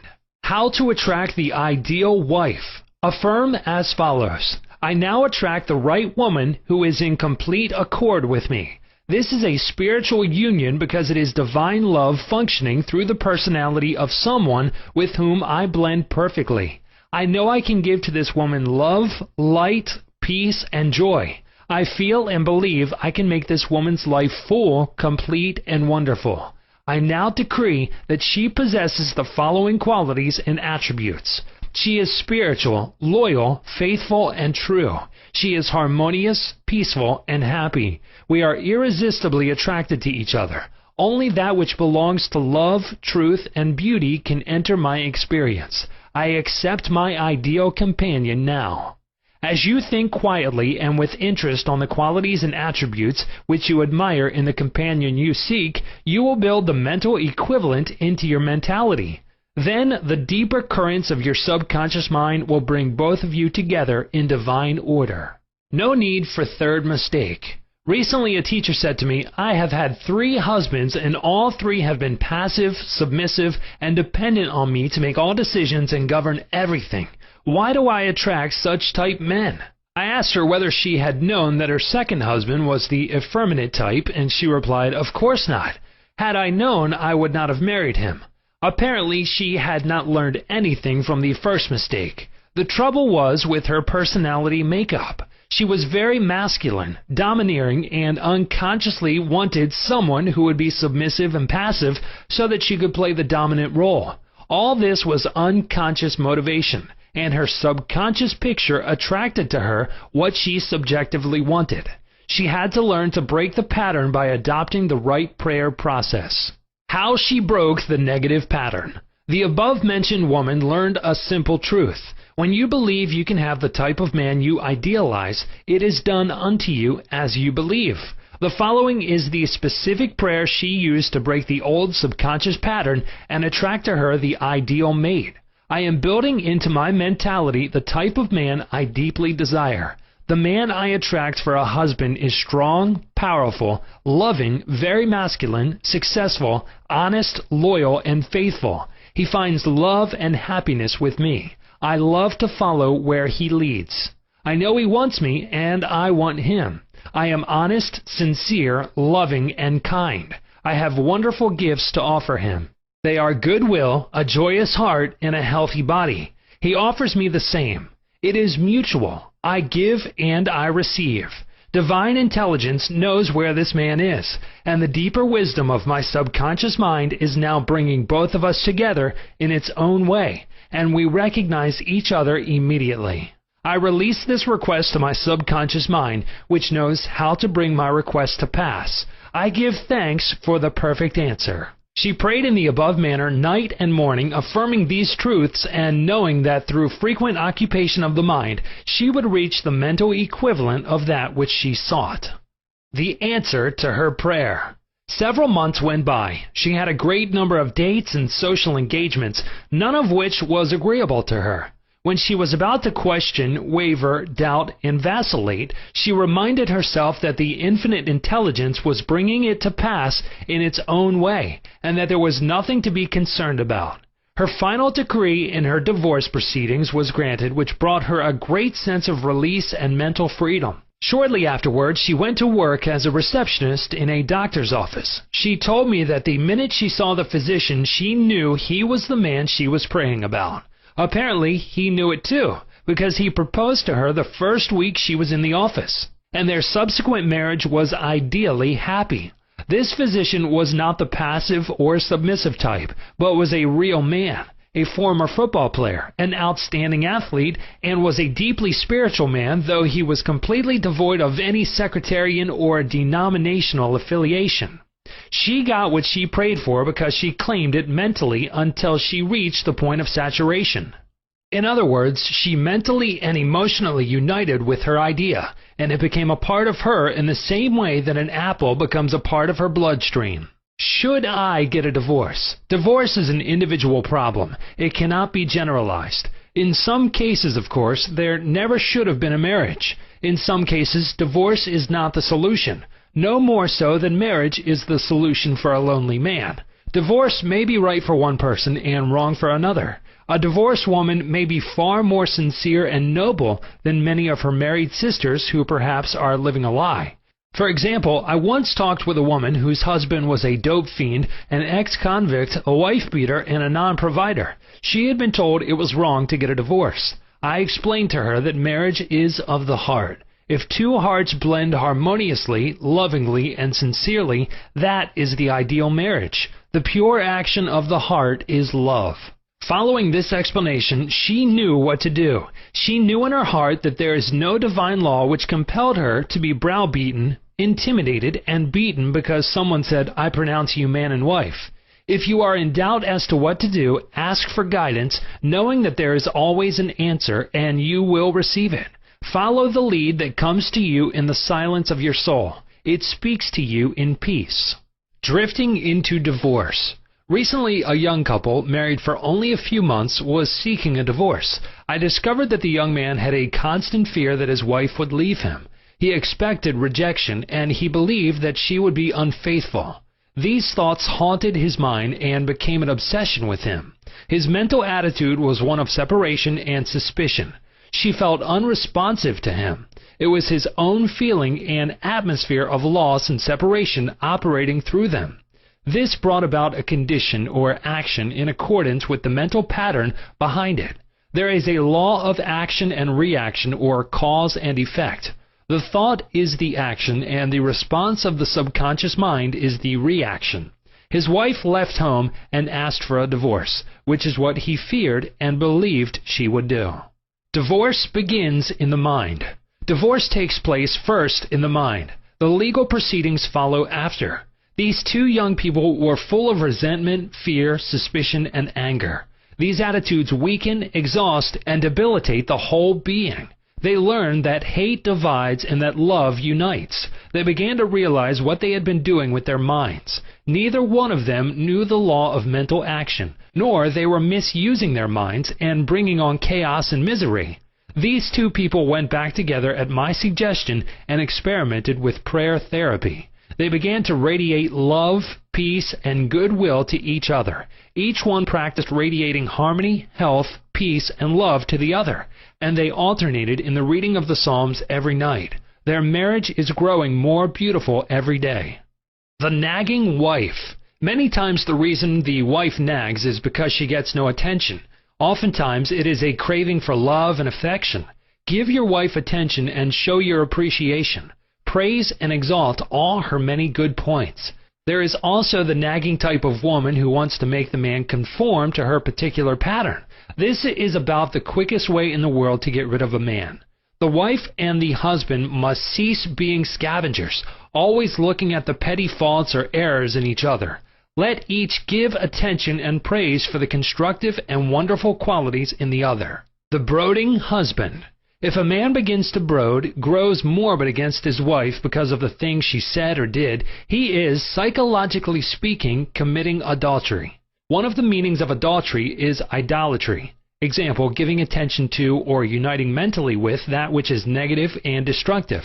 When a man is silently resenting his wife and is full of hostility towards her, he is unfaithful. He is not faithful to his marriage vows, which are to love, cherish, and honor her all the days of his life. The man who is brooding, bitter, and resentful can swallow his sharp remarks, abate his anger, and he can go to great lengths to be considerate, kind, and courteous. He can deftly skirt the differences. Through praise and mental effort, he can get out of the habit of antagonism. Then he will be able to get along better, not only with his wife, but with his business associates also. Assume the harmonious state, and eventually you will find peace and harmony. The great mistake. A great mistake is to discuss your marital problems or difficulties with neighbors and relatives. Suppose, for example, a wife says to the neighbor, "John never gives me any money. He treats my mother abominably, drinks to excess, and is constantly abusive and insulting." Now, this wife is degrading and belittling her husband in the eyes of all the neighbors and relatives. He no longer appears as the ideal husband to them. Never discuss your marital problems with anyone except a trained counselor. Why cause numerous people to think negatively of your marriage? Moreover, as you discuss and dwell upon these shortcomings of your husband, you are actually creating these states within yourself. Who is thinking and feeling it? You are. As you think and feel, so are you. Relatives will usually give you the wrong advice. It is usually biased and prejudiced because it is not given in an impersonal way. Any advice you receive which violates the golden rule, which is a cosmic law, is not good or sound. It is well to remember that no two human beings ever live beneath the same roof without clashes of temperament, periods of hurts and strain. Never display the unhappy side of your marriage to your friends. Keep your quarrels to yourself. Refrain from criticism and condemnation of your partner. Don't try to make your wife over. A husband must not try to make his wife over into a second edition of himself. The tactless attempt to change her in many ways is foreign to her nature. These attempts are always foolish, and many times result in dissolution of the marriage. These attempts to alter her destroy her pride and self-esteem and arouse a spirit of contrariness and resentment that proves fatal to the marriage bond.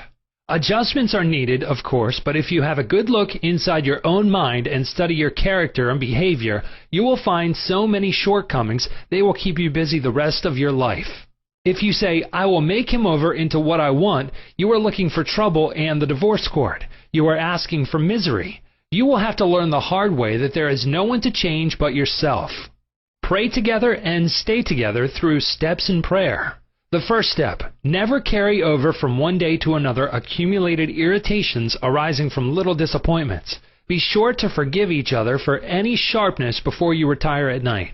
The moment you awaken in the morning, claim infinite intelligence is guiding you in all your ways. Send out loving thoughts of peace, harmony, and love to your marriage partner, to all members of the family, and to the whole world. The second step, say grace at breakfast. Give thanks for the wonderful food, for your abundance, and for all your blessings. Make sure that no problems, worries, or arguments shall enter into the table conversation. The same applies at dinner time. Say to your wife or husband, I appreciate all you are doing, and I radiate love and goodwill to you all day long. The third step, the husband and wife should alternate in praying each night. Do not take your marriage partner for granted. Show your appreciation and love. Think appreciation and goodwill rather than condemnation, criticism, and nagging. The way to build a peaceful home and a happy marriage is to use a foundation of love, beauty, harmony, mutual respect, faith in God, and all things good. Read the 23rd, 27th, and 91st Psalms, the 11th chapter of Hebrews, the 13th chapter of 1 Corinthians, and other great texts of the Bible before going to sleep. As you practice these truths, your marriage will grow more and more blessed through the years. Chapter 15. Your Subconscious Mind and Your Happiness.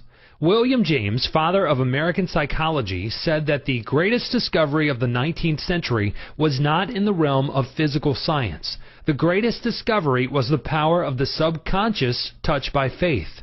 In every human being is that limitless reservoir of power which can overcome any problem in the world.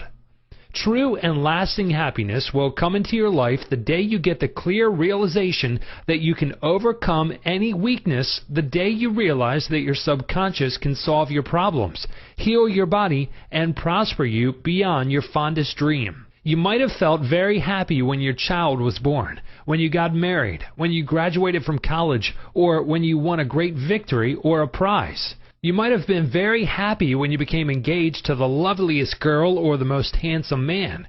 You could go on and list innumerable experiences which have made you happy. However, no matter how marvelous these experiences are, they do not give real lasting happiness. They are transitory. The book of Proverbs gives the answer. Whosoever trusteth in the Lord, happy is he. When you trust in the Lord, the power and wisdom of your subconscious mind to lead, guide, govern, and direct all your ways, you will become poised, serene, and relaxed. As you radiate love, peace, and goodwill to all, you are really building a superstructure of happiness for all the days of your life. You must choose happiness. Happiness is a state of mind. There is a phrase in the Bible which says, Choose ye this day whom ye will serve. You have the freedom to choose happiness. This may seem extraordinarily simple, and it is. Perhaps this is why people stumble over the way to happiness. They do not see the simplicity of the key to happiness. The great things of life are simple, dynamic, and creative. They produce well-being and happiness. St. Paul reveals to you how you can think your way into a life of dynamic power and happiness in these words. Finally, brethren, whatsoever things are true, whatsoever things are honest, whatsoever things are just, whatsoever things are pure, whatsoever things are lovely, whatsoever things are of good rapport, if there be any virtue, and if there be any praise, think on these things. Philippians 4:8. How to choose happiness. Begin now to choose happiness. This is how you do it. When you open your eyes in the morning, say to yourself, Divine order takes charge of my life today and every day. All things work together for good for me today. This is a new and wonderful day for me. There will never be another day like this one. I am divinely guided all day long, and whatever I do will prosper. Divine love surrounds me, enfolds me, and enwraps me, and I go forth in peace. Whenever my attention wanders away from that which is good and constructive, I will immediately bring it back to the contemplation of that which is lovely and of good rapport. I am a spiritual and mental magnet attracting to myself all things which bless and prosper me. I am going to be a wonderful success in all my undertakings today. I am definitely going to be happy all day long. Start each day in this manner, then you will be choosing happiness, and you will be a radiant, joyous person. He made it a habit to be happy. A number of years ago, I stayed for about a week in a farmer's house in Connemara on the west coast of Ireland. He seemed to be always singing and whistling and was full of humor. I asked him the secret of his happiness, and his reply was, "It is a habit of mine to be happy. Every morning when I awaken and every night before I go to sleep, I bless my family, the crops, the cattle, and I thank God for the wonderful harvest." This farmer had made a practice of this for over 40 years. As you know, thoughts repeated regularly and systematically sink into the subconscious mind and become habitual. He discovered that happiness is a habit. You must desire to be happy. There is one very important point about being happy. You must sincerely desire to be happy. There are people who have been depressed, dejected, and unhappy so long that when they suddenly were made happy by some wonderful, good, joyous news, they would actually be like the woman who said to me, "It is wrong to be so happy." They have been so accustomed to the old mental patterns that they do not feel at home being happy. They long for the former depressed, unhappy state. I knew a woman in England who had rheumatism for many years. She would pat herself on the knee and say, "My rheumatism is bad today. I cannot go out. My rheumatism keeps me miserable." This dear elderly lady got a lot of attention from her son, daughter, and the neighbors. She really wanted her rheumatism. She enjoyed her misery, as she called it. This woman did not really want to be happy.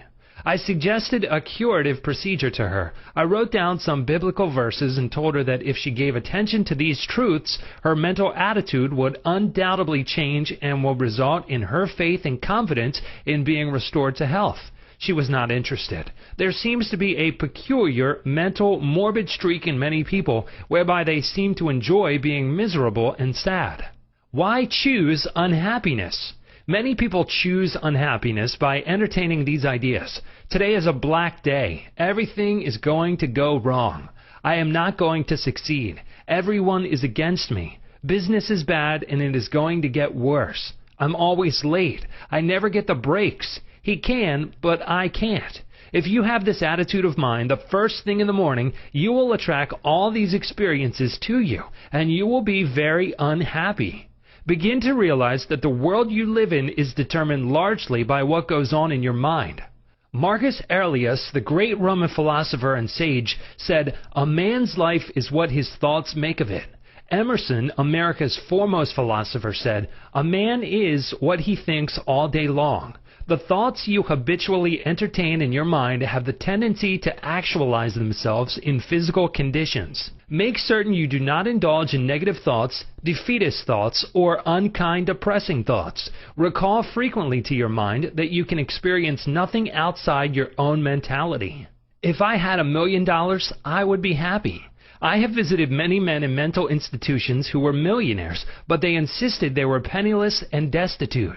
They were incarcerated because of psychotic, paranoid, and manic depressive tendencies. Wealth in and of itself will not make you happy. On the other hand, it is not a deterrent to happiness.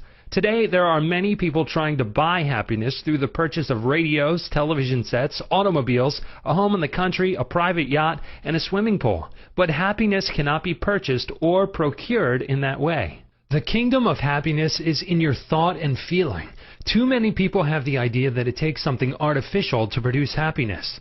Some say, if I were elected mayor, made president of the organization, promoted to general manager of the corporation, I would be happy. The truth is that happiness is a mental and spiritual state. None of these positions mentioned will necessarily bequeath happiness.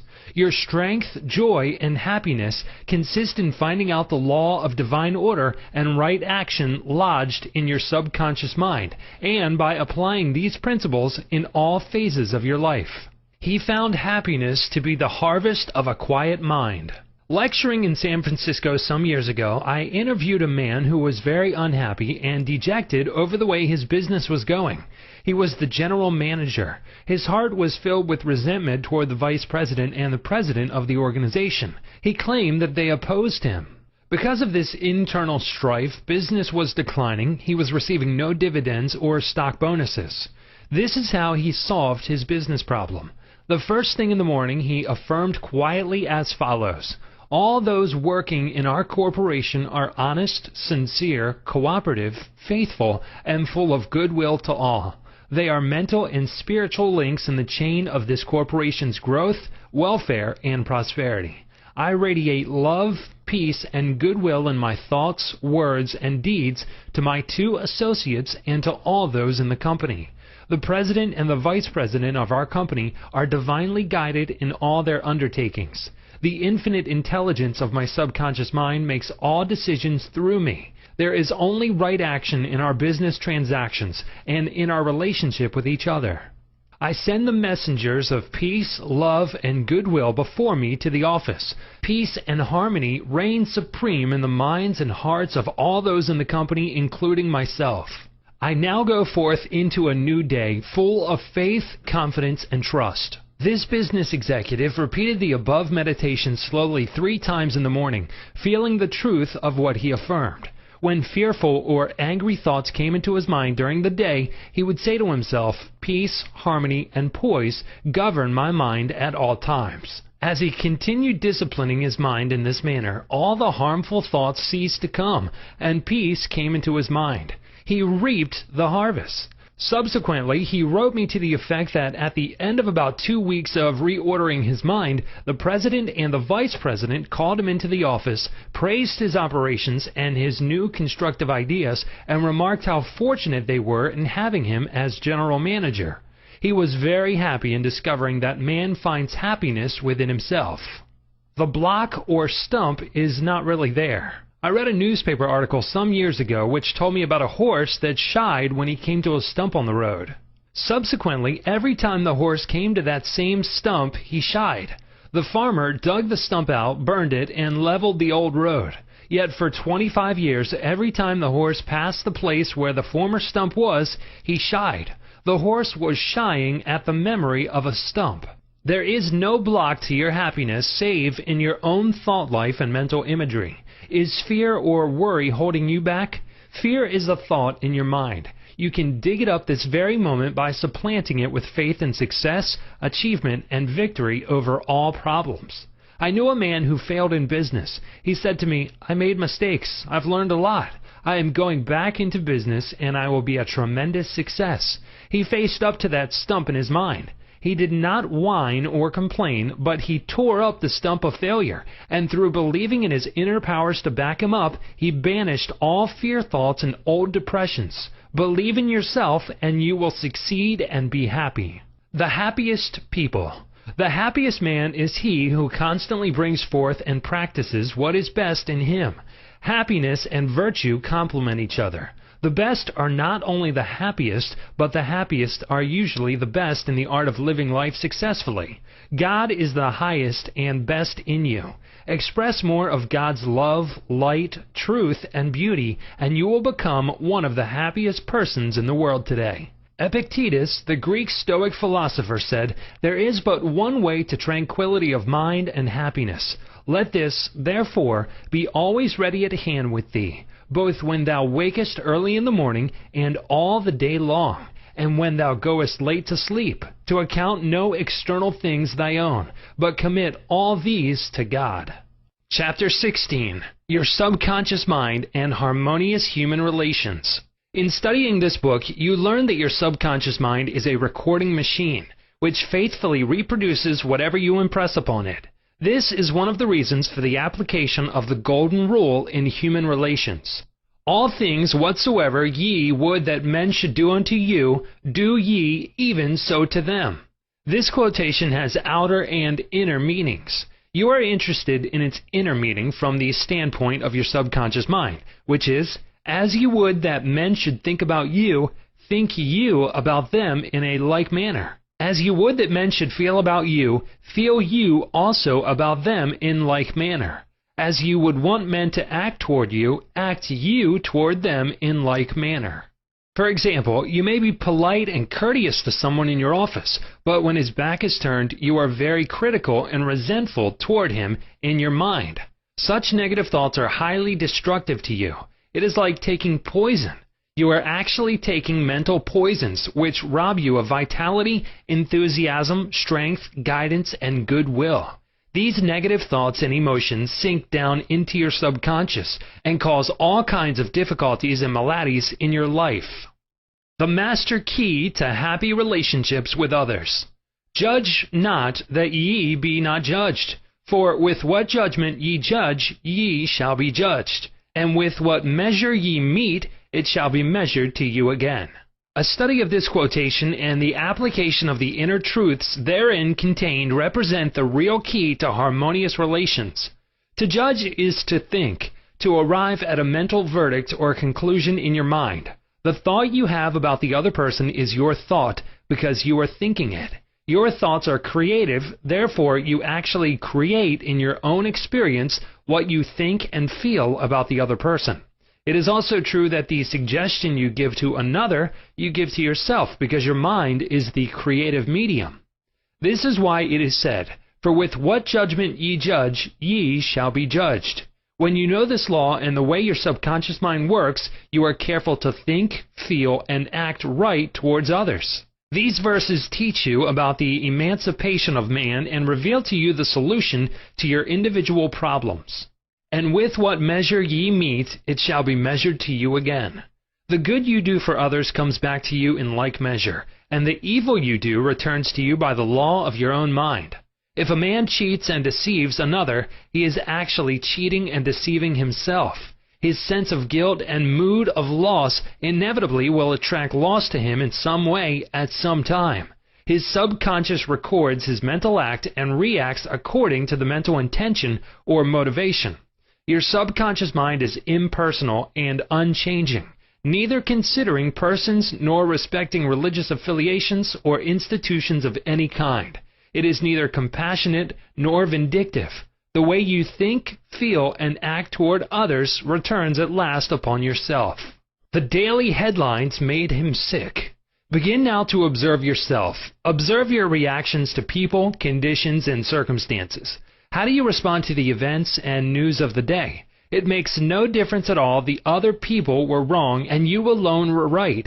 If the news disturbs you, it is your evil, because your negative emotions robbed you of peace and harmony. A woman wrote me about her husband, saying that he goes into a rage when he reads what certain newspaper columnists write in the newspaper.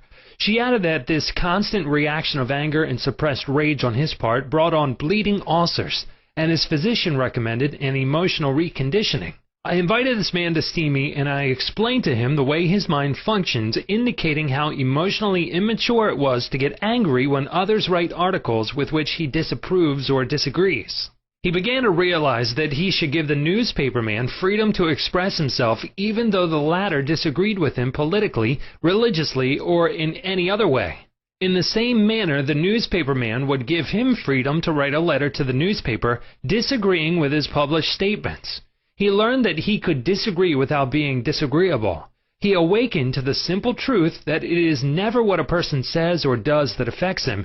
It is his reaction to what is said or done that matters. This explanation was the cure for this man, and he realized that with a little practice he could master his morning tantrums. His wife told me subsequently that he laughed at himself and also at what the columnists say. They no longer have power to disturb, annoy, and irritate him. His ulcers have disappeared due to his emotional poise and serenity. I hate women, but I like men. A private secretary was very bitter towards some of the girls in her office because they were gossiping about her and, as she said, spreading vicious lies about her. She admitted that she did not like women. She said, "I hate women, but I like men." I discovered also that she spoke to the girls who were under her in the office in a very haughty, imperious, and irritable tone of voice. She pointed out that they took a delight in making things difficult for her. There was a certain pomposity in her way of speaking, and I could see where her tone of voice would affect some people unpleasantly. If all the people in the office or factory annoy you, isn't it a possibility that the vibration, annoyance, and turmoil may be due to some subconscious pattern or mental projection from you? We know that a dog will react ferociously if you hate or fear dogs. Animals pick up your subconscious vibrations and react accordingly. Many undisciplined human beings are just as sensitive as dogs, cats, and other animals. I suggested a process of prayer to this private secretary who hated women, explaining to her that when she began to identify herself with spiritual values and commenced to affirm the truths of life, her voice, mannerisms, and hatred of women would completely disappear.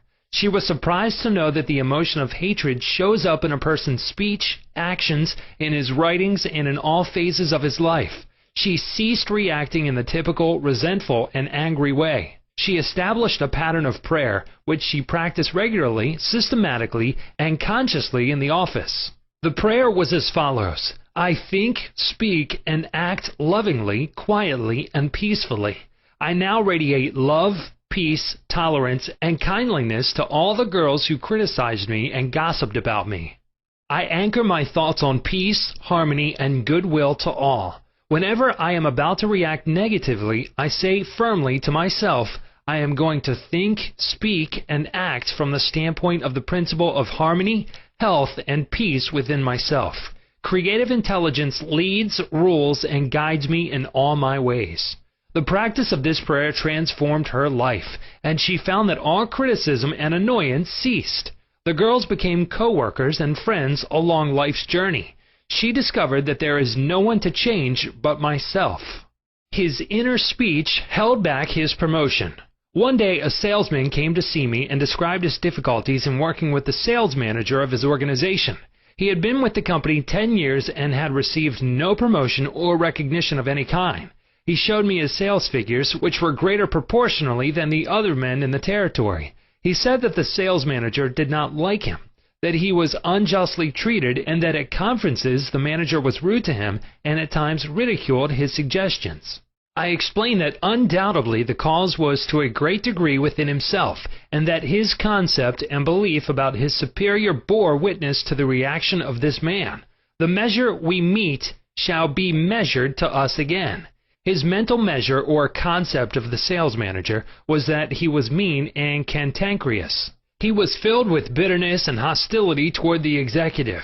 On his way to work, he conducted a vigorous conversation with himself filled with criticism, mental arguments, recriminations, and denunciations of his sales manager. What he gave out mentally, he was inevitably bound to get back. This salesman realized that his inner speech was highly destructive because the intensity and force of his silent thoughts and emotions, and personally conducted mental condemnation and vilification of the sales manager entered into his own subconscious mind.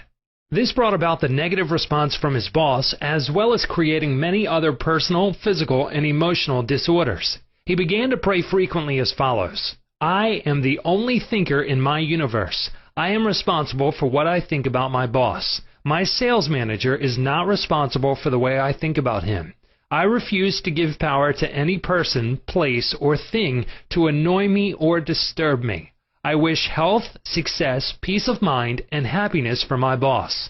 I sincerely wish him well, and I know he is divinely guided in all his ways. He repeated this prayer out loud, slowly, quietly, and feelingly, knowing that his mind is like a garden, and that whatever he plants in the garden will come forth like seeds after their kind. I also told him to practice mental imagery prior to sleep in this way. He imagined that his sales manager was congratulating him on his fine work, on his zeal and enthusiasm, and on his wonderful response from customers.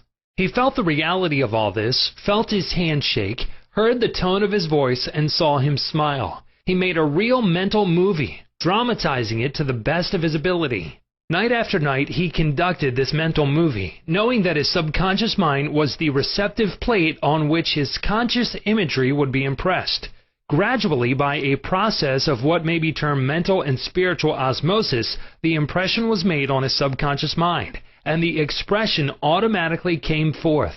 The sales manager subsequently called him up to San Francisco, congratulated him, and gave him a new assignment as division sales manager over 100 men with a big increase in salary. He changed his concept and estimate of his boss, and the latter responded accordingly. Becoming emotionally mature. What the other person says or does cannot really annoy or irritate you except you permit him to disturb you. The only way he can annoy you is through your own thought. For example, if you get angry, you have to go through 4 stages in your mind. You begin to think about what he said. You decide to get angry and generate an emotion of rage. Then you decide to act. Perhaps you talk back and react in kind. You see that the thought, emotion, reaction, and action all take place in your mind. When you become emotionally mature, you do not respond negatively to the criticism and resentment of others. To do so would mean that you had descended to that state of low mental vibration and become one with the negative atmosphere of the other. Identify yourself with your aim in life, and you do not permit any person, place, or thing to deflect you from your inner sense of peace, tranquility, and radiant health. The meaning of love and harmonious human relations. Sigmund Freud, the Australian founder of psychoanalysis, said that unless the personality has love, it sickens and dies. Love includes understanding, goodwill, and respect for the divinity in the other person. The more love and goodwill you emanate and exude, the more comes back to you. If you puncture the other fellow's ego and wound his estimate of himself, you cannot gain his goodwill. Recognize that every man wants to be loved and appreciated and made to feel important in the world. Realize that the other man is conscious of his true worth and that, like yourself, he feels the dignity of being an expression of the one life principle animating all men. As you do this consciously and knowingly, you build the other person up and he returns your love and goodwill. He hated audiences. An actor told me that the audience booed and hissed him on his first appearance on the stage. He added that the play was badly written and that undoubtedly he did not play a good role. He admitted openly to me that for months afterward he hated audiences. He called them dopes, dummies, stupid, ignorant, gullible, etc. He quit the stage in disgust and went to work in the drugstore for a year. One day, a friend invited him to hear a lecture in Town Hall, New York City, on how to get along with ourselves. This lecture changed his life. He went back to the stage and began to pray sincerely for the audience and himself. He poured out love and goodwill every night before appearing on the stage. He made it a habit to claim that the peace of God filled the hearts of all present, and that all present were lifted up and inspired. During each performance, he sent out love vibrations to the audience. Today, he is a great actor and he loves and respects people. His goodwill and esteem are transmitted to others and are felt by them. Handling difficult people. There are difficult people in the world who are twisted and distorted mentally. They are malconditioned. Many are mental delinquents, argumentative, uncooperative, cantankerous, cynical, and sour on life. They are sick psychologically. Many people have deformed and distorted minds, probably warped during childhood. Many have congenital deformities. You would not condemn a person who had tuberculosis, nor should you condemn a person who is mentally ill. No one, for example, hates or resents a hunchback. There are many mental hunchbacks. You should have compassion and understanding. To understand all is to forgive all.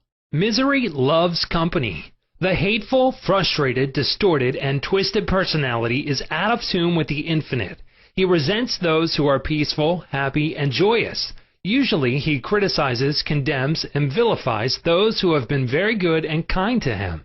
His attitude is this: why should they be so happy when he is so miserable? He wants to drag them down to his own level. Misery loves company. When you understand this, you remain unmoved, calm, and dispassionate. The practice of empathy in human relations. A girl visited me recently stating that she hated another girl in her office. She gave as a reason that the other girl was prettier, happier, and wealthier than she, and in addition was engaged to the boss of the company where they worked. One day after the marriage had taken place, the crippled daughter, by a former marriage of the woman whom she hated, came into the office. The child put her arms around her mother and said, "Mommy, Mommy, I love my new daddy. Look what he gave me." She showed her mother a wonderful new toy. She said to me, "My heart went out to that little girl, and I knew how happy she must feel. I got a vision of how happy this woman was. All of a sudden, I felt love for her, and I went into the office and wished her all the happiness in the world, and I meant it." In psychological circles today, this is called empathy, which simply means the imaginative projection of your mental attitude into that of another. She projected her mental mood or the feeling of her heart into that of the older woman, and began to think and look out through the other woman's brain. She was actually thinking and feeling as the other woman, and also as the child, because she likewise had projected herself into the mind of the child. She was looking out from the vantage point of the child's mother. If tempted to injure or think ill of another, project yourself mentally into the mind of Moses and think from the standpoint of the 10 Commandments. Appeasement never wins. Do not permit people to take advantage of you or gain their point by temper tantrums, crying jags, or so-called heart attacks. These people are dictators who try to enslave you and make you do their bidding. Be firm but kind and refuse to yield. Appeasement never wins. Refuse to contribute to their delinquency, selfishness, and possessiveness. Remember, do that which is right. You are here to fulfill your ideal and remain true to the eternal virilities and spiritual values of life, which are eternal. Give no one in all the world the power to deflect you from your goal, your aim in life, which is to express your hidden talents to the world, to serve humanity, and to reveal more and more of God's wisdom, truth, and beauty to all people in the world. Remain true to your ideal. Know definitely and absolutely that whatever contributes to your peace, happiness, and fulfillment must of necessity bless all men who walk the earth. The harmony of the part is the harmony of the whole, for the whole is in the part, and the part is in the whole. All you owe the other, as Paul says, is love, and love is the fulfilling of the law of health, happiness, and peace of mind. Chapter 17. How to use your subconscious mind for forgiveness. Life plays no favorites. God is life, and this life principle is flowing through you this moment. God loves to express himself as harmony, peace, beauty, joy, and abundance through you. This is called the will of God, or the tendency of life. If you set up resistance in your mind to the flow of life through you, this emotional congestion will get snarled up in your subconscious mind and cause all kinds of negative conditions. God has nothing to do with unhappy or chaotic conditions in the world. Man's negative and destructive thinking brings about all these conditions. Therefore, it is silly to blame God for your trouble or sickness. Many persons habitually set up mental resistance to the flow of life by accusing and reproaching God for the sin, sickness, and suffering of mankind. Others cast the blame on God for their pains, aches, and loss of loved ones, personal tragedies, and accidents. They are angry at God, and they believe He is responsible for their misery. As long as people entertain such negative concepts about God, they will experience the automatic negative reactions from their subconscious minds. Actually, such people do not know that they are punishing themselves. They must see the truth, find release, and give up all condemnation, resentment, and anger against anyone or any power outside themselves. Otherwise, they cannot go forward into a healthy, happy, or creative activity. The minute these people entertain a God of love in their minds and hearts, and when they believe that God is their loving Father who watches over them, cares for them, guides them, sustains and strengthens them, this concept and belief about God or the life principle will be accepted by their subconscious mind, and they will find themselves blessed in countless ways. Life always forgives you.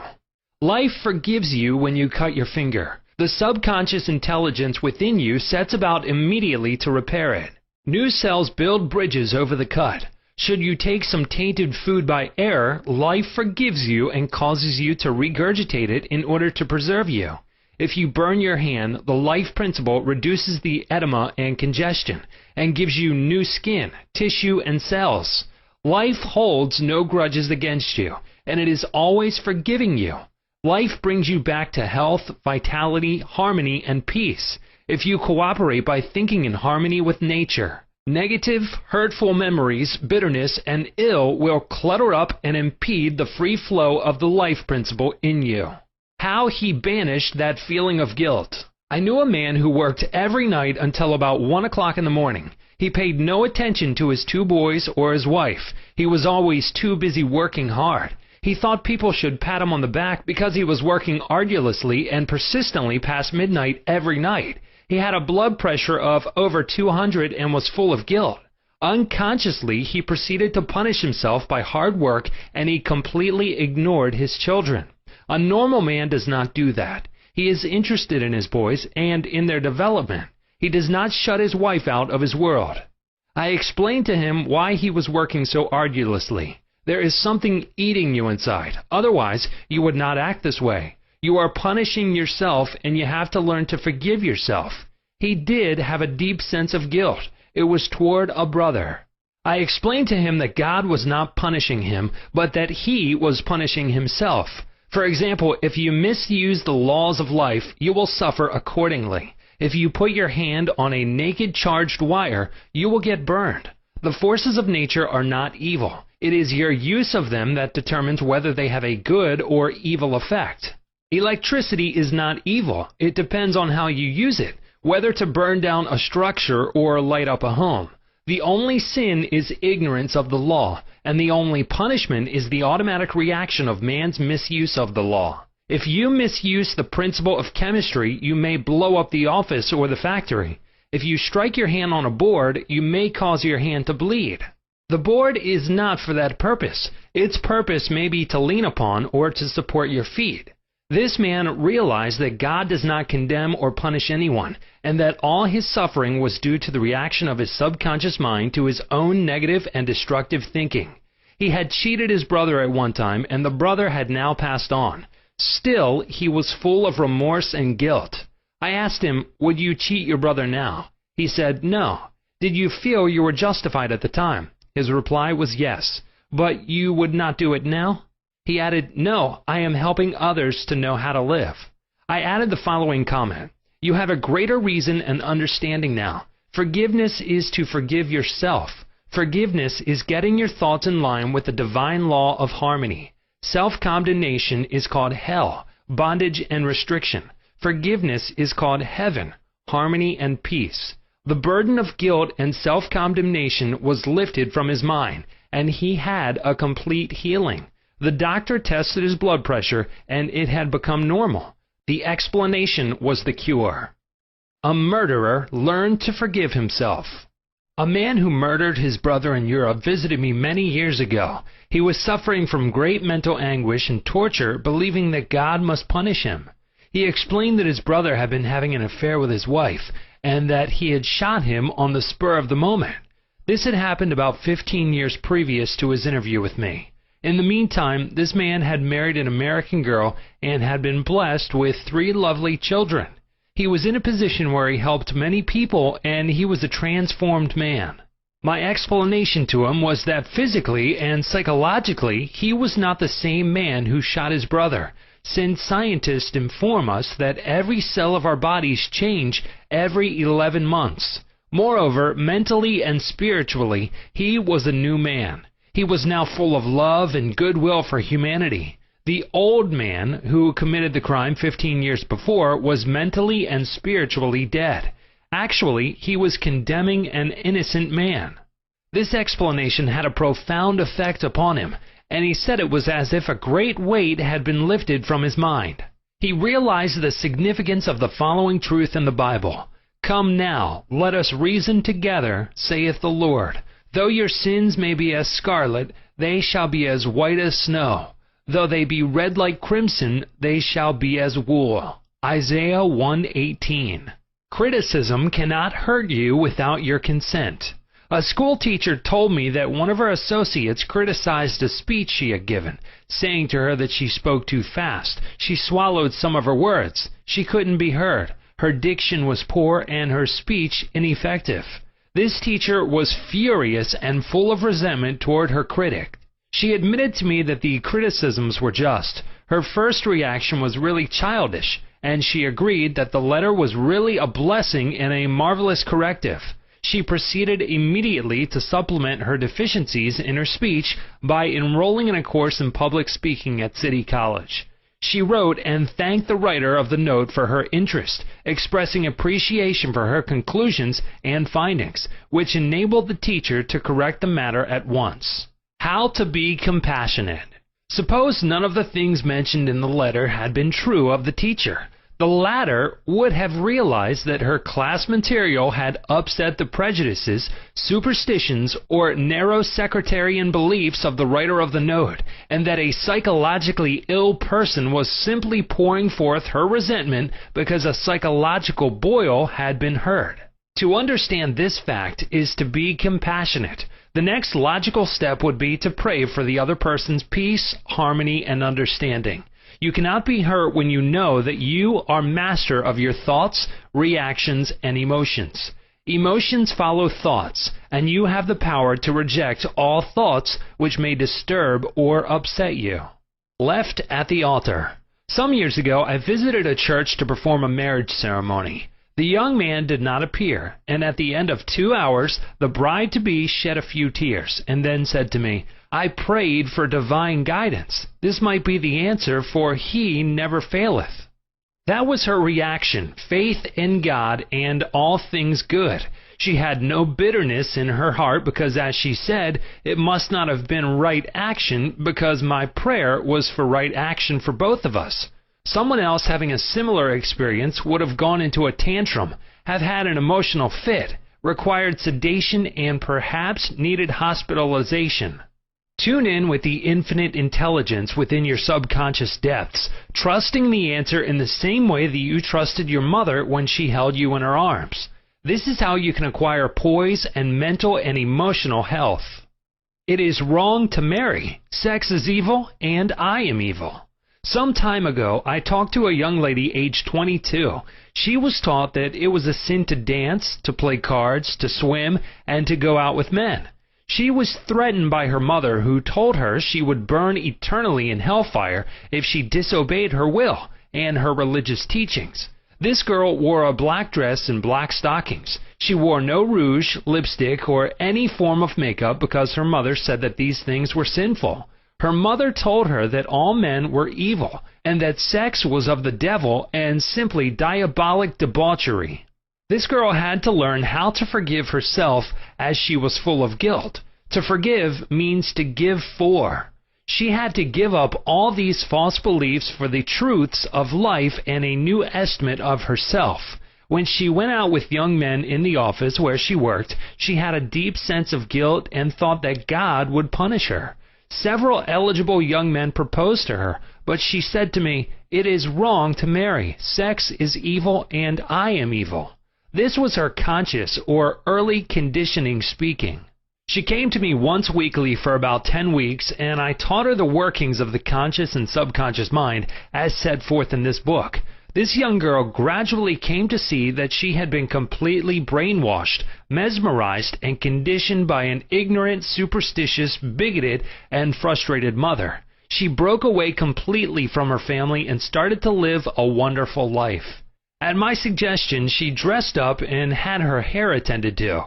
She took lessons in dancing from a man, and she also took driving lessons. She learned to swim, play cards, and had a number of dates. She began to love he. She prayed for a divine companion by claiming that infinite spirit would attract to her a man who harmonized with her thoroughly. Eventually, this came to pass. As she left my office one evening, there was a man waiting to see me, and I casually introduced them. They are now married and harmonize with each other perfectly. Forgiveness is necessary for healing. Forgiveness of others is essential to mental peace and radiant health. You must forgive everyone who has ever hurt you if you want perfect health and happiness. Forgive yourself by getting your thoughts in harmony with divine law and order. You cannot really forgive yourself completely until you have forgiven others first.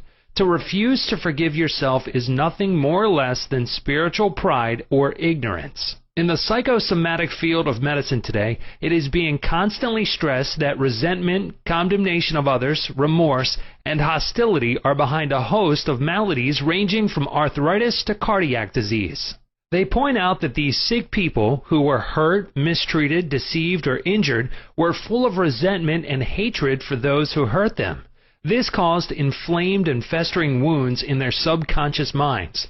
There is only one remedy. They have to cut out and discard their hurts, and the one and only sure way is by forgiveness. Forgiveness is love in action.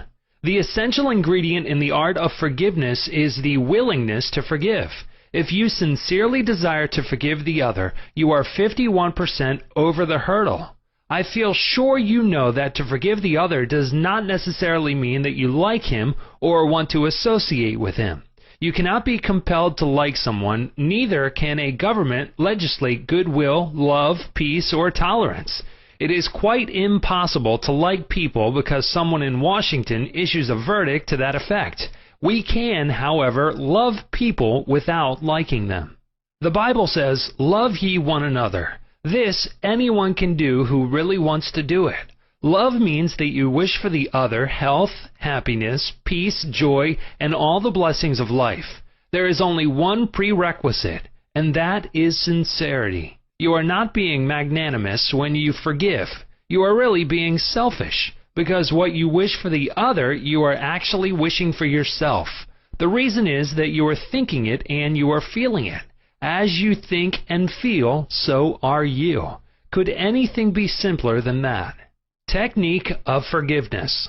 The following is a simple method which works wonders in your life as you practice it.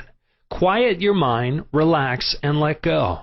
Think of God and His love for you, and then affirm, "I fully and freely forgive." Mention the name of the offender. I release him mentally and spiritually. I completely forgive everything connected with the matter in question. I am free and he or she is free. It is a marvelous feeling. It is my day of general amnesty. I release anybody and everybody who has ever hurt me, and I wish for each and every one health, happiness, peace, and all the blessings of life. I do this freely, joyously, and lovingly, and whenever I think of the person or persons who hurt me, I say, "I have released you, and all the blessings of life are yours. I am free, and you are free." It is wonderful. The great secret of true forgiveness is that once you have forgiven the person, it is unnecessary to repeat the prayer. Whenever the person comes to your mind or the particular hurt happens to enter your mind, wish the delinquent well and say, "Peace be to you." Do this as often as the thought enters your mind. You will find that after a few days, the thought of the person or experience will return less and less often, until it fades into nothingness. The acid test for forgiveness. There is an acid test for gold. There is also an acid test for forgiveness. If I should tell you something wonderful about someone who has wronged you, cheated you, or defrauded you, and you sizzled at hearing the good news about this person, the roots of hatred would still be in your subconscious mind, playing havoc with you. Let us suppose you had a painful abscess on your jaw a year ago, and you told me about it. I would casually ask you if you had any pain now. You would automatically say, "Of course not. I have a memory of it, but no pain." That is the whole story. You may have a memory of the incident, but no sting or hurt anymore. This is the acid test, and you must meet it psychologically and spiritually. Otherwise, you are simply deceiving yourself and not practicing the true art of forgiveness. To understand all is to forgive all. When man understands the creative law of his own mind, he ceases to blame other people and conditions for making or marring his life. He knows that his own thoughts and feelings create his destiny. Furthermore, he is aware that externals are not the causes and conditioners of his life and his experiences. To think that others can mar your happiness, that you are a football of a cruel fate, that you must oppose and fight others for a living, all these and other things like them are untenable when you understand that thoughts are things. The Bible says the same thing. For as a man thinketh in his heart, so is he. Proverbs 23:7. Chapter 18. How your subconscious removes mental blocks. The solution lies within the problem. The answer is in every question. If you are presented with a difficult situation and you cannot see your way clear, the best procedure is to assume that infinite intelligence within your subconscious mind knows all and sees all, has the answer, and is revealing it to you now. Your new mental attitude that the creative intelligence is bringing about a happy solution will enable you to find the answer. Rest assured that such an attitude of mind would bring order, peace, and meaning to all your undertakings. How to break or build a habit. You are a creature of habit. Habit is the function of your subconscious mind. You learn to swim, ride a bicycle, dance, and drive a car by consciously doing these things over and over again until they establish tracks in your subconscious mind. Then the automatic habit action of your subconscious mind took over. This is sometimes called second nature, which is a reaction of your subconscious mind to your thinking and acting. You are free to choose a good habit or a bad habit. If you repeat a negative thought or act over a period of time, you will be under the compulsion of a habit. The law of your subconscious is compulsion. How he broke a bad habit. Mr. Jones said to me, "An uncontrollable urge to drink seizes me, and I remain drunk for 2 weeks at a time. I can't give up this terrible habit." Time and time again, these experiences had occurred to this unfortunate man. He had grown into the habit of drinking to excess. Although he had started drinking on his own initiative, he also began to realize that he could change the habit and establish a new one. He said that while through his willpower he was able to suppress his desires temporarily, his continued efforts to suppress the many urges only made matters worse. His repeated failures convinced him that he was hopeless and powerless to control his urge or obsession. This idea of being powerless operated as a powerful suggestion to his subconscious mind and aggravated his weakness, making his life a succession of failures. I taught him to harmonize the functions of the conscious and subconscious mind. When these two cooperate, the idea or desire implanted in the subconscious mind is realized. His reasoning mind agreed that if the old habit path or track had carried him into trouble, he could consciously form a new path to freedom, sobriety, and peace of mind. He knew that his destructive habit was automatic, but since it was acquired through his conscious choice, he realized that if he had been conditioned negatively, he also could be conditioned positively. As a result, he ceased thinking of the fact that he was powerless to overcome the habit. Moreover, he understood clearly that there was no obstacle to his healing other than his own thought. Therefore, there was no occasion for great mental effort or mental coercion. The power of his mental picture. This man acquired a practice of relaxing his body and getting into a relaxed, drowsy, meditative state. Then he filled his mind with the picture of the desired end, knowing his subconscious mind could bring it about the easiest way. He imagined his daughter congratulating him on his freedom and saying to him, "Daddy, it's wonderful to have you home." He had lost his family through drink. He was not allowed to visit them, and his wife would not speak to him. Regularly, systematically, he used to sit down and meditate in the way outlined. When his attention wandered, he made it a habit to immediately recall the mental picture of his daughter with her smile and the scene of his home enlivened by her cheerful voice. All this brought about a reconditioning of his mind. It was a gradual process. He kept it up. He persevered, knowing that sooner or later he would establish a new habit pattern in his subconscious mind. I told him that he could liken his conscious mind to a camera, that his subconscious mind was the sensitive plate on which he registered and impressed the picture. This made a profound impression on him, and his whole aim was to firmly impress the picture on his mind and develop it there. Films are developed in the dark. Likewise, mental pictures are developed in the dark room of the subconscious mind. Focused attention. Realizing that his conscious mind was simply a camera, he used no effort. There was no mental struggle. He quietly adjusted his thoughts and focused his attention on the scene before him until he gradually became identified with the picture. He became absorbed in the mental atmosphere, repeating the mental movie frequently. There was no room for doubt that a healing would follow. When there was any temptation to drink, he would switch his imagination from any reveries of drinking bouts to the feeling of being at home with his family. He was successful because he confidently expected to experience the picture he was developing in his mind. Today, he is president of a multi-million-dollar concern and is radiantly happy. He said a jinx was following him. Mr. Block said that he had been making an annual income of $20,000, but for the past 3 months, all doors seemed to jam tightly. He brought up clients to the point where they were about to sign on the dotted line, and then at the 11th hour, the door closed. He added that perhaps a jinx was following him. In discussing the matter with Mr. Block, I discovered that 3 months previously, he had become very irritated, annoyed, and resentful toward a dentist who, after he had promised to sign a contract, had withdrawn at the last moment. He began to live in the unconscious fear that other clients would do the same, thereby setting up a history of frustration, hostility, and obstacles. He gradually built up in his mind a belief of obstruction and last-minute cancellations until a vicious circle had been established. What I fear most has come upon me. Mr. Block realized that the trouble was in his mind and that it was essential to change his mental attitude.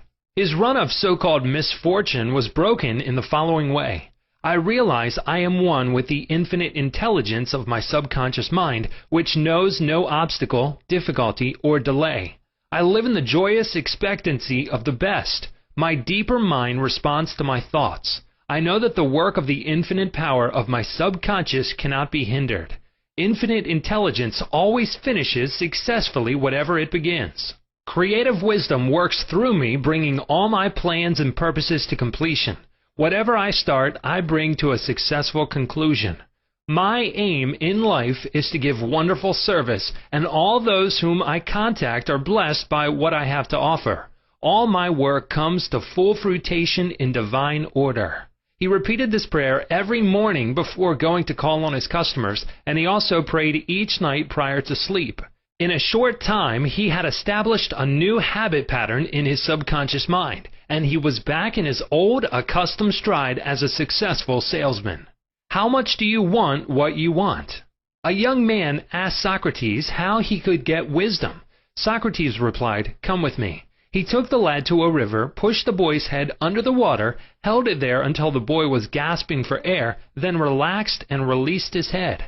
When the boy regained his composure, he asked him, "What did you desire most when you were under water?" "I wanted air," said the boy. Socrates said to him, "When you want wisdom as much as you wanted air when you were immersed in the water, you will receive it." Likewise, when you really have an intense desire to overcome any block in your life, and you come to a clear-cut decision that there is a way out, and that is the course you wish to follow, then victory and triumph are assured. If you really want peace of mind and inner calm, you will get it. Regardless of how unjustly you have been treated, or how unfair the boss has been, or what a mean scoundrel someone has proved to be, all this makes no difference to you when you awaken to your mental and spiritual powers. You know what you want, and you will definitely refuse to let the thieves' thoughts of hatred, anger, hostility, and ill will rob you of peace, harmony, health, and happiness. You cease to become upset by people, conditions, news, and events by identifying your thoughts immediately with your aim in life. Your aim is peace, health, inspiration, harmony, and abundance. Feel a river of peace flowing through you now. Your thought is the immaterial and invisible power, and you choose to let it bless, inspire, and give you peace. Why he could not be healed. This is a case history of a married man with 4 children who was supporting and secretly living with another woman during his business trips. He was ill, nervous, irritable, and cantankerous, and he could not sleep without drugs. The doctor's medicine failed to bring down his high blood pressure of over 200. He had pains in numerous organs of his body, which doctors could not diagnose or relieve. To make matters worse, he was drinking heavily. The cause of all this was a deep, unconscious sense of guilt. He had violated the marriage vows, and this troubled him. The religious creed he was brought up on was deeply lodged in his subconscious mind, and he drank excessively to heal the wound of guilt. Some invalids take morphine and codeine for severe pains. He was taking alcohol for the pain or wound in his mind. It was the old story of adding fuel to the fire. The explanation and the cure. He listened to the explanation of how his mind worked. He faced his problem, looked at it, and gave up his dual role. He knew that his drinking was an unconscious attempt to escape. The hidden cause lodged in his subconscious mind had to be eradicated, then the healing would follow. He began to impress his subconscious mind 3 or 4 times a day by using the following prayer. My mind is full of peace, poise, balance, and equilibrium. The infinite lies stretched in smiling response within me. I am not afraid of anything in the past, the present, or the future. The infinite intelligence of my subconscious mind leads, guides, and directs me in all ways. I now meet every situation with faith, poise, calmness, and confidence. I am now completely free from the habit. My mind is full of inner peace, freedom, and joy. I forgive myself. Then I am forgiven. Peace, sobriety, and confidence reign supreme in my mind. He repeated this prayer frequently as outlined, being fully aware of what he was doing and why he was doing it. Knowing what he was doing gave him the necessary faith and confidence. I explained to him that as he spoke these statements out loud, slowly, lovingly, and meaningfully, they would gradually sink down into his subconscious mind. Like seeds, they would grow after their kind. These truths on which he concentrated went in through his eyes, his ears heard the sound, and the healing vibrations of these words reached his subconscious mind and obliterated all the negative mental patterns which caused all the trouble. Light dispels darkness. The constructive thought destroys the negative thought. He became a transformed man within a month. Refusing to admit it. If you are an alcoholic or a drug addict, admit it. Do not dodge the issue. Many people remain alcoholics because they refuse to admit it. Your disease is instability and inner fear. You are refusing to face life, and so you try to escape your responsibilities through the bottle. As an alcoholic, you have no free will, although you think you have, and you may even boast about your willpower. If you are a habitual drunkard and say bravely, I will not touch it anymore, you have no power to make this assertion come true, because you do not know where to locate the power. You are living in a psychological prison of your own making, and you are bound by your beliefs, opinions, training, and environmental influences. Like most people, you are a creature of habit. You are conditioned to react the way you do. Building in the idea of freedom. You can build the idea of freedom and peace of mind into your mentality so that it reaches your subconscious depths. The latter, being all-powerful, will free you from all desire for alcohol. Then you will have the new understanding of how your mind works, and you can truly back up your statement and prove the truth to yourself. 51% healed. If you have a keen desire to free yourself from any destructive habit, you are 51% healed already. When you have a greater desire to give up the bad habit than to continue it, you will not experience too much difficulty in gaining complete freedom. Whatever thought you anchor the mind upon, the latter magnifies. If you engage the mind on the concept of freedom, freedom from that habit, and peace of mind, and if you keep it focused on this new direction of attention, you generate feelings and emotions, which gradually emotionalize the concept of freedom and peace. Whatever idea you emotionalize is accepted by your subconscious and brought to pass. Your subconscious removes mental blocks. The law of substitution. Realize that something good can come out of your suffering. You have not suffered in vain. However, it is foolish to continue to suffer. If you continue as an alcoholic, it will bring about mental and physical deterioration and decay. Realize that the power in your subconscious is backing you up. Even though you may be seized by melancholy, you should begin to imagine the joy of freedom that is in store for you. This is the law of substitution. Your imagination took you to the bottle. Let it take you now to freedom and peace of mind. You will suffer a little bit, but it is for a constructive purpose. You will bear it like a mother in the pangs of childbirth, and you will, likewise, bring forth a child of the mind. Your subconscious will give birth to sobriety. Cause of alcoholism. The real cause of alcoholism is negative and destructive thinking, for as a man thinketh, so is he. The alcoholic has a deep sense of inferiority, inadequacy, defeat, and frustration, usually accompanied by a deep inner hostility. He has countless alibis as to his reason for drinking, but the sole reason is in his thought life. 3 magic steps. The first step, get still, quiet the wheels of the mind. Enter into a sleepy, drowsy state. In this relaxed, peaceful, receptive state, you are preparing for the second step. The second step, take a brief phrase which can readily be graven on the memory and repeated over and over as a lullaby. Use the phrase, sobriety and peace of mind are mine now, and I give thanks. To prevent the mind from wandering, repeat it aloud or sketch its pronunciation with the lips and tongue as you say it mentally. This helps its entry into the subconscious mind. Do this for 5 minutes or more. You will find a deep emotional response. The third step, just before going to sleep, practice what Johann von Goethe, German author, used to do. Imagine a friend, a loved one in front of you. Your eyes are closed, you are relaxed and at peace. The loved one or friend is subjectively present and is saying to you, congratulations. You see the smile, you hear the voice, you mentally touch the hand. It is all real and vivid. The word congratulations imply complete freedom. Hear it over and over again until you get the subconscious reaction, which satisfies. Keep on keeping on. When fear knocks at the door of your mind, or when worry, anxiety, and doubt cross your mind, behold your vision, your goal. Think of the infinite power within your subconscious mind, which you can generate by your thinking and imagining. And this will give you confidence, power, and courage. Keep on, persevere, until the day breaks and the shadows flee away. Chapter 19. How to use your subconscious mind to remove fear. One of our students told me that he was invited to speak at a banquet.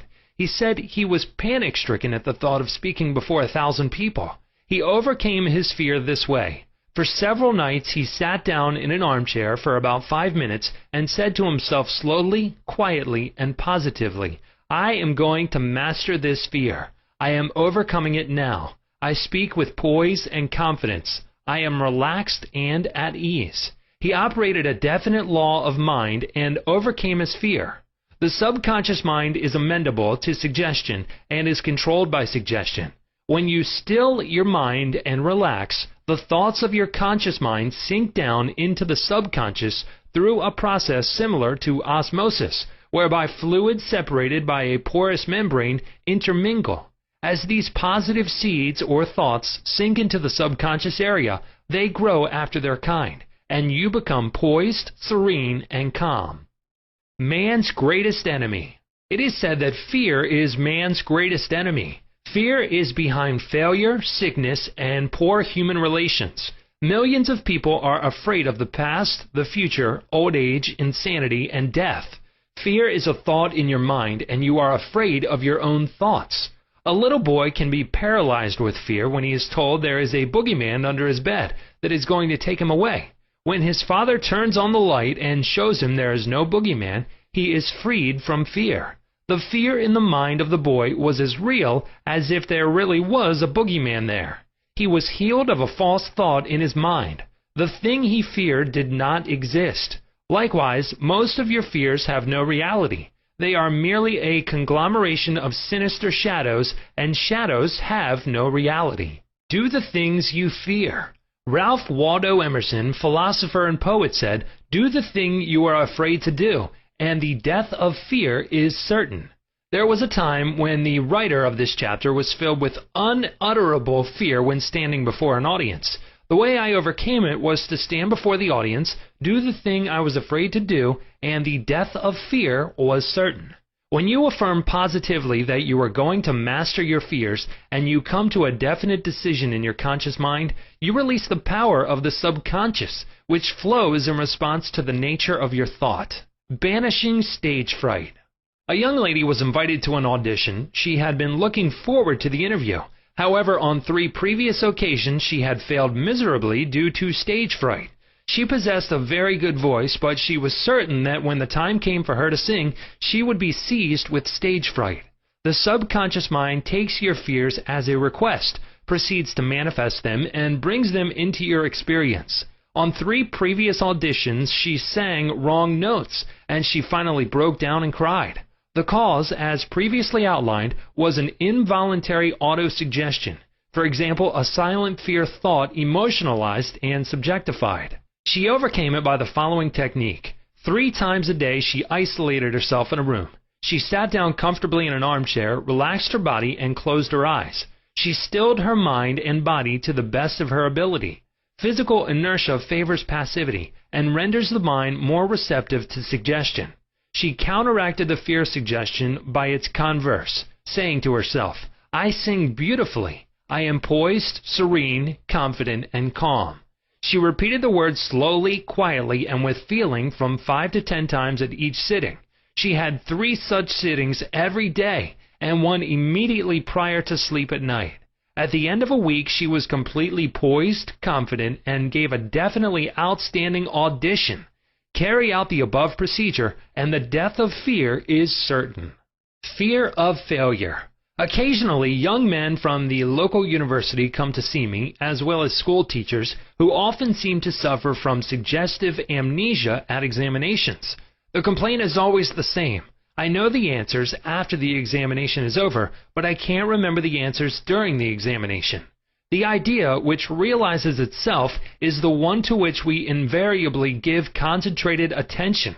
I find that each one is obsessed with the idea of failure. Fear is behind the temporary amnesia, and it is the cause of the whole experience. One young medical student was the most brilliant person in his class, yet he found himself failing to answer simple questions at the time of written or oral examinations. I explained to him that the reason was he had been worrying and fearful for several days previous to the examination. These negative thoughts became charged with fear. Thoughts enveloped in the powerful emotion of fear are realized in the subconscious mind. In other words, this young man was requesting his subconscious mind to see to it that he failed, and that is exactly what it did. On the day of the examination, he found himself stricken with what is called, in psychological circles, suggestive amnesia. How he overcame the fear. He learned that his subconscious mind was the storehouse of memory, and that it had a perfect record of all he had heard and read during his medical training. Moreover, he learned that the subconscious mind was responsive and reciprocal. The way to be in rapport with it was to be relaxed, peaceful, and confident. Every night and morning he began to imagine his mother congratulating him on his wonderful record. He would hold an imaginary letter from her in his hand. As he began to contemplate the happy result, he called forth a corresponding or reciprocal response or reaction in himself. The all-wise, omnipotent power of the subconscious took over, dictated, and directed his conscious mind accordingly. He imagined the end, thereby willing the means to the realization of the end. Following this procedure, he had no trouble passing subsequent examinations. In other words, the subjective wisdom took over, compelling him to give an excellent account of himself. Fear of water, mountains, closed spaces, etc.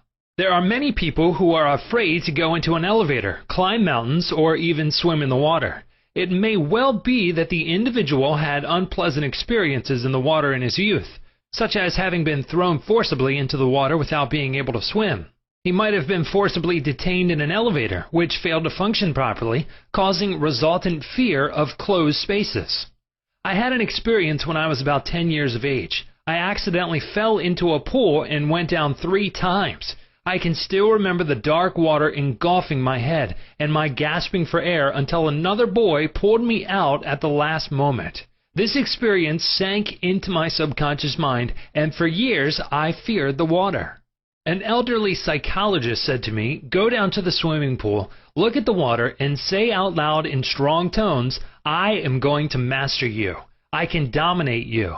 Then go into the water, take lessons, and overcome it." This I did, and I mastered the water. Do not permit water to master you. Remember, you are the master of the water. When I assumed a new attitude of mind, the omnipotent power of the subconscious responded, giving me strength, faith, and confidence, and enabling me to overcome my fear. Master technique for overcoming any particular fear. The following is a process and technique for overcoming fear, which I teach from the platform. It works like a charm. Try it. Suppose you are afraid of the water, a mountain, an interview, an audition, or you fear closed spaces. If you are afraid of swimming, begin now to sit still for 5 or 10 minutes, 3 or 4 times a day, and imagine you are swimming. Actually, you are swimming in your mind.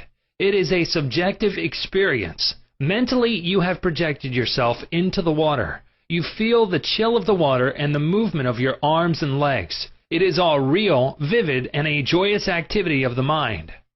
It is not idle daydreaming, for you know that what you are experiencing in your imagination will be developed in your subconscious mind. Then you will be compelled to express the image and likeness of the picture you impressed on your deeper mind. This is the law of the subconscious. You could apply the same technique if you are afraid of mountains or high places. Imagine you are climbing the mountain. Feel the reality of it all. Enjoy the scenery, knowing that as you continue to do this mentally, you will do it physically with ease and comfort. He blessed the elevator. I knew an executive of a large corporation who was terrified to ride in an elevator. He would walk up 5 flights of stairs to his office every morning. He said that he began to bless the elevator every night and several times a day. He finally overcame his fear. This is how he blessed the elevator. The elevator in our building is a wonderful idea. It came out of the universal mind. It is a boon and a blessing to all our employees. It gives wonderful service. It operates in divine order. I ride it in peace and joy. I remain silent now while the currents of life, love, and understanding flow through the patterns of my thought. In my imagination, I am now in the elevator, and I step out into my office. The elevator is full of our employees. I talk to them, and they are friendly, joyous, and free. It is a wonderful experience of freedom, faith, and confidence. I give thanks. He continued this prayer for about 10 days, and on the 11th day, he walked into the elevator with other members of the organization and felt completely free. Normal and abnormal fear. Man is born only with 2 fears, the fear of falling and the fear of noise. These are an alarm system given you by nature as a means of self-preservation. Normal fear is good. You hear an automobile coming down the road and you step aside to survive. The momentary fear of being run over is overcome by your action.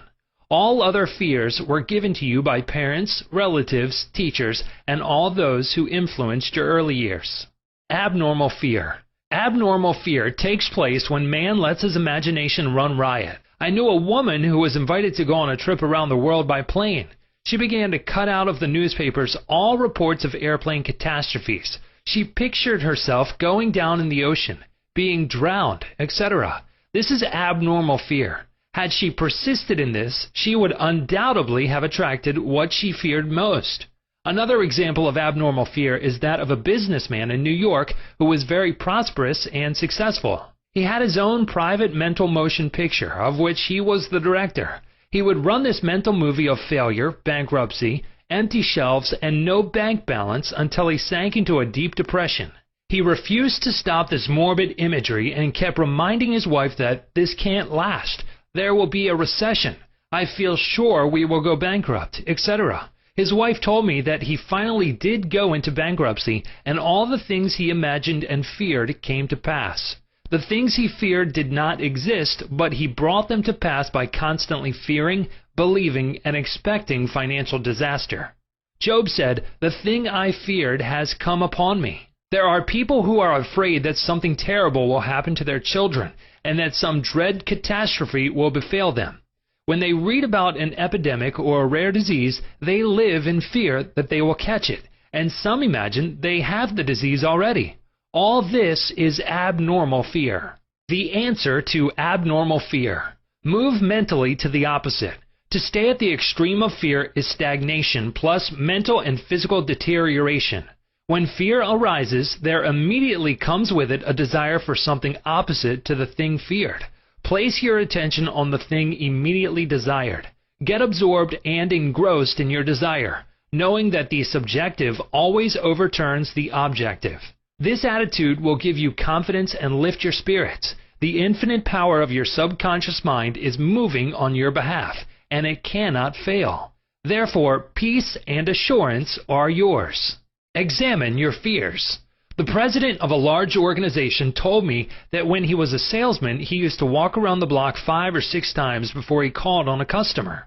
The sales manager came along one day and said to him, "Don't be afraid of the boogeyman behind the door. There is no boogeyman. It is a false belief." The manager told him that whenever he looked at his own fears, he stared them in the face and stood up to them, looking them straight in the eye. Then they faded and shrank into insignificance. He landed in the jungle. A chaplain told me of his experiences in the Second World War. He had to parachute from a damaged plane and land in the jungle. He said he was frightened, but he knew there were 2 kinds of fear, normal and abnormal, which we have previously pointed out.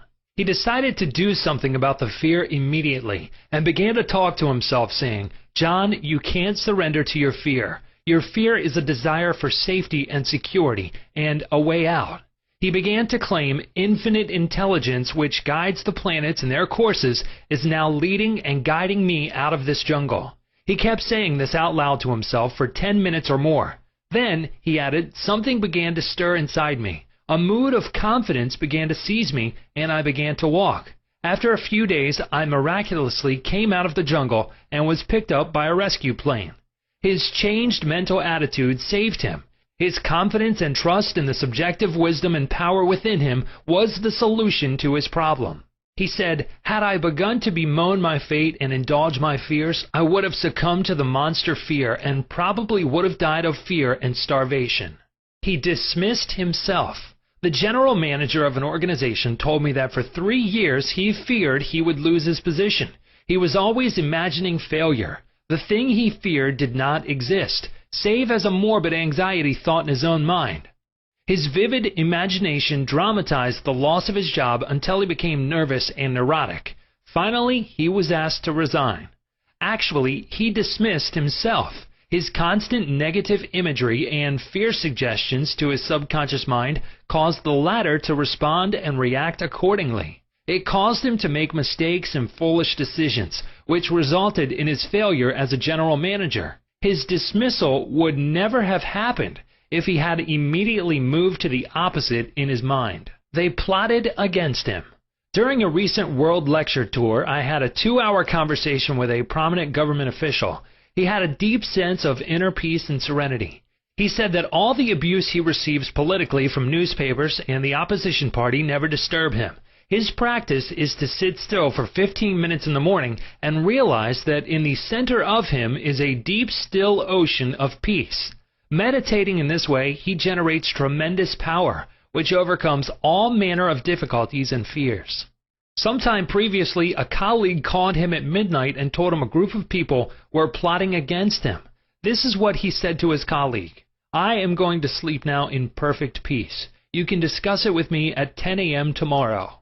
He said to me, "I know that no negative thought can ever manifest except I emotionalize the thought and accept it mentally. I refuse to entertain their suggestion of fear. Therefore, no harm can come to me." Notice how calm he was, how cool, how peaceful. He did not start getting excited, tearing his hair, or wringing his hands. At his center, he found the still water, an inner peace, and there was a great calm. Deliver yourself from all your fears. Use this perfect formula for casting out fear. I sought the Lord, and he heard me and delivered me from all my fears. Psalm 34:4. The Lord is an ancient word meaning law, the power of your subconscious mind. Learn the wonders of your subconscious and how it works and functions. Master the techniques given to you in this chapter. Put them into practice now, today. Your subconscious will respond, and you will be free of all fears. I sought the Lord, and He heard me and delivered me from all my fears. Chapter 20. How to stay young in spirit forever. Your subconscious mind never grows old. It is timeless, ageless, and endless. It is a part of the universal mind of God, which was never born, and it will never die.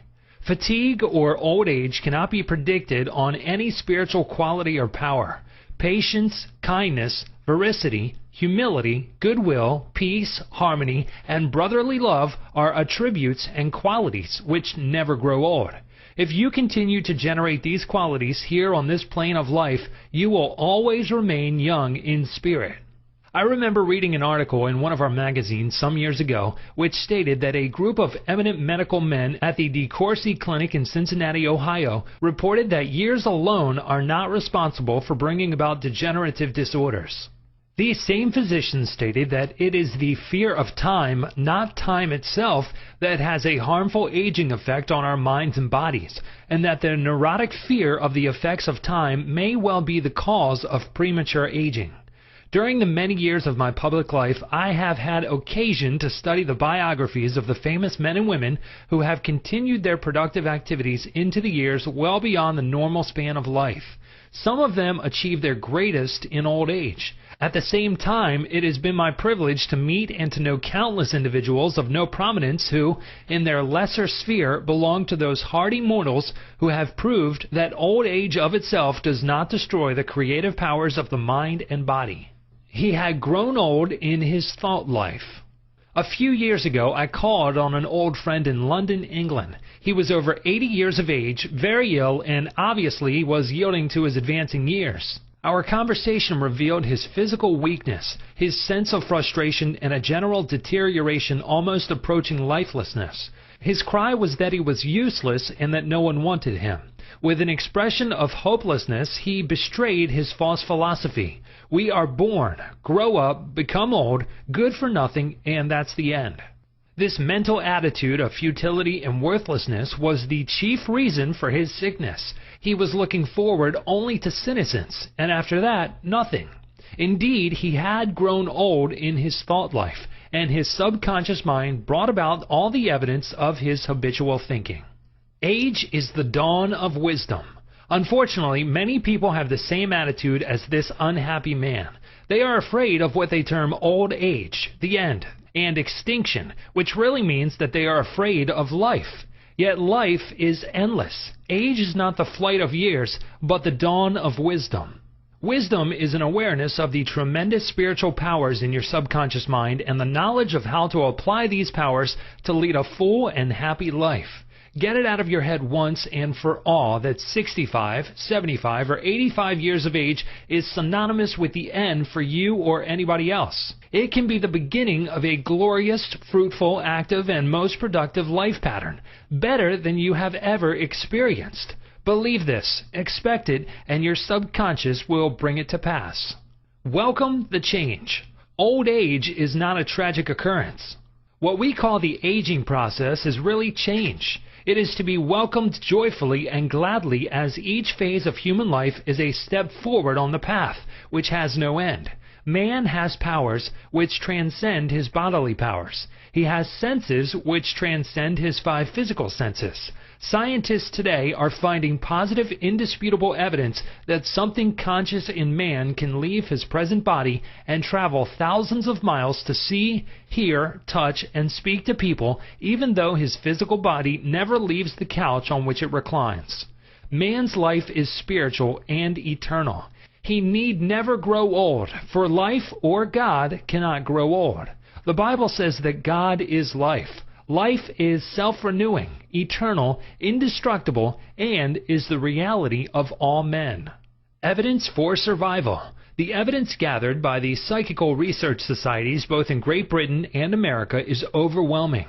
You may go into any large metropolitan library and get volumes on the proceedings of the Psychical Research Society based on findings of distinguished scientists on survival following so-called death. You will find a startling report on scientific experiments establishing the reality of life after death in the case for psychic survival by Hereward Carnington, director of the American Psychical Institute. Life is. A woman asked Thomas Edison, the electrical wizard, "Mr. Edison, what is electricity?" He replied, "Madame, electricity is, use it." Electricity is a name we give an invisible power which we do not fully comprehend, but we learn all we can about the principle of electricity and its uses. We use it in countless ways.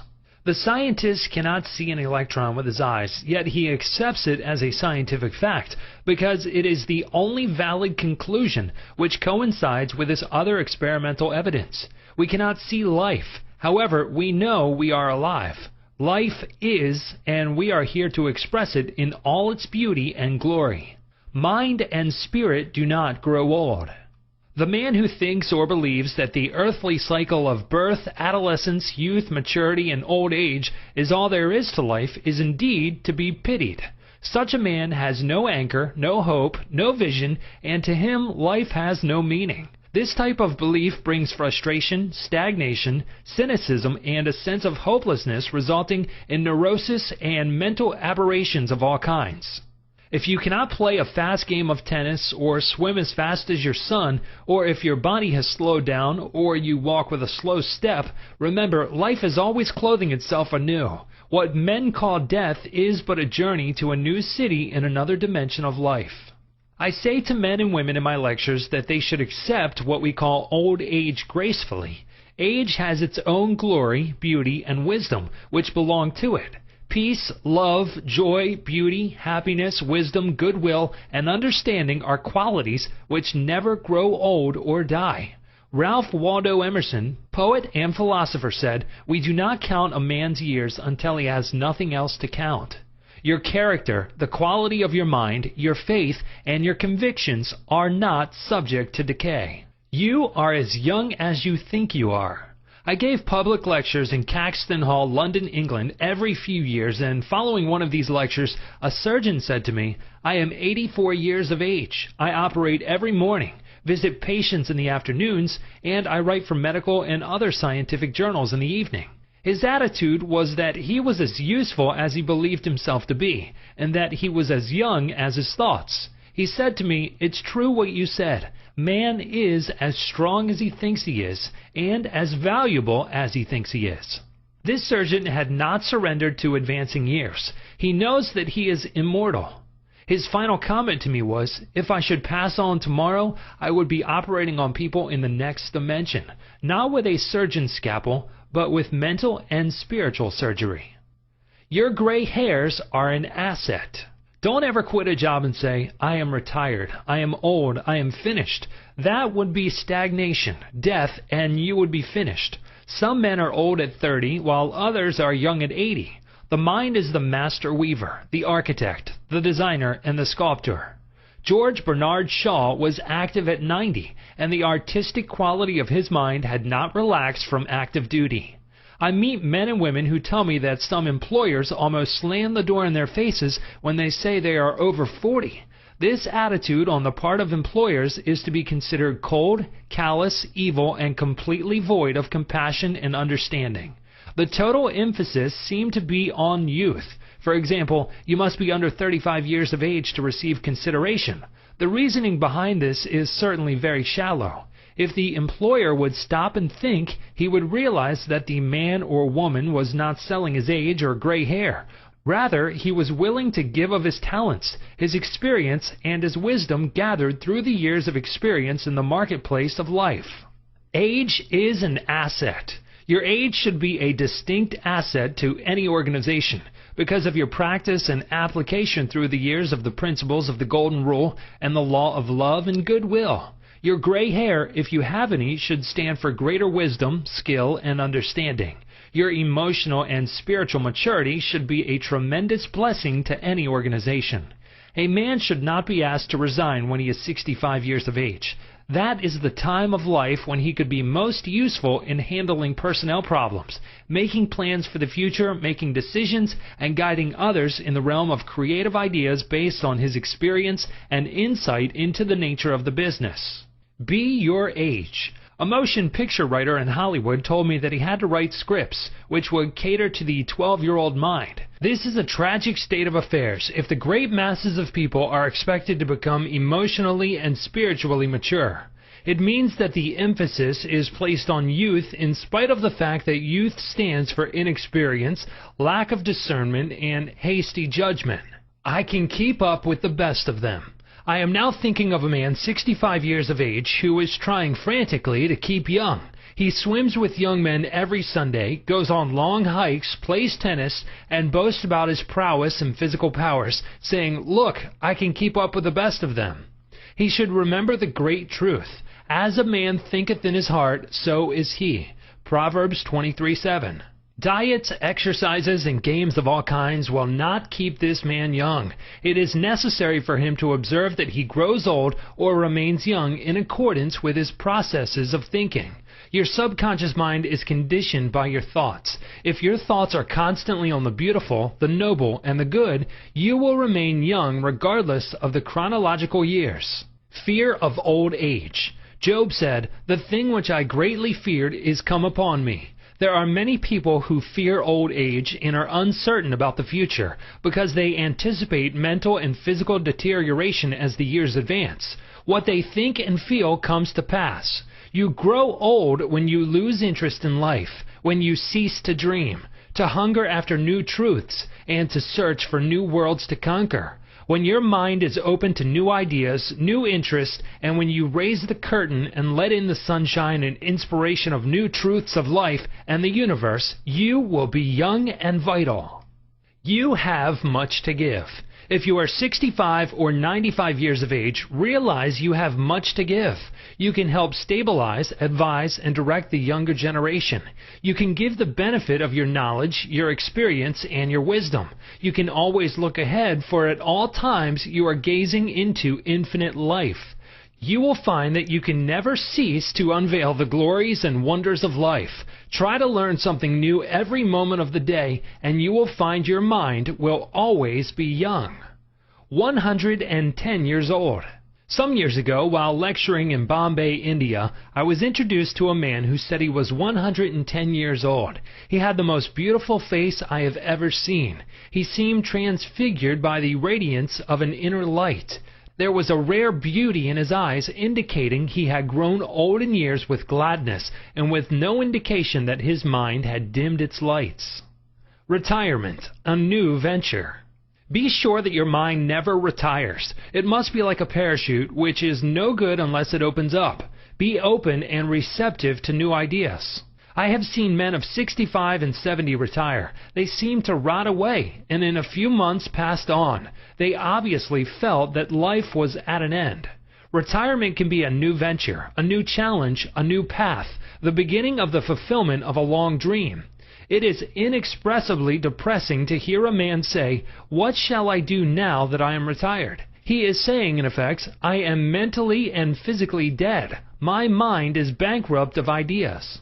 All this is a false picture. The real truth is that you can accomplish more at 90 than you did at 60, because each day you are growing in wisdom and understanding of life and the universe through your new studies and interest. He graduated to a better job. An executive who lives near me was forced to retire a few months ago because he had reached the age of 65. He said to me, "I look upon my retirement as promotion from kindergarten to the first grade." He philosophized in this manner. He said that when he left high school, he went up the ladder by going to college. He realized this was a step forward in his education and understanding of life in general. Likewise, he added, now he could do the things he had always wanted to do, and therefore his retirement was still another step forward on the ladder of life and wisdom. He came to the wise conclusion that he was no longer going to concentrate on making a living. Now he was going to give all his attention to living life. He is an amateur photographer, and he took additional courses on the subject. He took a trip around the world and took movies of famous places. He now lectures before various groups, lodges, and clubs, and is in popular demand. There are countless ways of taking an interest in something worthwhile outside yourself. Become enthusiastic over new creative ideas, make spiritual progress, and continue to learn and to grow. In this manner you remain young in heart, because you are hungering and thirsting after new truths, and your body will reflect your thinking at all times. You must be a producer and not a prisoner of society. The newspapers are taking cognizance of the fact that the voting population of the elderly in California elections is increasing by leaps and bounds. This means that their voices will be heard in the legislature of the state and also in the halls of Congress. I believe there will be enacted a federal law prohibiting employers from discrimination against men and women because of age. A man of 65 years may be younger mentally, physically, and psychologically than many men at 30. It is stupid and ridiculous to tell a man he cannot be hired because he is over 40. It is like saying to him that he is ready for the scrap heap or the junk pile. What is a man of 40 or over to do? Must he bury his talents and hide his light under a bushel? Men who are deprived and prevented from working because of age must be sustained by government treasuries at county, state, and federal levels. The many organizations who refuse to hire them and benefit from their wisdom and experience will be taxed to support them. This is a form of financial suicide. Man is here to enjoy the fruit of his labor, and he is here to be a producer and not a prisoner of society, which compels him to idleness. Man's body slows down gradually as he advances through the years, but his conscious mind can be made much more active, alert, alive, and quickened by the inspiration from his subconscious mind. His mind, in reality, never grows old. Job said, "Oh, that I were as in months past, as in the days when God preserved me, when his candle shined upon my head, and when by his light I walked through darkness, as I was in the days of my youth, when the secret of God was upon my tabernacle." Job 29, verses 2 through 4. Secret of youth. To recapture the days of your youth, feel the miraculous, healing, self-renewing power of your subconscious mind moving through your whole being. Know and feel that you are inspired, lifted up, rejuvenated, revitalized, and recharged spiritually. You can bubble over with enthusiasm and joy, as in the days of your youth, for the simple reason that you can always mentally and emotionally recapture the joyous state. The candle which shines upon your head is divine intelligence, and reveals to you everything you need to know. It enables you to affirm the presence of your good, regardless of appearances. You walk by the guidance of your subconscious mind because you know that the dawn appears and the shadows flee away. Get a vision. Instead of saying, "I am old," say, "I am wise in the way of the divine life." Don't let the corporation, newspapers, or statistics hold a picture before you of old age, declining years, decrepitude, senility, and uselessness. Reject it, for it is a lie. Refuse to be hypnotized by such propaganda. Affirm life, not death. Get a vision of yourself as happy, radiant, successful, serene, and powerful. Your mind does not grow old. Former President Herbert Hoover, now 88 years old, is very active and is performing monumental work. I interviewed him a few years ago in his suite at the Waldorf Astoria, New York City. I found him healthy, happy, vigorous, and full of life and enthusiasm. He was keeping several secretaries busy handling his correspondence, and was himself writing books of a political and historical nature. Like all great men, I found him affable, genial, amiable, loving, and most understanding. His mental acumen and sagacity gave me the thrill of a lifetime. He is a deeply religious man and is full of faith in God and in the triumph of the eternal truth of life. He was subjected to a barrage of criticism and condemnation in the years of the Great Depression, but he weathered the storm and did not grow old in hatred, resentment, ill will, and bitterness. On the contrary, he went into the silence of his soul, and communing with the divine presence within him, he found the peace which is the power at the heart of God. His mind active at 99. My father learned the French language at 65 years of age and became an authority on it at 70. He made a study of Gallic when he was over 60 and became an acknowledged and famous teacher of the subject. He assisted my sister in a school of higher learning and continued to do so until he passed away at 99. His mind was as clear at 99 as it was when he was 20. Moreover, his handwriting and his reasoning powers had improved with age. Truly, you are as old as you think and feel. We need our senior citizens. Marcus Porcius Cato, the Roman patriot, learned Greek at 80. Madame Ernestine Schumann-Heink, the great German-American contralto, reached the pinnacle of her musical success after she became a grandmother. It is wonderful to behold the accomplishments of the oldsters. General Douglas MacArthur, Harry S. Truman, General Dwight David Eisenhower, and the American financier Bernard Baruch are interesting, active, and contributing their talents and wisdom to the world. The Greek philosopher Socrates learned to play musical instruments when he was 80 years old. Michelangelo was painting his greatest canvases at 80. At 80, C.O. Simonides won the prize for poetry. Johann von Goethe finished Past, and Leopold von Ranke commenced his History of the World, which he finished at 92. Alfred Tennyson wrote a magnificent poem, Crossing the Bar, at 83. Isaac Newton was hard at work close to 85. At 88, John Wesley was directing, preaching, and guiding Methodism. We have several men of 95 years who come to my lectures, and they tell me they are in better health now than they were at 20. Let us place our senior citizens in high places and give them every opportunity to bring forth the flowers of paradise. If you are retired, get interested in the laws of life and the wonders of your subconscious mind. Do something you have always wanted to do. Study new subjects and investigate new ideas. Pray as follows. As the hart panteth after the water brooks, so panteth my soul after thee, O God. Psalm 42:1. The fruits of old age. His flesh shall be fresher than a child's. He shall return to the days of his youth. Job 33:25. Old age really means the contemplation of the truths of God from the highest standpoint. Realize that you are on an endless journey, a series of important steps in the ceaseless, tireless, endless ocean of life. Then, with the psalmist, you will say, "They shall bring forth fruit in old age. They shall be fat and flourishing." Psalm 92:14. But the fruit of the Spirit is love, joy, peace, patience, gentleness, goodness, faith, meekness, temperance. Against such there is no law.